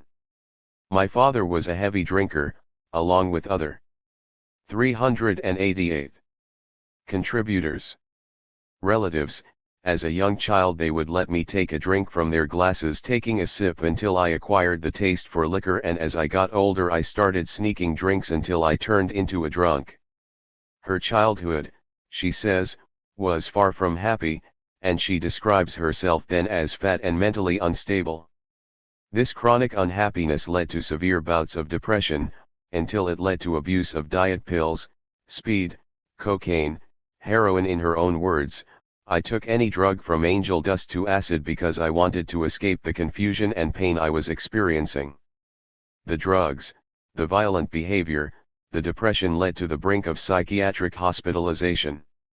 To escape, and find a new situation, the Germantown-reared young woman fled to West Philly where she met Move. First curious, then intrigued, she attended study sessions where Move members explained to community folk the teaching of John Africa, and Merle says, John Africa's teaching opened my eyes for the first time to what was really causing my frustration and confusion: the system. I realized that I didn't have to be a floor mat for this government anymore, take what they dish out and not being able or capable of speaking out and being heard. John Africa teach that I do have a reason for living, and the reason is so simple: to live in harmony with life, Mama Nature, without suffering, and this was something that psychiatrists and ministers could never answer when I asked them to tell me truthfully why was I here when I was suffering so badly. John Africa have taught me that I do have something very reliable, very effective, and very powerful to fight the system with and win. Long live John Africa forever. Sue Africa. Sue came from the most unlikely of backgrounds: white, well-to-do, upper middle class, academically oriented, with a heavy scientific bent to meet and merge with the predominantly black, money-poor, lower-class, anti-technology, radical, MOVE organization. Also, her background was one of sickness, nervousness, and serious kidney problems beginning at the age of 7, which demanded constant hospitalization, treatment, operations, and medication all life until came into MOVE. Her mother, diagnosed as manic-depressive at 30, remains so some 46 years later, and that neurotic influence had its impression upon her. She was similarly diagnosed in her 17th year as manic-depressive. Her father, an engineer and inventor, developed the ejection catapult seat for the Frankfurt Arsenal, and later died from a brain tumor. It was mother, however, who provided psychic influence over young Sue, who grew into a younger mirror image, sickly, headachy, drugged by Darvons and other painkillers. She sought all the classic roads to relief: college, travel, various religions, politics, psychiatrists, and drugs, but relief did not come, until 1973 when she met MOVE folks, and was introduced to the 389 Teachings of John Africa. Now, she explains, at 40 years of age, thanks to the powerful, profoundly wise teachings of John Africa, I am cured of being a manic depressive. I don't even get depressed anymore thanks to my strong belief, which has made me strong of mind as well as strong of limb. I can and have run as long as 40 miles, and run 5 miles every morning here at Muncie Prison. I don't get headaches anymore, haven't even had an aspirin tablet in 16 years. I don't have a kidney condition anymore as it was cured by John Africa. I don't even catch cold anymore and wear a size 12 instead of a size 18. I gave natural birth to my son Tommaso in my own house, aided only by the principle of motherhood taught to me by John Africa. Long live John Africa forever. There were no doctors, no nurses, no midwife, there was no medical treatment assisting me in any way, not even my husband was needed by me. I suffered no labor pain, ran 5 miles the morning of my delivery and did 50 sit-ups the morning after delivery, and this is due only to the powerful coordination of John Africa. This remarkable tale is all the more remarkable as it is true. The Philadelphia Tribune, in fact, published a piece on it shortly after her son's birth. Tommaso was one of the child martyrs of the May 13, 1985, bombing of the Africa House by city police. Prison officials rushed to Sue's cell with news of his murder, not to console a mother gripped in grief, but to torment a revolutionary woman with news of her son's torture. Sue remains a strong MOVE soldier, committed to John Africa's revolution.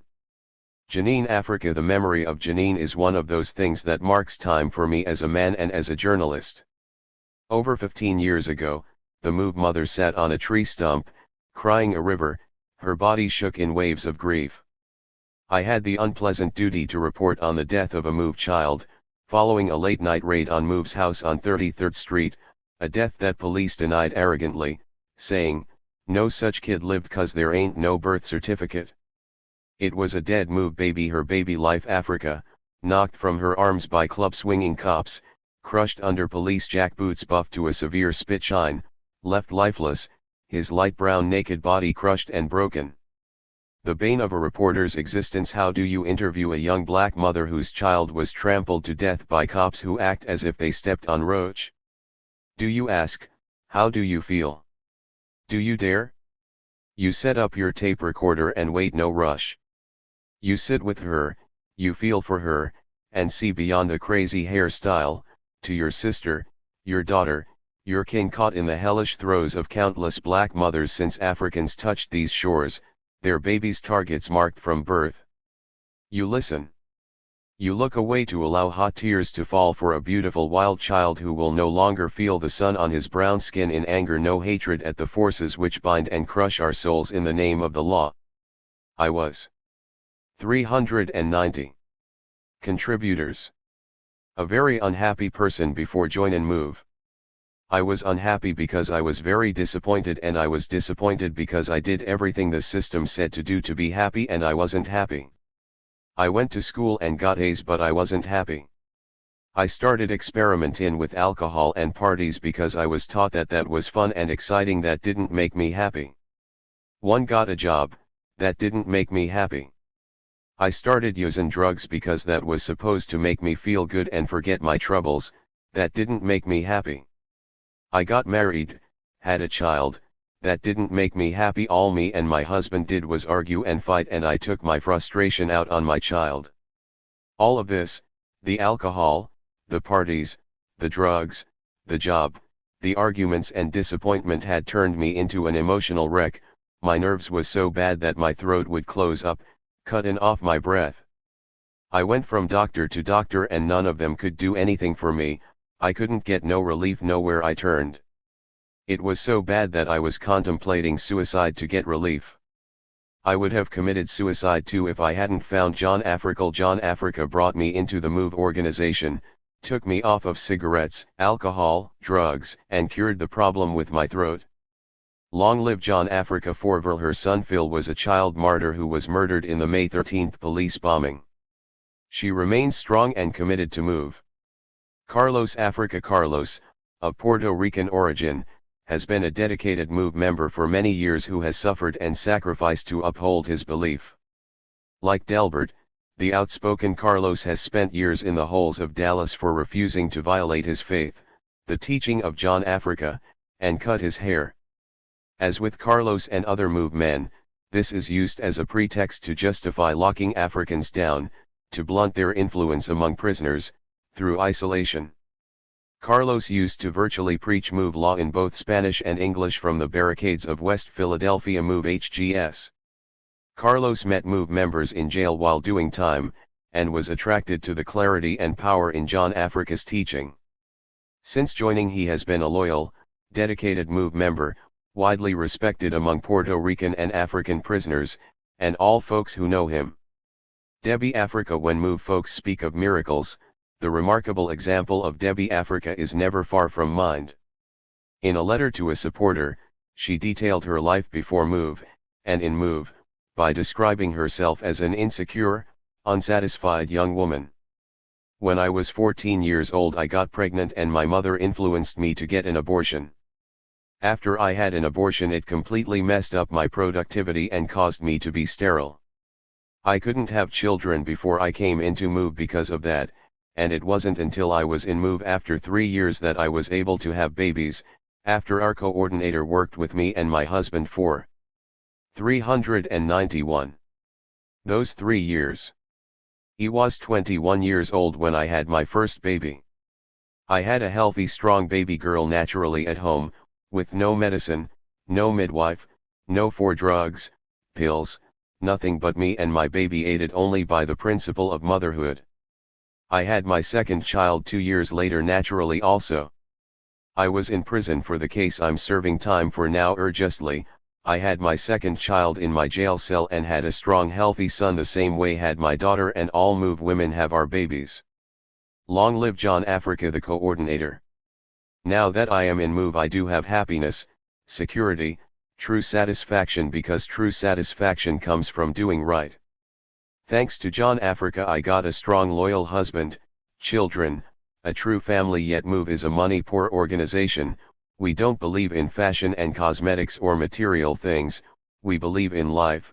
We live simple, we don't drive fancy cars or wear fancy clothes, and we're happy, healthy, strong, secure, truly satisfied, because when you do right you feel content, satisfied, truly happy. Thanks to John Africa's teaching I have all I want, all I need, and all I'm interested in. Long live John Africa. Janet Africa. Short, intense. Janet is a veteran of both the August 8, 1978, and the May 20, 1977, confrontations between MOVE and the system. Her daughter, Delicia, was martyred in the May 13, 1985, mass murder police bombing of MOVE folks. This militant MOVE mother remains committed to John Africa's family, telling one publication that these have been the best years of my life despite all the injustice, prejudice, persecution spit on MOVE by the system. I wouldn't give up my belief for nothing the system has got to offer. Alfonso Africa Tall, Lanky Mo Africa has experienced firsthand the bitter injustices of this system when it comes to move people. Although his manner is quiet, his mien thoughtful, he too has been the butt of the most outrageous of legal shenanigans by the judiciary, widely regarded as America's most corrupt Philadelphia's. Attacked by gun-wielding cops in June 1984 on bogus traffic infractions, Mo, unarmed, defended himself against his aggressors, and was shot, whipped and jailed, on charges of aggravated assault on a cop. As he left home on the way to court, he was again set upon, and brutally attacked by blue-shirt Nazi cops, and later wrote of this encounter, "When I got to court, my blood-soaked clothes was disordered and in disarray, while cuts and knots was swollen on my head and body." Trademark attacked, dazed, beaten by cops with the clear intent to intimidate, Mo continued to trial, and defended himself with the teachings of John Africa. Remarkably, the jury acquitted Mo of the 392 contributors' assault charges, but the racist prosecution did not end there. In his closing arguments to the jury, Mo explained that based upon history in Philadelphia, a MOVE defendant could expect no justice in a court of law, and that if the jurors did not reject this clearly biased frame-up, he would pursue civil litigation in defense against them, the judge, the DA and the cops. For this expression of his presumed constitutional right of free access to the courts, Mo was charged with terroristic threats, and, incredibly, battery, a crime stemming from colonial and Civil War days to discourage people from filing suits in court. In a catch-22, Mo, though acquitted of aggravated assault, was convicted of threats. No one, it needs noting, who assaulted Mo was ever even charged with a crime. He was sentenced in 1985 to 7 years in prison. Consuela Africa Consuela, a veteran of both the May 20, 1977, and August 8, 1978, confrontations between MOVE and the system, has another deep link in the chain of racist injustice. May 13, 1985, the Mayor Good-approved bombing of MOVE's home meant murder for 2 of her girls, Tree and Netta Africa, both in their early teens, both child martyrs to American infamy. The deeply committed MOVE mother is frank and open about her searing pain. It is very painful and upsetting to think about. But I will not give in to this corrupt, rotten system of double standards, paradoxy, lawlessness. I will continue to fight it. I'm grateful that I'm a member of the MOVE organization. My life in MOVE is everything I was looking for in the system: a family, home, love, security, confidence. Consuela is a shining example of the depth of commitment in MOVE, inspired by John Africa's teaching.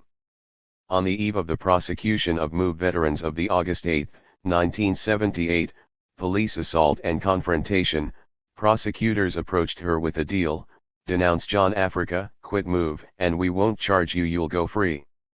The dedicated, principled revolutionary mother refused the offer and was charged and convicted of conspiracy, the crime of being a MOVE member, and sent to prison for a decade. She remains a strong, deeply dedicated naturalist revolutionary, despite being a victim of America's most blatant act of state terrorism in modern-day history. Conclusion: facing beatings of startling brutality, unjust imprisonment, judicial vengeance, legalized police terrorism culminating in a government bombing, MOVE has every reason not to exist today. That they do, is testament not only to their gritty determination, which is utterly remarkable, but offers poignant proof of the power of a belief, the teaching of John Africa, the power of an idea. Many would have succumbed to far less repression, with good reason. That MOVE remains active, engaged, militant, united in spirit despite a dispersal across the nation, and in death, across the 393 very cosmos, forces us to come to grips with their central motivating theme, the teachings of John Africa. For it is for this, that MOVE has shed their tears, their years, their blood, their brood, to energize the world with a way of life singularly at odds with accepted, everyday life, to bring this teaching to the fore. In an age of Marxist retreat and capitalist advance, where greed goes global, and need goes grievously unrequited, where multi-billion-dollar multinational corporations span continents in search of profit, while millions of refugees, from war, from want, both within and without the empire, continue their fruitless search for help and home. The teaching of John Africa has a place. There must be room for a teaching that bridges black and white, that submerges rank and class into the sea of common, that exalts the natural world as an integral part of ourselves, that regards all life as one all, and that makes health not a mystery, but a reality. For a world, split into rich and poor, is a world breeding war. For a world, severed by race, is a pretty dangerous place. For a world, choking on pollution, is deeply in need of solution. Move points to John Africa's teaching. There are lessons for us all to learn here. See Cow Odinga. I was raised in a family of 9, with 3 brothers and 3 sisters. My schooling ended in the 10th grade when I was kicked out for defending myself against an attack by a teacher. At the age of 16 I was busted for robbery and sentenced to 3 years as a youthful offender. I spent 32 months at Comstock in upstate New York. In 1961-63, Comstock was very racist. No blacks worked in any capacity at the prison. One of the sergeants working at Comstock was the head of the local KKK. My first political education came at Comstock. In 1963 I was caught in a serious race riot. The teachings of Malcolm X, who was then with the Nation of Islam, became a big influence on me at this time. After my release, I became involved in black political activity in New York, especially revolutionary nationalist politics. In 1964 I also became involved in the cultural nationalist movement. By 1965 I had joined Malcolm X and the Organization of African American Unity. I began to move with and among many young African nationalists. My political consciousness was growing daily. I was reading and listening to many African nationalists from Africa and the US and became convinced that only after a successful armed struggle would new Africans gain freedom and self-determination. I also became convinced that integration would never solve the problems faced by new Africans. After Malcolm's death the OAU never seemed to me to be going. 394 contributors in the direction I desired. By late 65 or early 66 I hooked up with other revolutionary nationalists to organize ourselves for the purpose of implementing what we felt was Malcolm's program. We organized the Grassroots Advisory Council in South Jamaica, New York. We were all very young and inexperienced and got caught up in a local anti-poverty program. By 1967 I was thoroughly disillusioned with anti-poverty work, when I heard about the Black Panther Party in Oakland, California. Some of my closest comrades and I decided that this was the type of organization we wanted to be part of. We decided that some of us would go to California, investigate, and join the Black Panther Party if it was what it claimed to be. A few brothers who were prepared to leave did so immediately. Those who remained behind began working together in New York. By the spring of 1968, we heard that representatives from the BPP were coming to New York and that there was a possibility of organizing a New York chapter. I attended the meeting and decided to join and help build the Black Panther Party in New York. I became the section leader of the Bronx section, sharing an office with the Harlem section, in Harlem. In the late summer of '68 I married a sister who was pregnant with my second daughter. In November '68 I was busted on trumped-up charges of attempted bank robbery. I was bailed out on January 10, 1969, the day my daughter was born. 1 week later, on January 17, the day Bunchy and John were murdered, I went underground. I was told that Joan Bird, a sister in the party, had been busted and severely brutalized by the police, furthermore, that the police were looking for me in connection with a police shooting. On April 2, 1969, I was awakened at 5:30 a.m. by the sound of wood splitting around my door.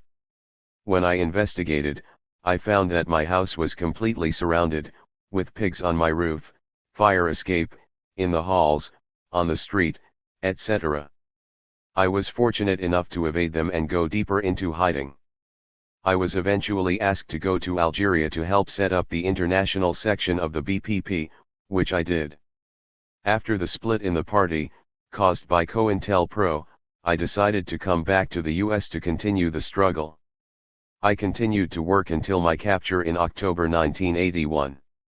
I was charged with 6 counts of attempted murder of police, for shooting over my shoulder while being chased and shot at by police.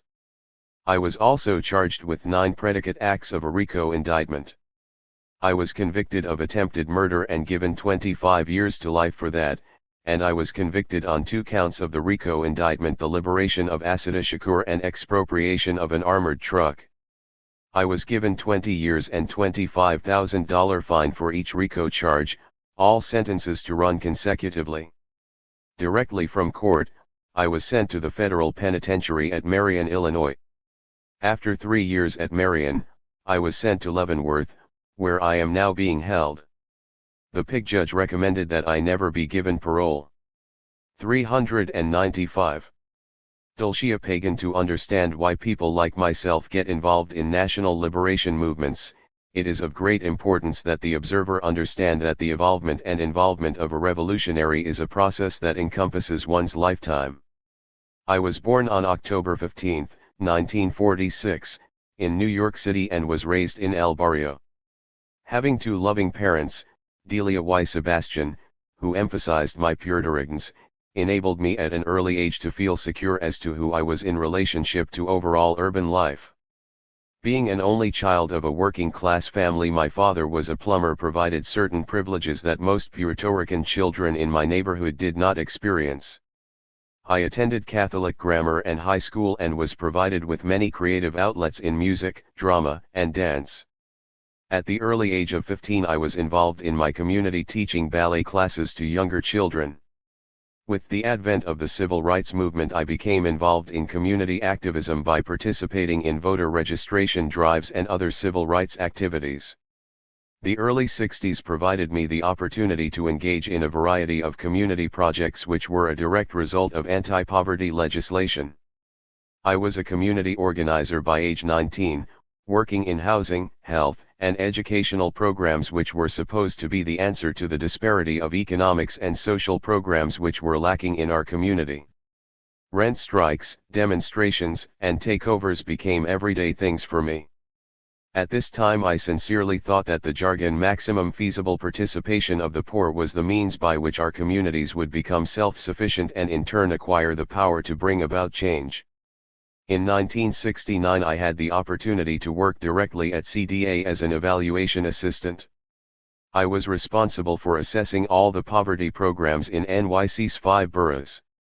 As part of a team, I went out to see what services were being rendered to the people. It was my first awakening, because the unintended result of a major study clearly pointed out that the recipients of services were not becoming self-sufficient. On the contrary, what was developing was an interdependence between the agencies and the people. The mechanisms created by the City of New York were merely paying lip service to the real problems facing our communities. Simultaneously, those of us who perceived ourselves as leaders also became involved in electoral politics. We formed independent parties and created liberal coalitions to see if we could get our own legitimate locals elected. Our financial backing was limited, yet we forged ahead to challenge the system, and we did get certain candidates on the ballot. Awakening number 2, electoral politics was so corrupt and controlled by the regular machine that unless you were prepared to join their bandwagon, it was literally impossible to establish and successfully elect independent candidates. By this time I felt the need to further my education and decided to attend college on a full-time. 396. Contributors. Basis. I attended Brooklyn College, majored in political science and psychology, and became very active in student activities. While at BC1 helped organize the Puerto Rican Student Union, which was a conglomeration of all the PR student organizations throughout the CUNY system. The end result of this effort was the formation of the Puerto Rican Studies Department controlled by the students. College for me represented a means to survive. I had lost both of my parents and realized I needed some form of credentials to enable me to cope in society. I taught in the educational system at the grammar school level and did a variety of consulting work in community development and the arts. During the late 1960s, NYC experienced the resurgence of organizing around the issue of Puerto Rican independence. I became actively involved and participated in demonstrations and study groups. At the community level, the Young Lords Party brought to the limelight Soy Boricua. Many community concerns were exposed, and of course Puerto Rican independence and socialism was an issue to organize around, as well as the release of the Five Nationalists. By the early 70s I began my career as a TV producer and writer in an attempt to create positive images of our people. My field of endeavor centered around investigative documentaries and children's programming at NBC, ABC, CBS, and PBS. To attain access to the media, the Puerto Rican Media and Education Council filed a series of lawsuits against the major television stations which facilitated the local public affairs programming we have today. My journalistic capacities were also utilized as the English editor of a bilingual daily, El Tiempo. Throughout my life I have strived for qualitative change. My work experience served as the means through which I confronted the contradictions that exist in our communities and society at large. It has been the praxis that has confirmed the necessity for socialism and revolutionary principles. In light of my many observations, I decided to join the clandestine forces for the liberation of my homeland, Puerto Rico. I have borne a son, Guillermo, who has been in clandestinity since my capture April 4, 1980. Presently I am at FCI Pleasanton, Dublin, California, serving my federal sentence of 55 years for the inconceivable charge of seditious conspiracy. I am a Puerto Rican prisoner of war. The biggest sacrifice I have had to make is the separation of my loving son, Guillermo. Yet I am certain that my incarceration has not been in vain, because I believe in our struggle and know that Puerto Rico will one day be free and socialist. My son and all our children will be able to participate in a more humane society free from all the vestiges of Yankee imperialism. Leonard Peltier, a national leader of the American Indian movement, artist/activist Leonard Peltier has spent the last 14 years in federal prison as the subject of one of the most controversial law cases in this country's history. 397. Born on the Turtle Mountain Ojibwe Reservation in North Dakota in 1944, Mr. Peltier is rapidly emerging as a master of Native American art. His passionate self-taught portrait style is an outgrowth of drawing and carving lessons he received as a child from tribal elders. Mr. Peltier was convicted on circumstantial evidence for the shooting of 2 FBI agents during a day-long siege in 1975 on the Pine Ridge Reservation in South Dakota. As a result of the ambiguity of the evidence against him, Leonard Peltier's case has been the subject of 3 books. World religious leaders, 60 Democratic and Republican congressmen, as well as the National Association of Defense Lawyers and over 20 million petitioning private citizens have asked the White House for a new trial for Leonard Peltier. Prince Cuba. This is the only creative, inspirational writing I've done in the 7 years of my imprisonment. The mixed metaphors are a synthesis of theology and politics, my dialectical materialist poetry. And of course, the irony that is my sense of humor. Orphaned at an early age, raised by an authoritarian state bureaucracy of incompetent functionaries, I learned and yearned for personal independence and self-determination. This was to be further enlarged in perspective as my world grew larger, and my identity grew beyond the individual self, the tribal, the national, the international, to the universal self. My father came from Cuba with the first wave of anti-imperialist Martis. My mother came from Borinquen, from the same family as Don Pedro Albizu Campos. He, one of the lumpen bourgeoisie in exile, reviled Anglo-Saxon culture, while she, taught in English on her native island, attended Tuskegee. I received my primary education in private schools. Raised in areas where no Latinos had yet gone, I was raised in the new African culture and milieu. It was only later that I familiarized myself with the culture, language, and histories of my parents' nations.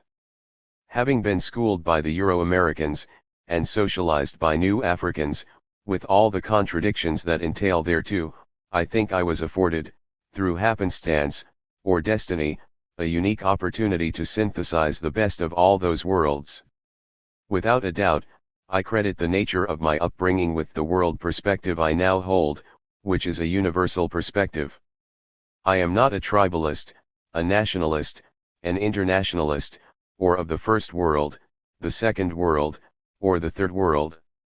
I am universal, and of this one world. I am not relegated to a partial worldview, or a sectist, divisionist world strategy.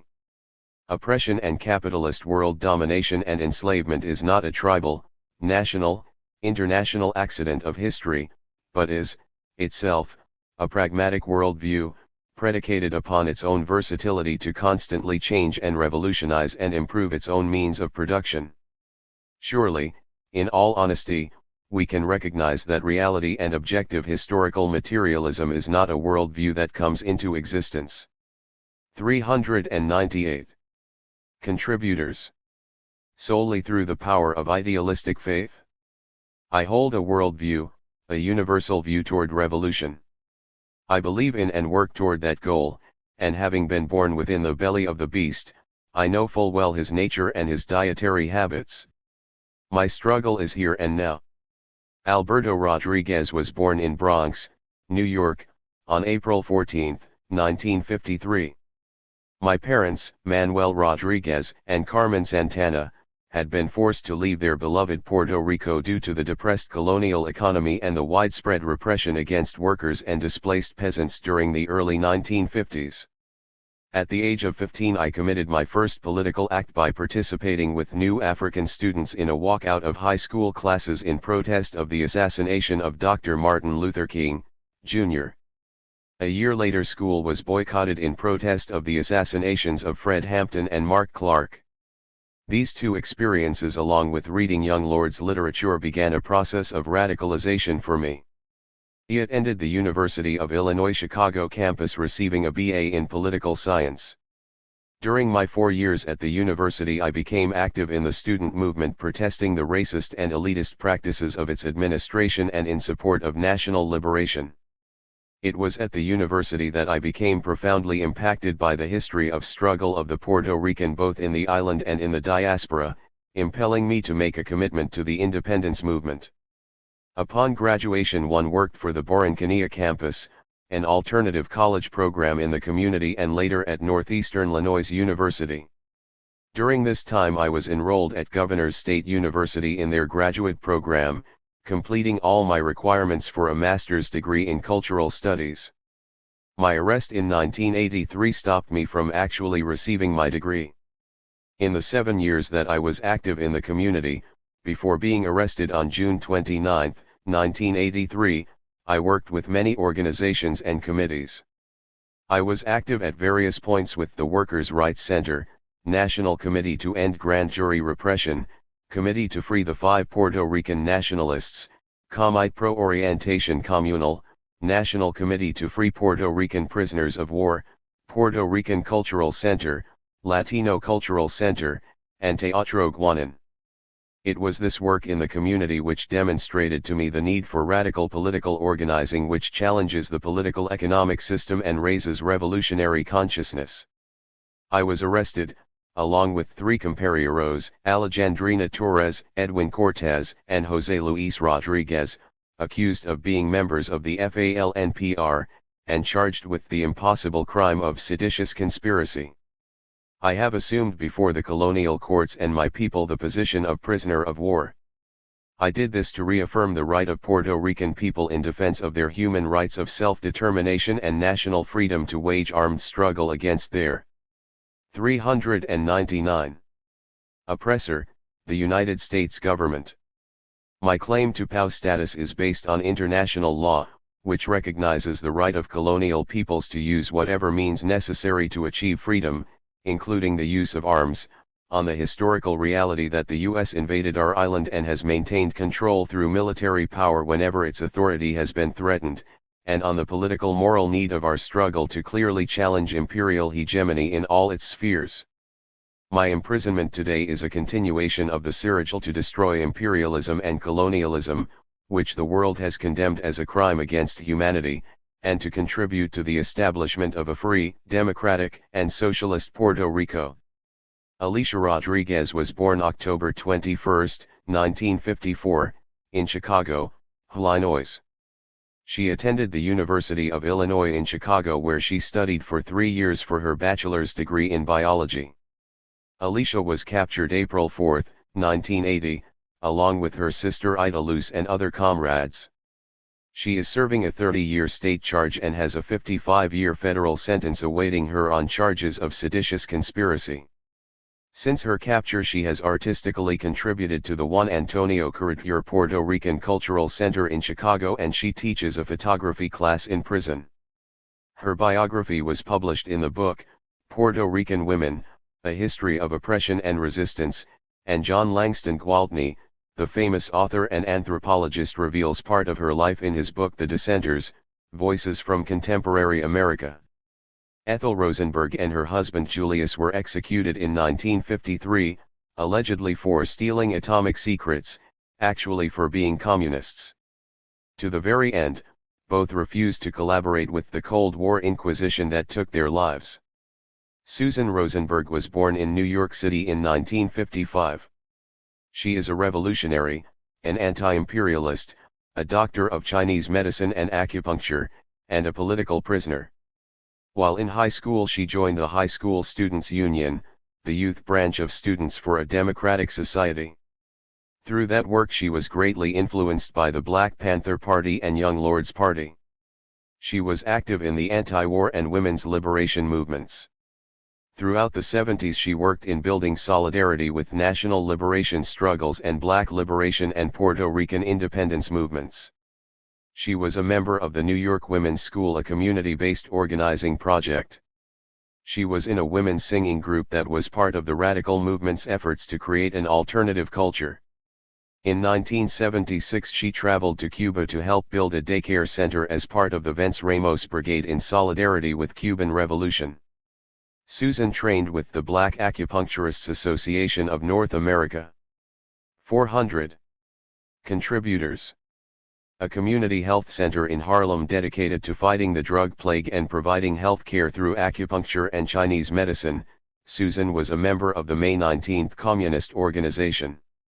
Stemming from the 1979 prison liberation of Black liberation leader Assata Shakur, a massive FBI Joint Terrorist Task Force investigation culminated in 1982 with the targeting of 37 activists in the Black struggle and their supporters. Susan was targeted and later indicted on federal conspiracy charges. She went underground into the clandestine movement. These charges were later dropped. In November 1984 she and Timothy Blunk were arrested, charged, and convicted of possessing weapons, explosives, and false identification. They both took the position at trial that they were part of the clandestine anti-imperialist resistance, and that the U.S. is guilty of crimes and international law violations. They were given the longest sentences for weapons possession in U.S. history, 58 years. Susan was one of 3 women political prisoners imprisoned in the small group isolation basement unit at Lexington, KY, the first explicitly political prison in the U.S. Susan, Puerto Rican Pau Alejandrina Torres, and Silvia Beraldini, Italian national anti-imperialist political prisoner, were targeted by the Bureau of Prisons for this experiment. Its goal, the psychological destruction of women political prisoners. After 2 years of exposure and protest the unit was shut down. After 20 months in this unit, Susan was indicted along with 6 others in the Washington, D.C., resistance conspiracy case. The 7 are charged with seeking to change, influence, and protest U.S. foreign and domestic policies through violent and illegal means and with 4 bombings of U.S. military and government buildings, including the 1983 bombing of the Capitol after the U.S. invasion of Grenada. There were no casualties in these bombings. Susan faces another 40-year prison sentence and is awaiting trial in Washington, D.C. Kojo Bomani Sababu. My African name means unconquerable warrior, one who takes the struggle of his people to heart. I am a new African political prisoner. My political persuasion is communism, and I am actively engaged in the new African liberation movement. He was in the Black Liberation Army, immersed in the struggle for our land and independence. I sincerely believe our national independence struggle has to culminate in the formation of a state called the Republic of New Africa, since the problems of oppression for New Africans cannot be resolved primarily through multinational class conflict. I was born Grayling Brown, May 27, 1953, to Clarence and Edna Brown, who had 9 children. Both were good parents until their deaths. My father was a diligent worker whose only indulgence was loyalty to the bosses. His life was cut short while he was returning home from work during a flood and hurricane. 2 years later my mother was brutally murdered. 401. Stabbed at least 35 times. It was after my mother's tragic death that I began to acquire new African consciousness. That was 1964, in Atlantic City, New Jersey. The National of Islam was strong in my community, and as it did for many other brothers and sisters, it attracted my interest. It was the Nation of Islam that provided me with my first lesson in nation building. The NOI placed much emphasis on studying history, which, ironically, later in my life influenced my departure from that organization. The NOI lacked the ability to evolve into a nation, an incredible history lesson. The Black Panther Party had a chapter in Atlantic City in 1968, and I attended a few of their political education sessions. But cultural and religious nationalism continued to dominate my perspective. In 1972 I was sent to New Jersey State Prison. While there I met 2 people who helped me develop a revolutionary nationalist perspective, Kawasi Balagoon and Andaliwa Clark. Both these comrades forced me to reread history and to reinterpret it. They showed me how history was made through the actions of the masses, and not through passive rhetoric. Even the civil rights movement, which is presented to us as nonviolent, was actually characterized by violent confrontations. My only regret in that period was that we had no cohesive ideological upbringing, our politics were eclectic. In 1975 I was released from prison, I returned to the community, and to the Black Liberation Army. In December of that year our unit was destroyed and I and 2 others were captured during a shootout following a bank expropriation. He was charged with attempted murder against 2 colonial pigs. Later, additional charges of liquidating drug dealers in new African communities were lodged against me. The colonial media tagged me as leader of a third world death squad. In 1981 I was transferred to Leavenworth, where I met Comrade Oscar Lopez Rivera, the Puerto Rican patriot. He taught me much about the history, culture, and contemporary struggle of Puerto Rico, and much about colonialism through the Puerto Rican experience.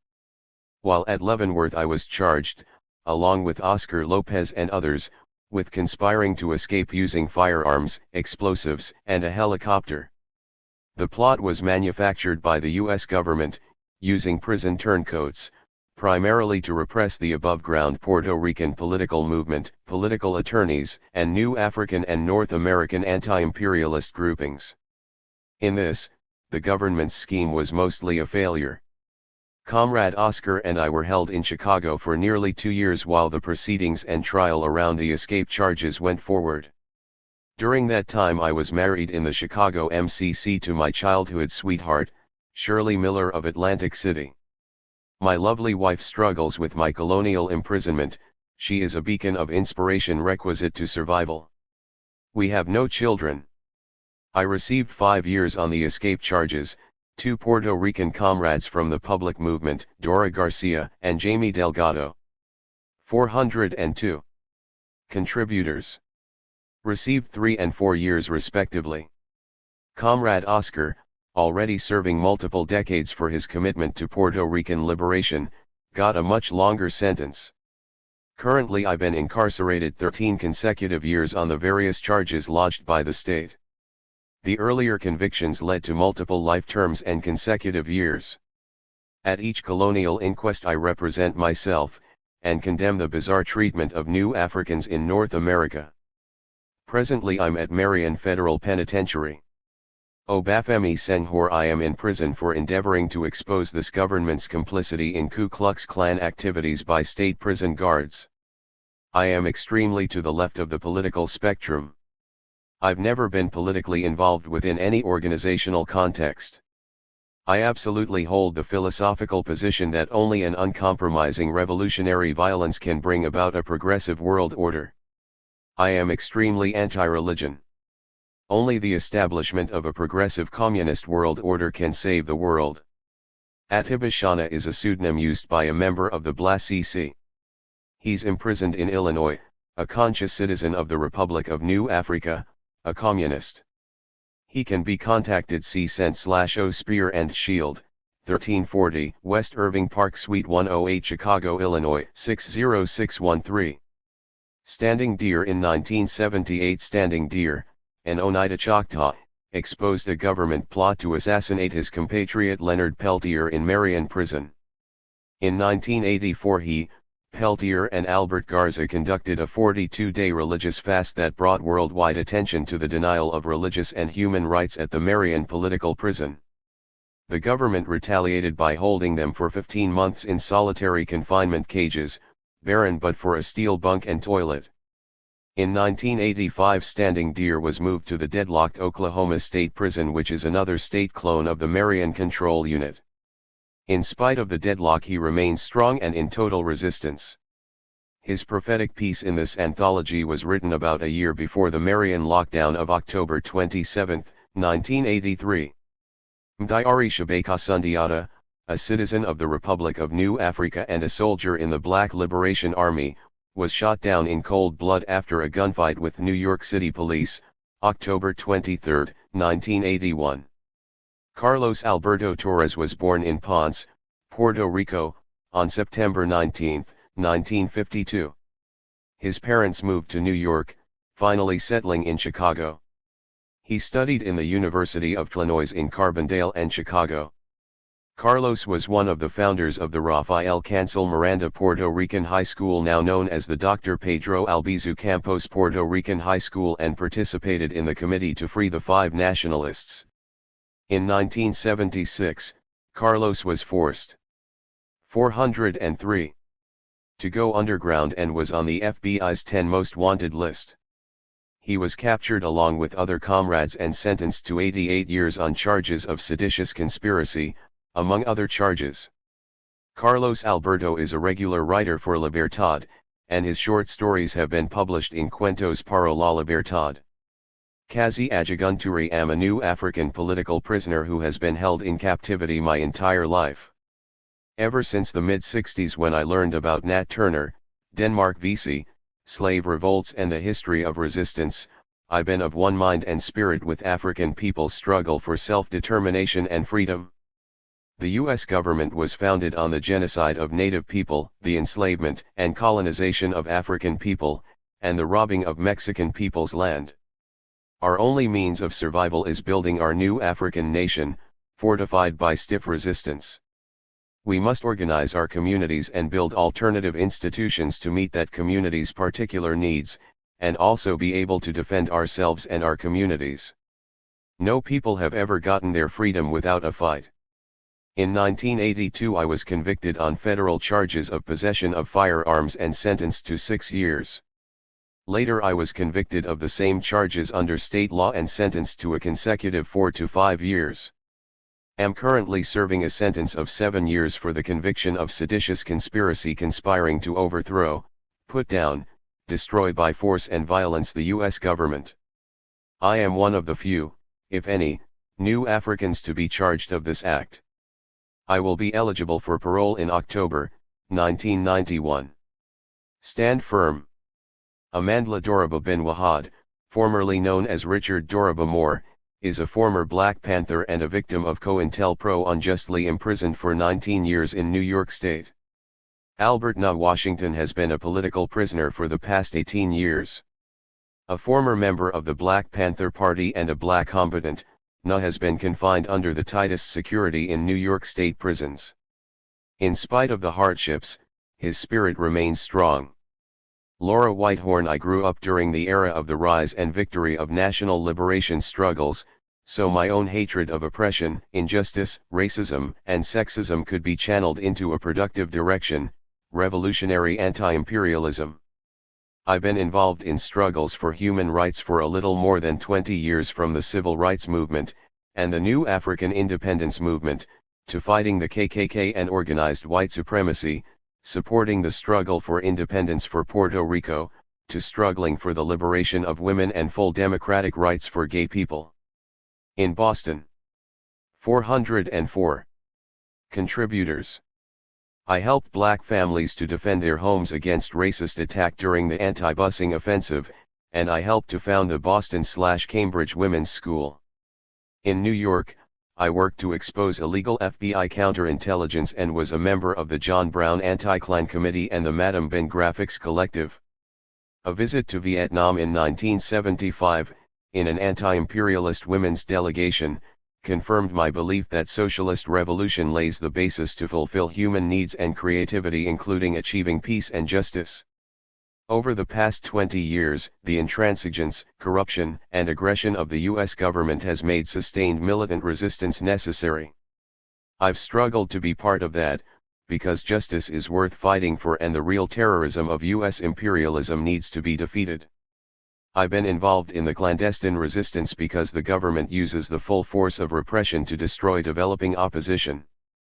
Since my arrest in Baltimore in 1985, I've experienced this firsthand as a political prisoner, held in preventive detention without bail, kept in solitary confinement for much of the time, classified as a special handling prisoner, because of my political ideals and because I'm determined to live by them and fight for them.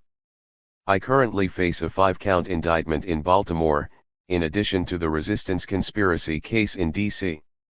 I have been held in preventive detention since May 1985, except for 1 year during which I served the sentence on the New York conviction. Richard Williams have 3 beautiful children ages 18, 11, and 8, and am not married. I was born in 1947 in Beverly, Massachusetts, a small coastal city 25 miles north of Boston. My mother was a factory worker and seamstress and my father was a machine operator. Have one sister younger than me by 6 years. Just when the draft was getting heavy for Vietnam, I turned 18 years old and promptly received my notice. Like most working class kids, white or black, there was no easy way out of it. Either get drafted, join, or hide. I chose not to go. At 20 years old I was arrested for having marijuana, which in Massachusetts was a felony. Given the choice of 6 months in jail or joining the army, I went to jail in 1967 and became ineligible for the draft. I continued to have brushes with the law and in 1971 was arrested for robbery in New Hampshire and received a 7 to 15-year sentence. I was 23 and faced 5 solid years in jail, at the least. I realized at that time that I was going nowhere fast, that I needed to change something, so I started with myself. I became involved with trying to better the prison conditions I was in, which were deplorable. It was 1971, the year George Jackson was murdered, the year of the Attica Rebellion.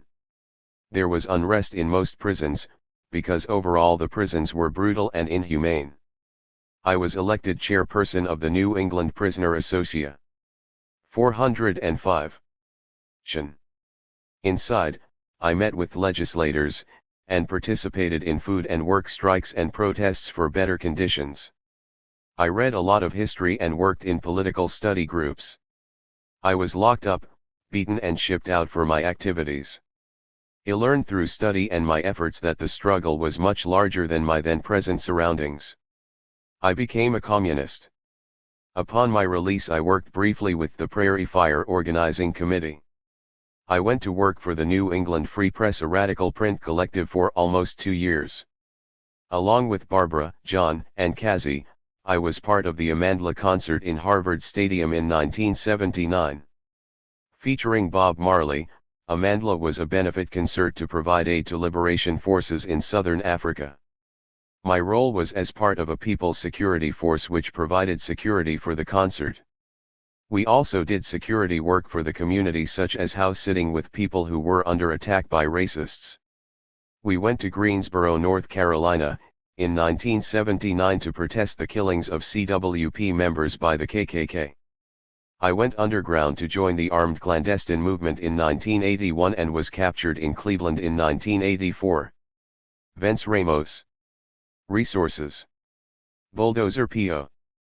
Box 5052, Station A, Toronto, Ontario, Canada M5W1W4 Friends of Kathy Boudin P.O. Bax 020003, Brooklyn, New York 11202-0001 Center for Constitutional Rights 666 Broadway, New York 10012 Comite contre la répression NPO. Box 61066, Hartford, Connecticut 06106. Committee to End the Marion Lockdown 343 S. Dearborn, Suite 1607, Chicago, Illinois 60604. Spear and Shield 1340 West Irving Park Road, Suite 108, Chicago, Illinois 60613. Freedom for Herman Ferguson Committee P.O. Box 393, Brooklyn, New York 11238. Freedom Now, the National Campaign for Amnesty and Human Rights for Political Prisoners, 59 E. Van Buren, number 1400, Chicago, Illinois 60605.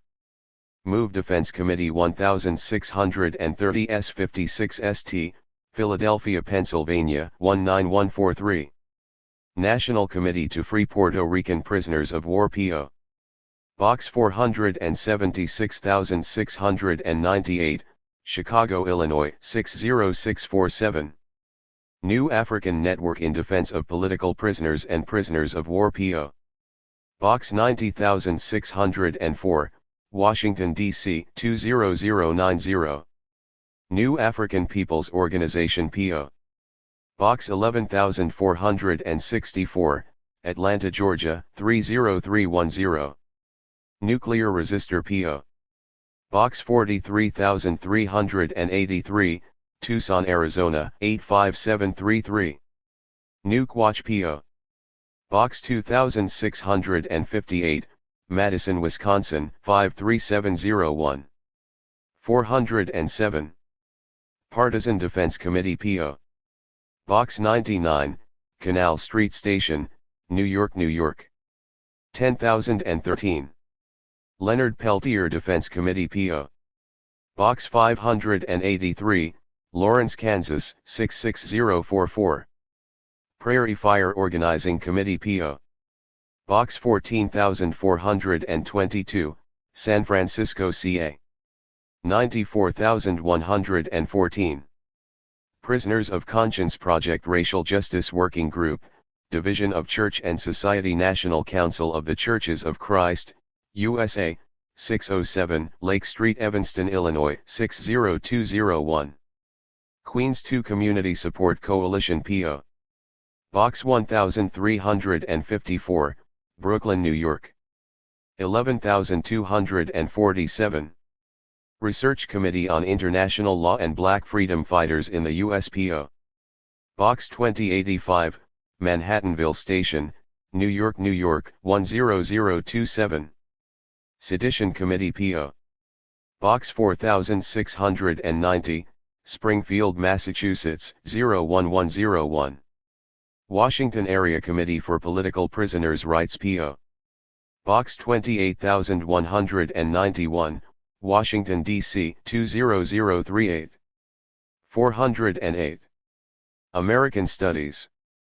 ISBN 0-9324115-59-8 Cloth $39.95 0-9325515-60-1 Paper $15.95. This book is the answer to a lie. The lie is that there are no political prisoners in the United States. The truth, as reflected in these pages, is that U.S. prisons hold almost 200 men and women jailed for their political acts. They are held because of their protests against racism, injustice, and imperialism. They come from almost every national and ethnic group.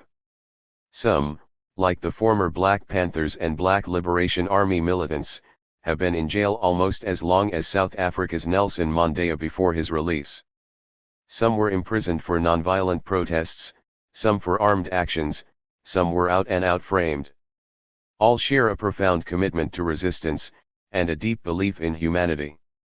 Their poems and stories, articles, and artworks eloquently expose the human truth behind the official lie. A powerfully moving, thought-provoking testament to the strength of the human spirit and mind. Pride, sincerity, openness, and unshakable revolutionary will. A vital heritage that must be shared with our people and beyond as an vehicle. Juan Sanchez, painter. This is an excellent book and it has some fine poetry. It is important to provide creative outlets, especially for those who are restricted, as a_former prisoner, I know. The collection of writing in English and Spanish does it magnificently. Dennis Brutus, poet. While in the occupied West Bank painting murals with Palestinian artists, I met many mothers of political prisoners. They would say, I am the mother of someone who has been detained, but is not a prisoner in spirit. The work in this book reflects that same reality in the United States. These people are taking a stand and lighting the path for all of us to grow more human. Miranda Bergman, muralist. These are the voices they cannot silence, the voices of our brothers and sisters serving 58 years for possession of arms or consecutive life sentences for fighting to make a more humane society. These voices are our conscience words of vision, strength, and courage. Read them and listen to the essence of a reality and a longing that belong to us all. Margaret Randall, poet, teacher, activist. The Red Sea Press. Publishers and distributors of Third World Books 15, Industry Court, Trenton, New Jersey, 08638.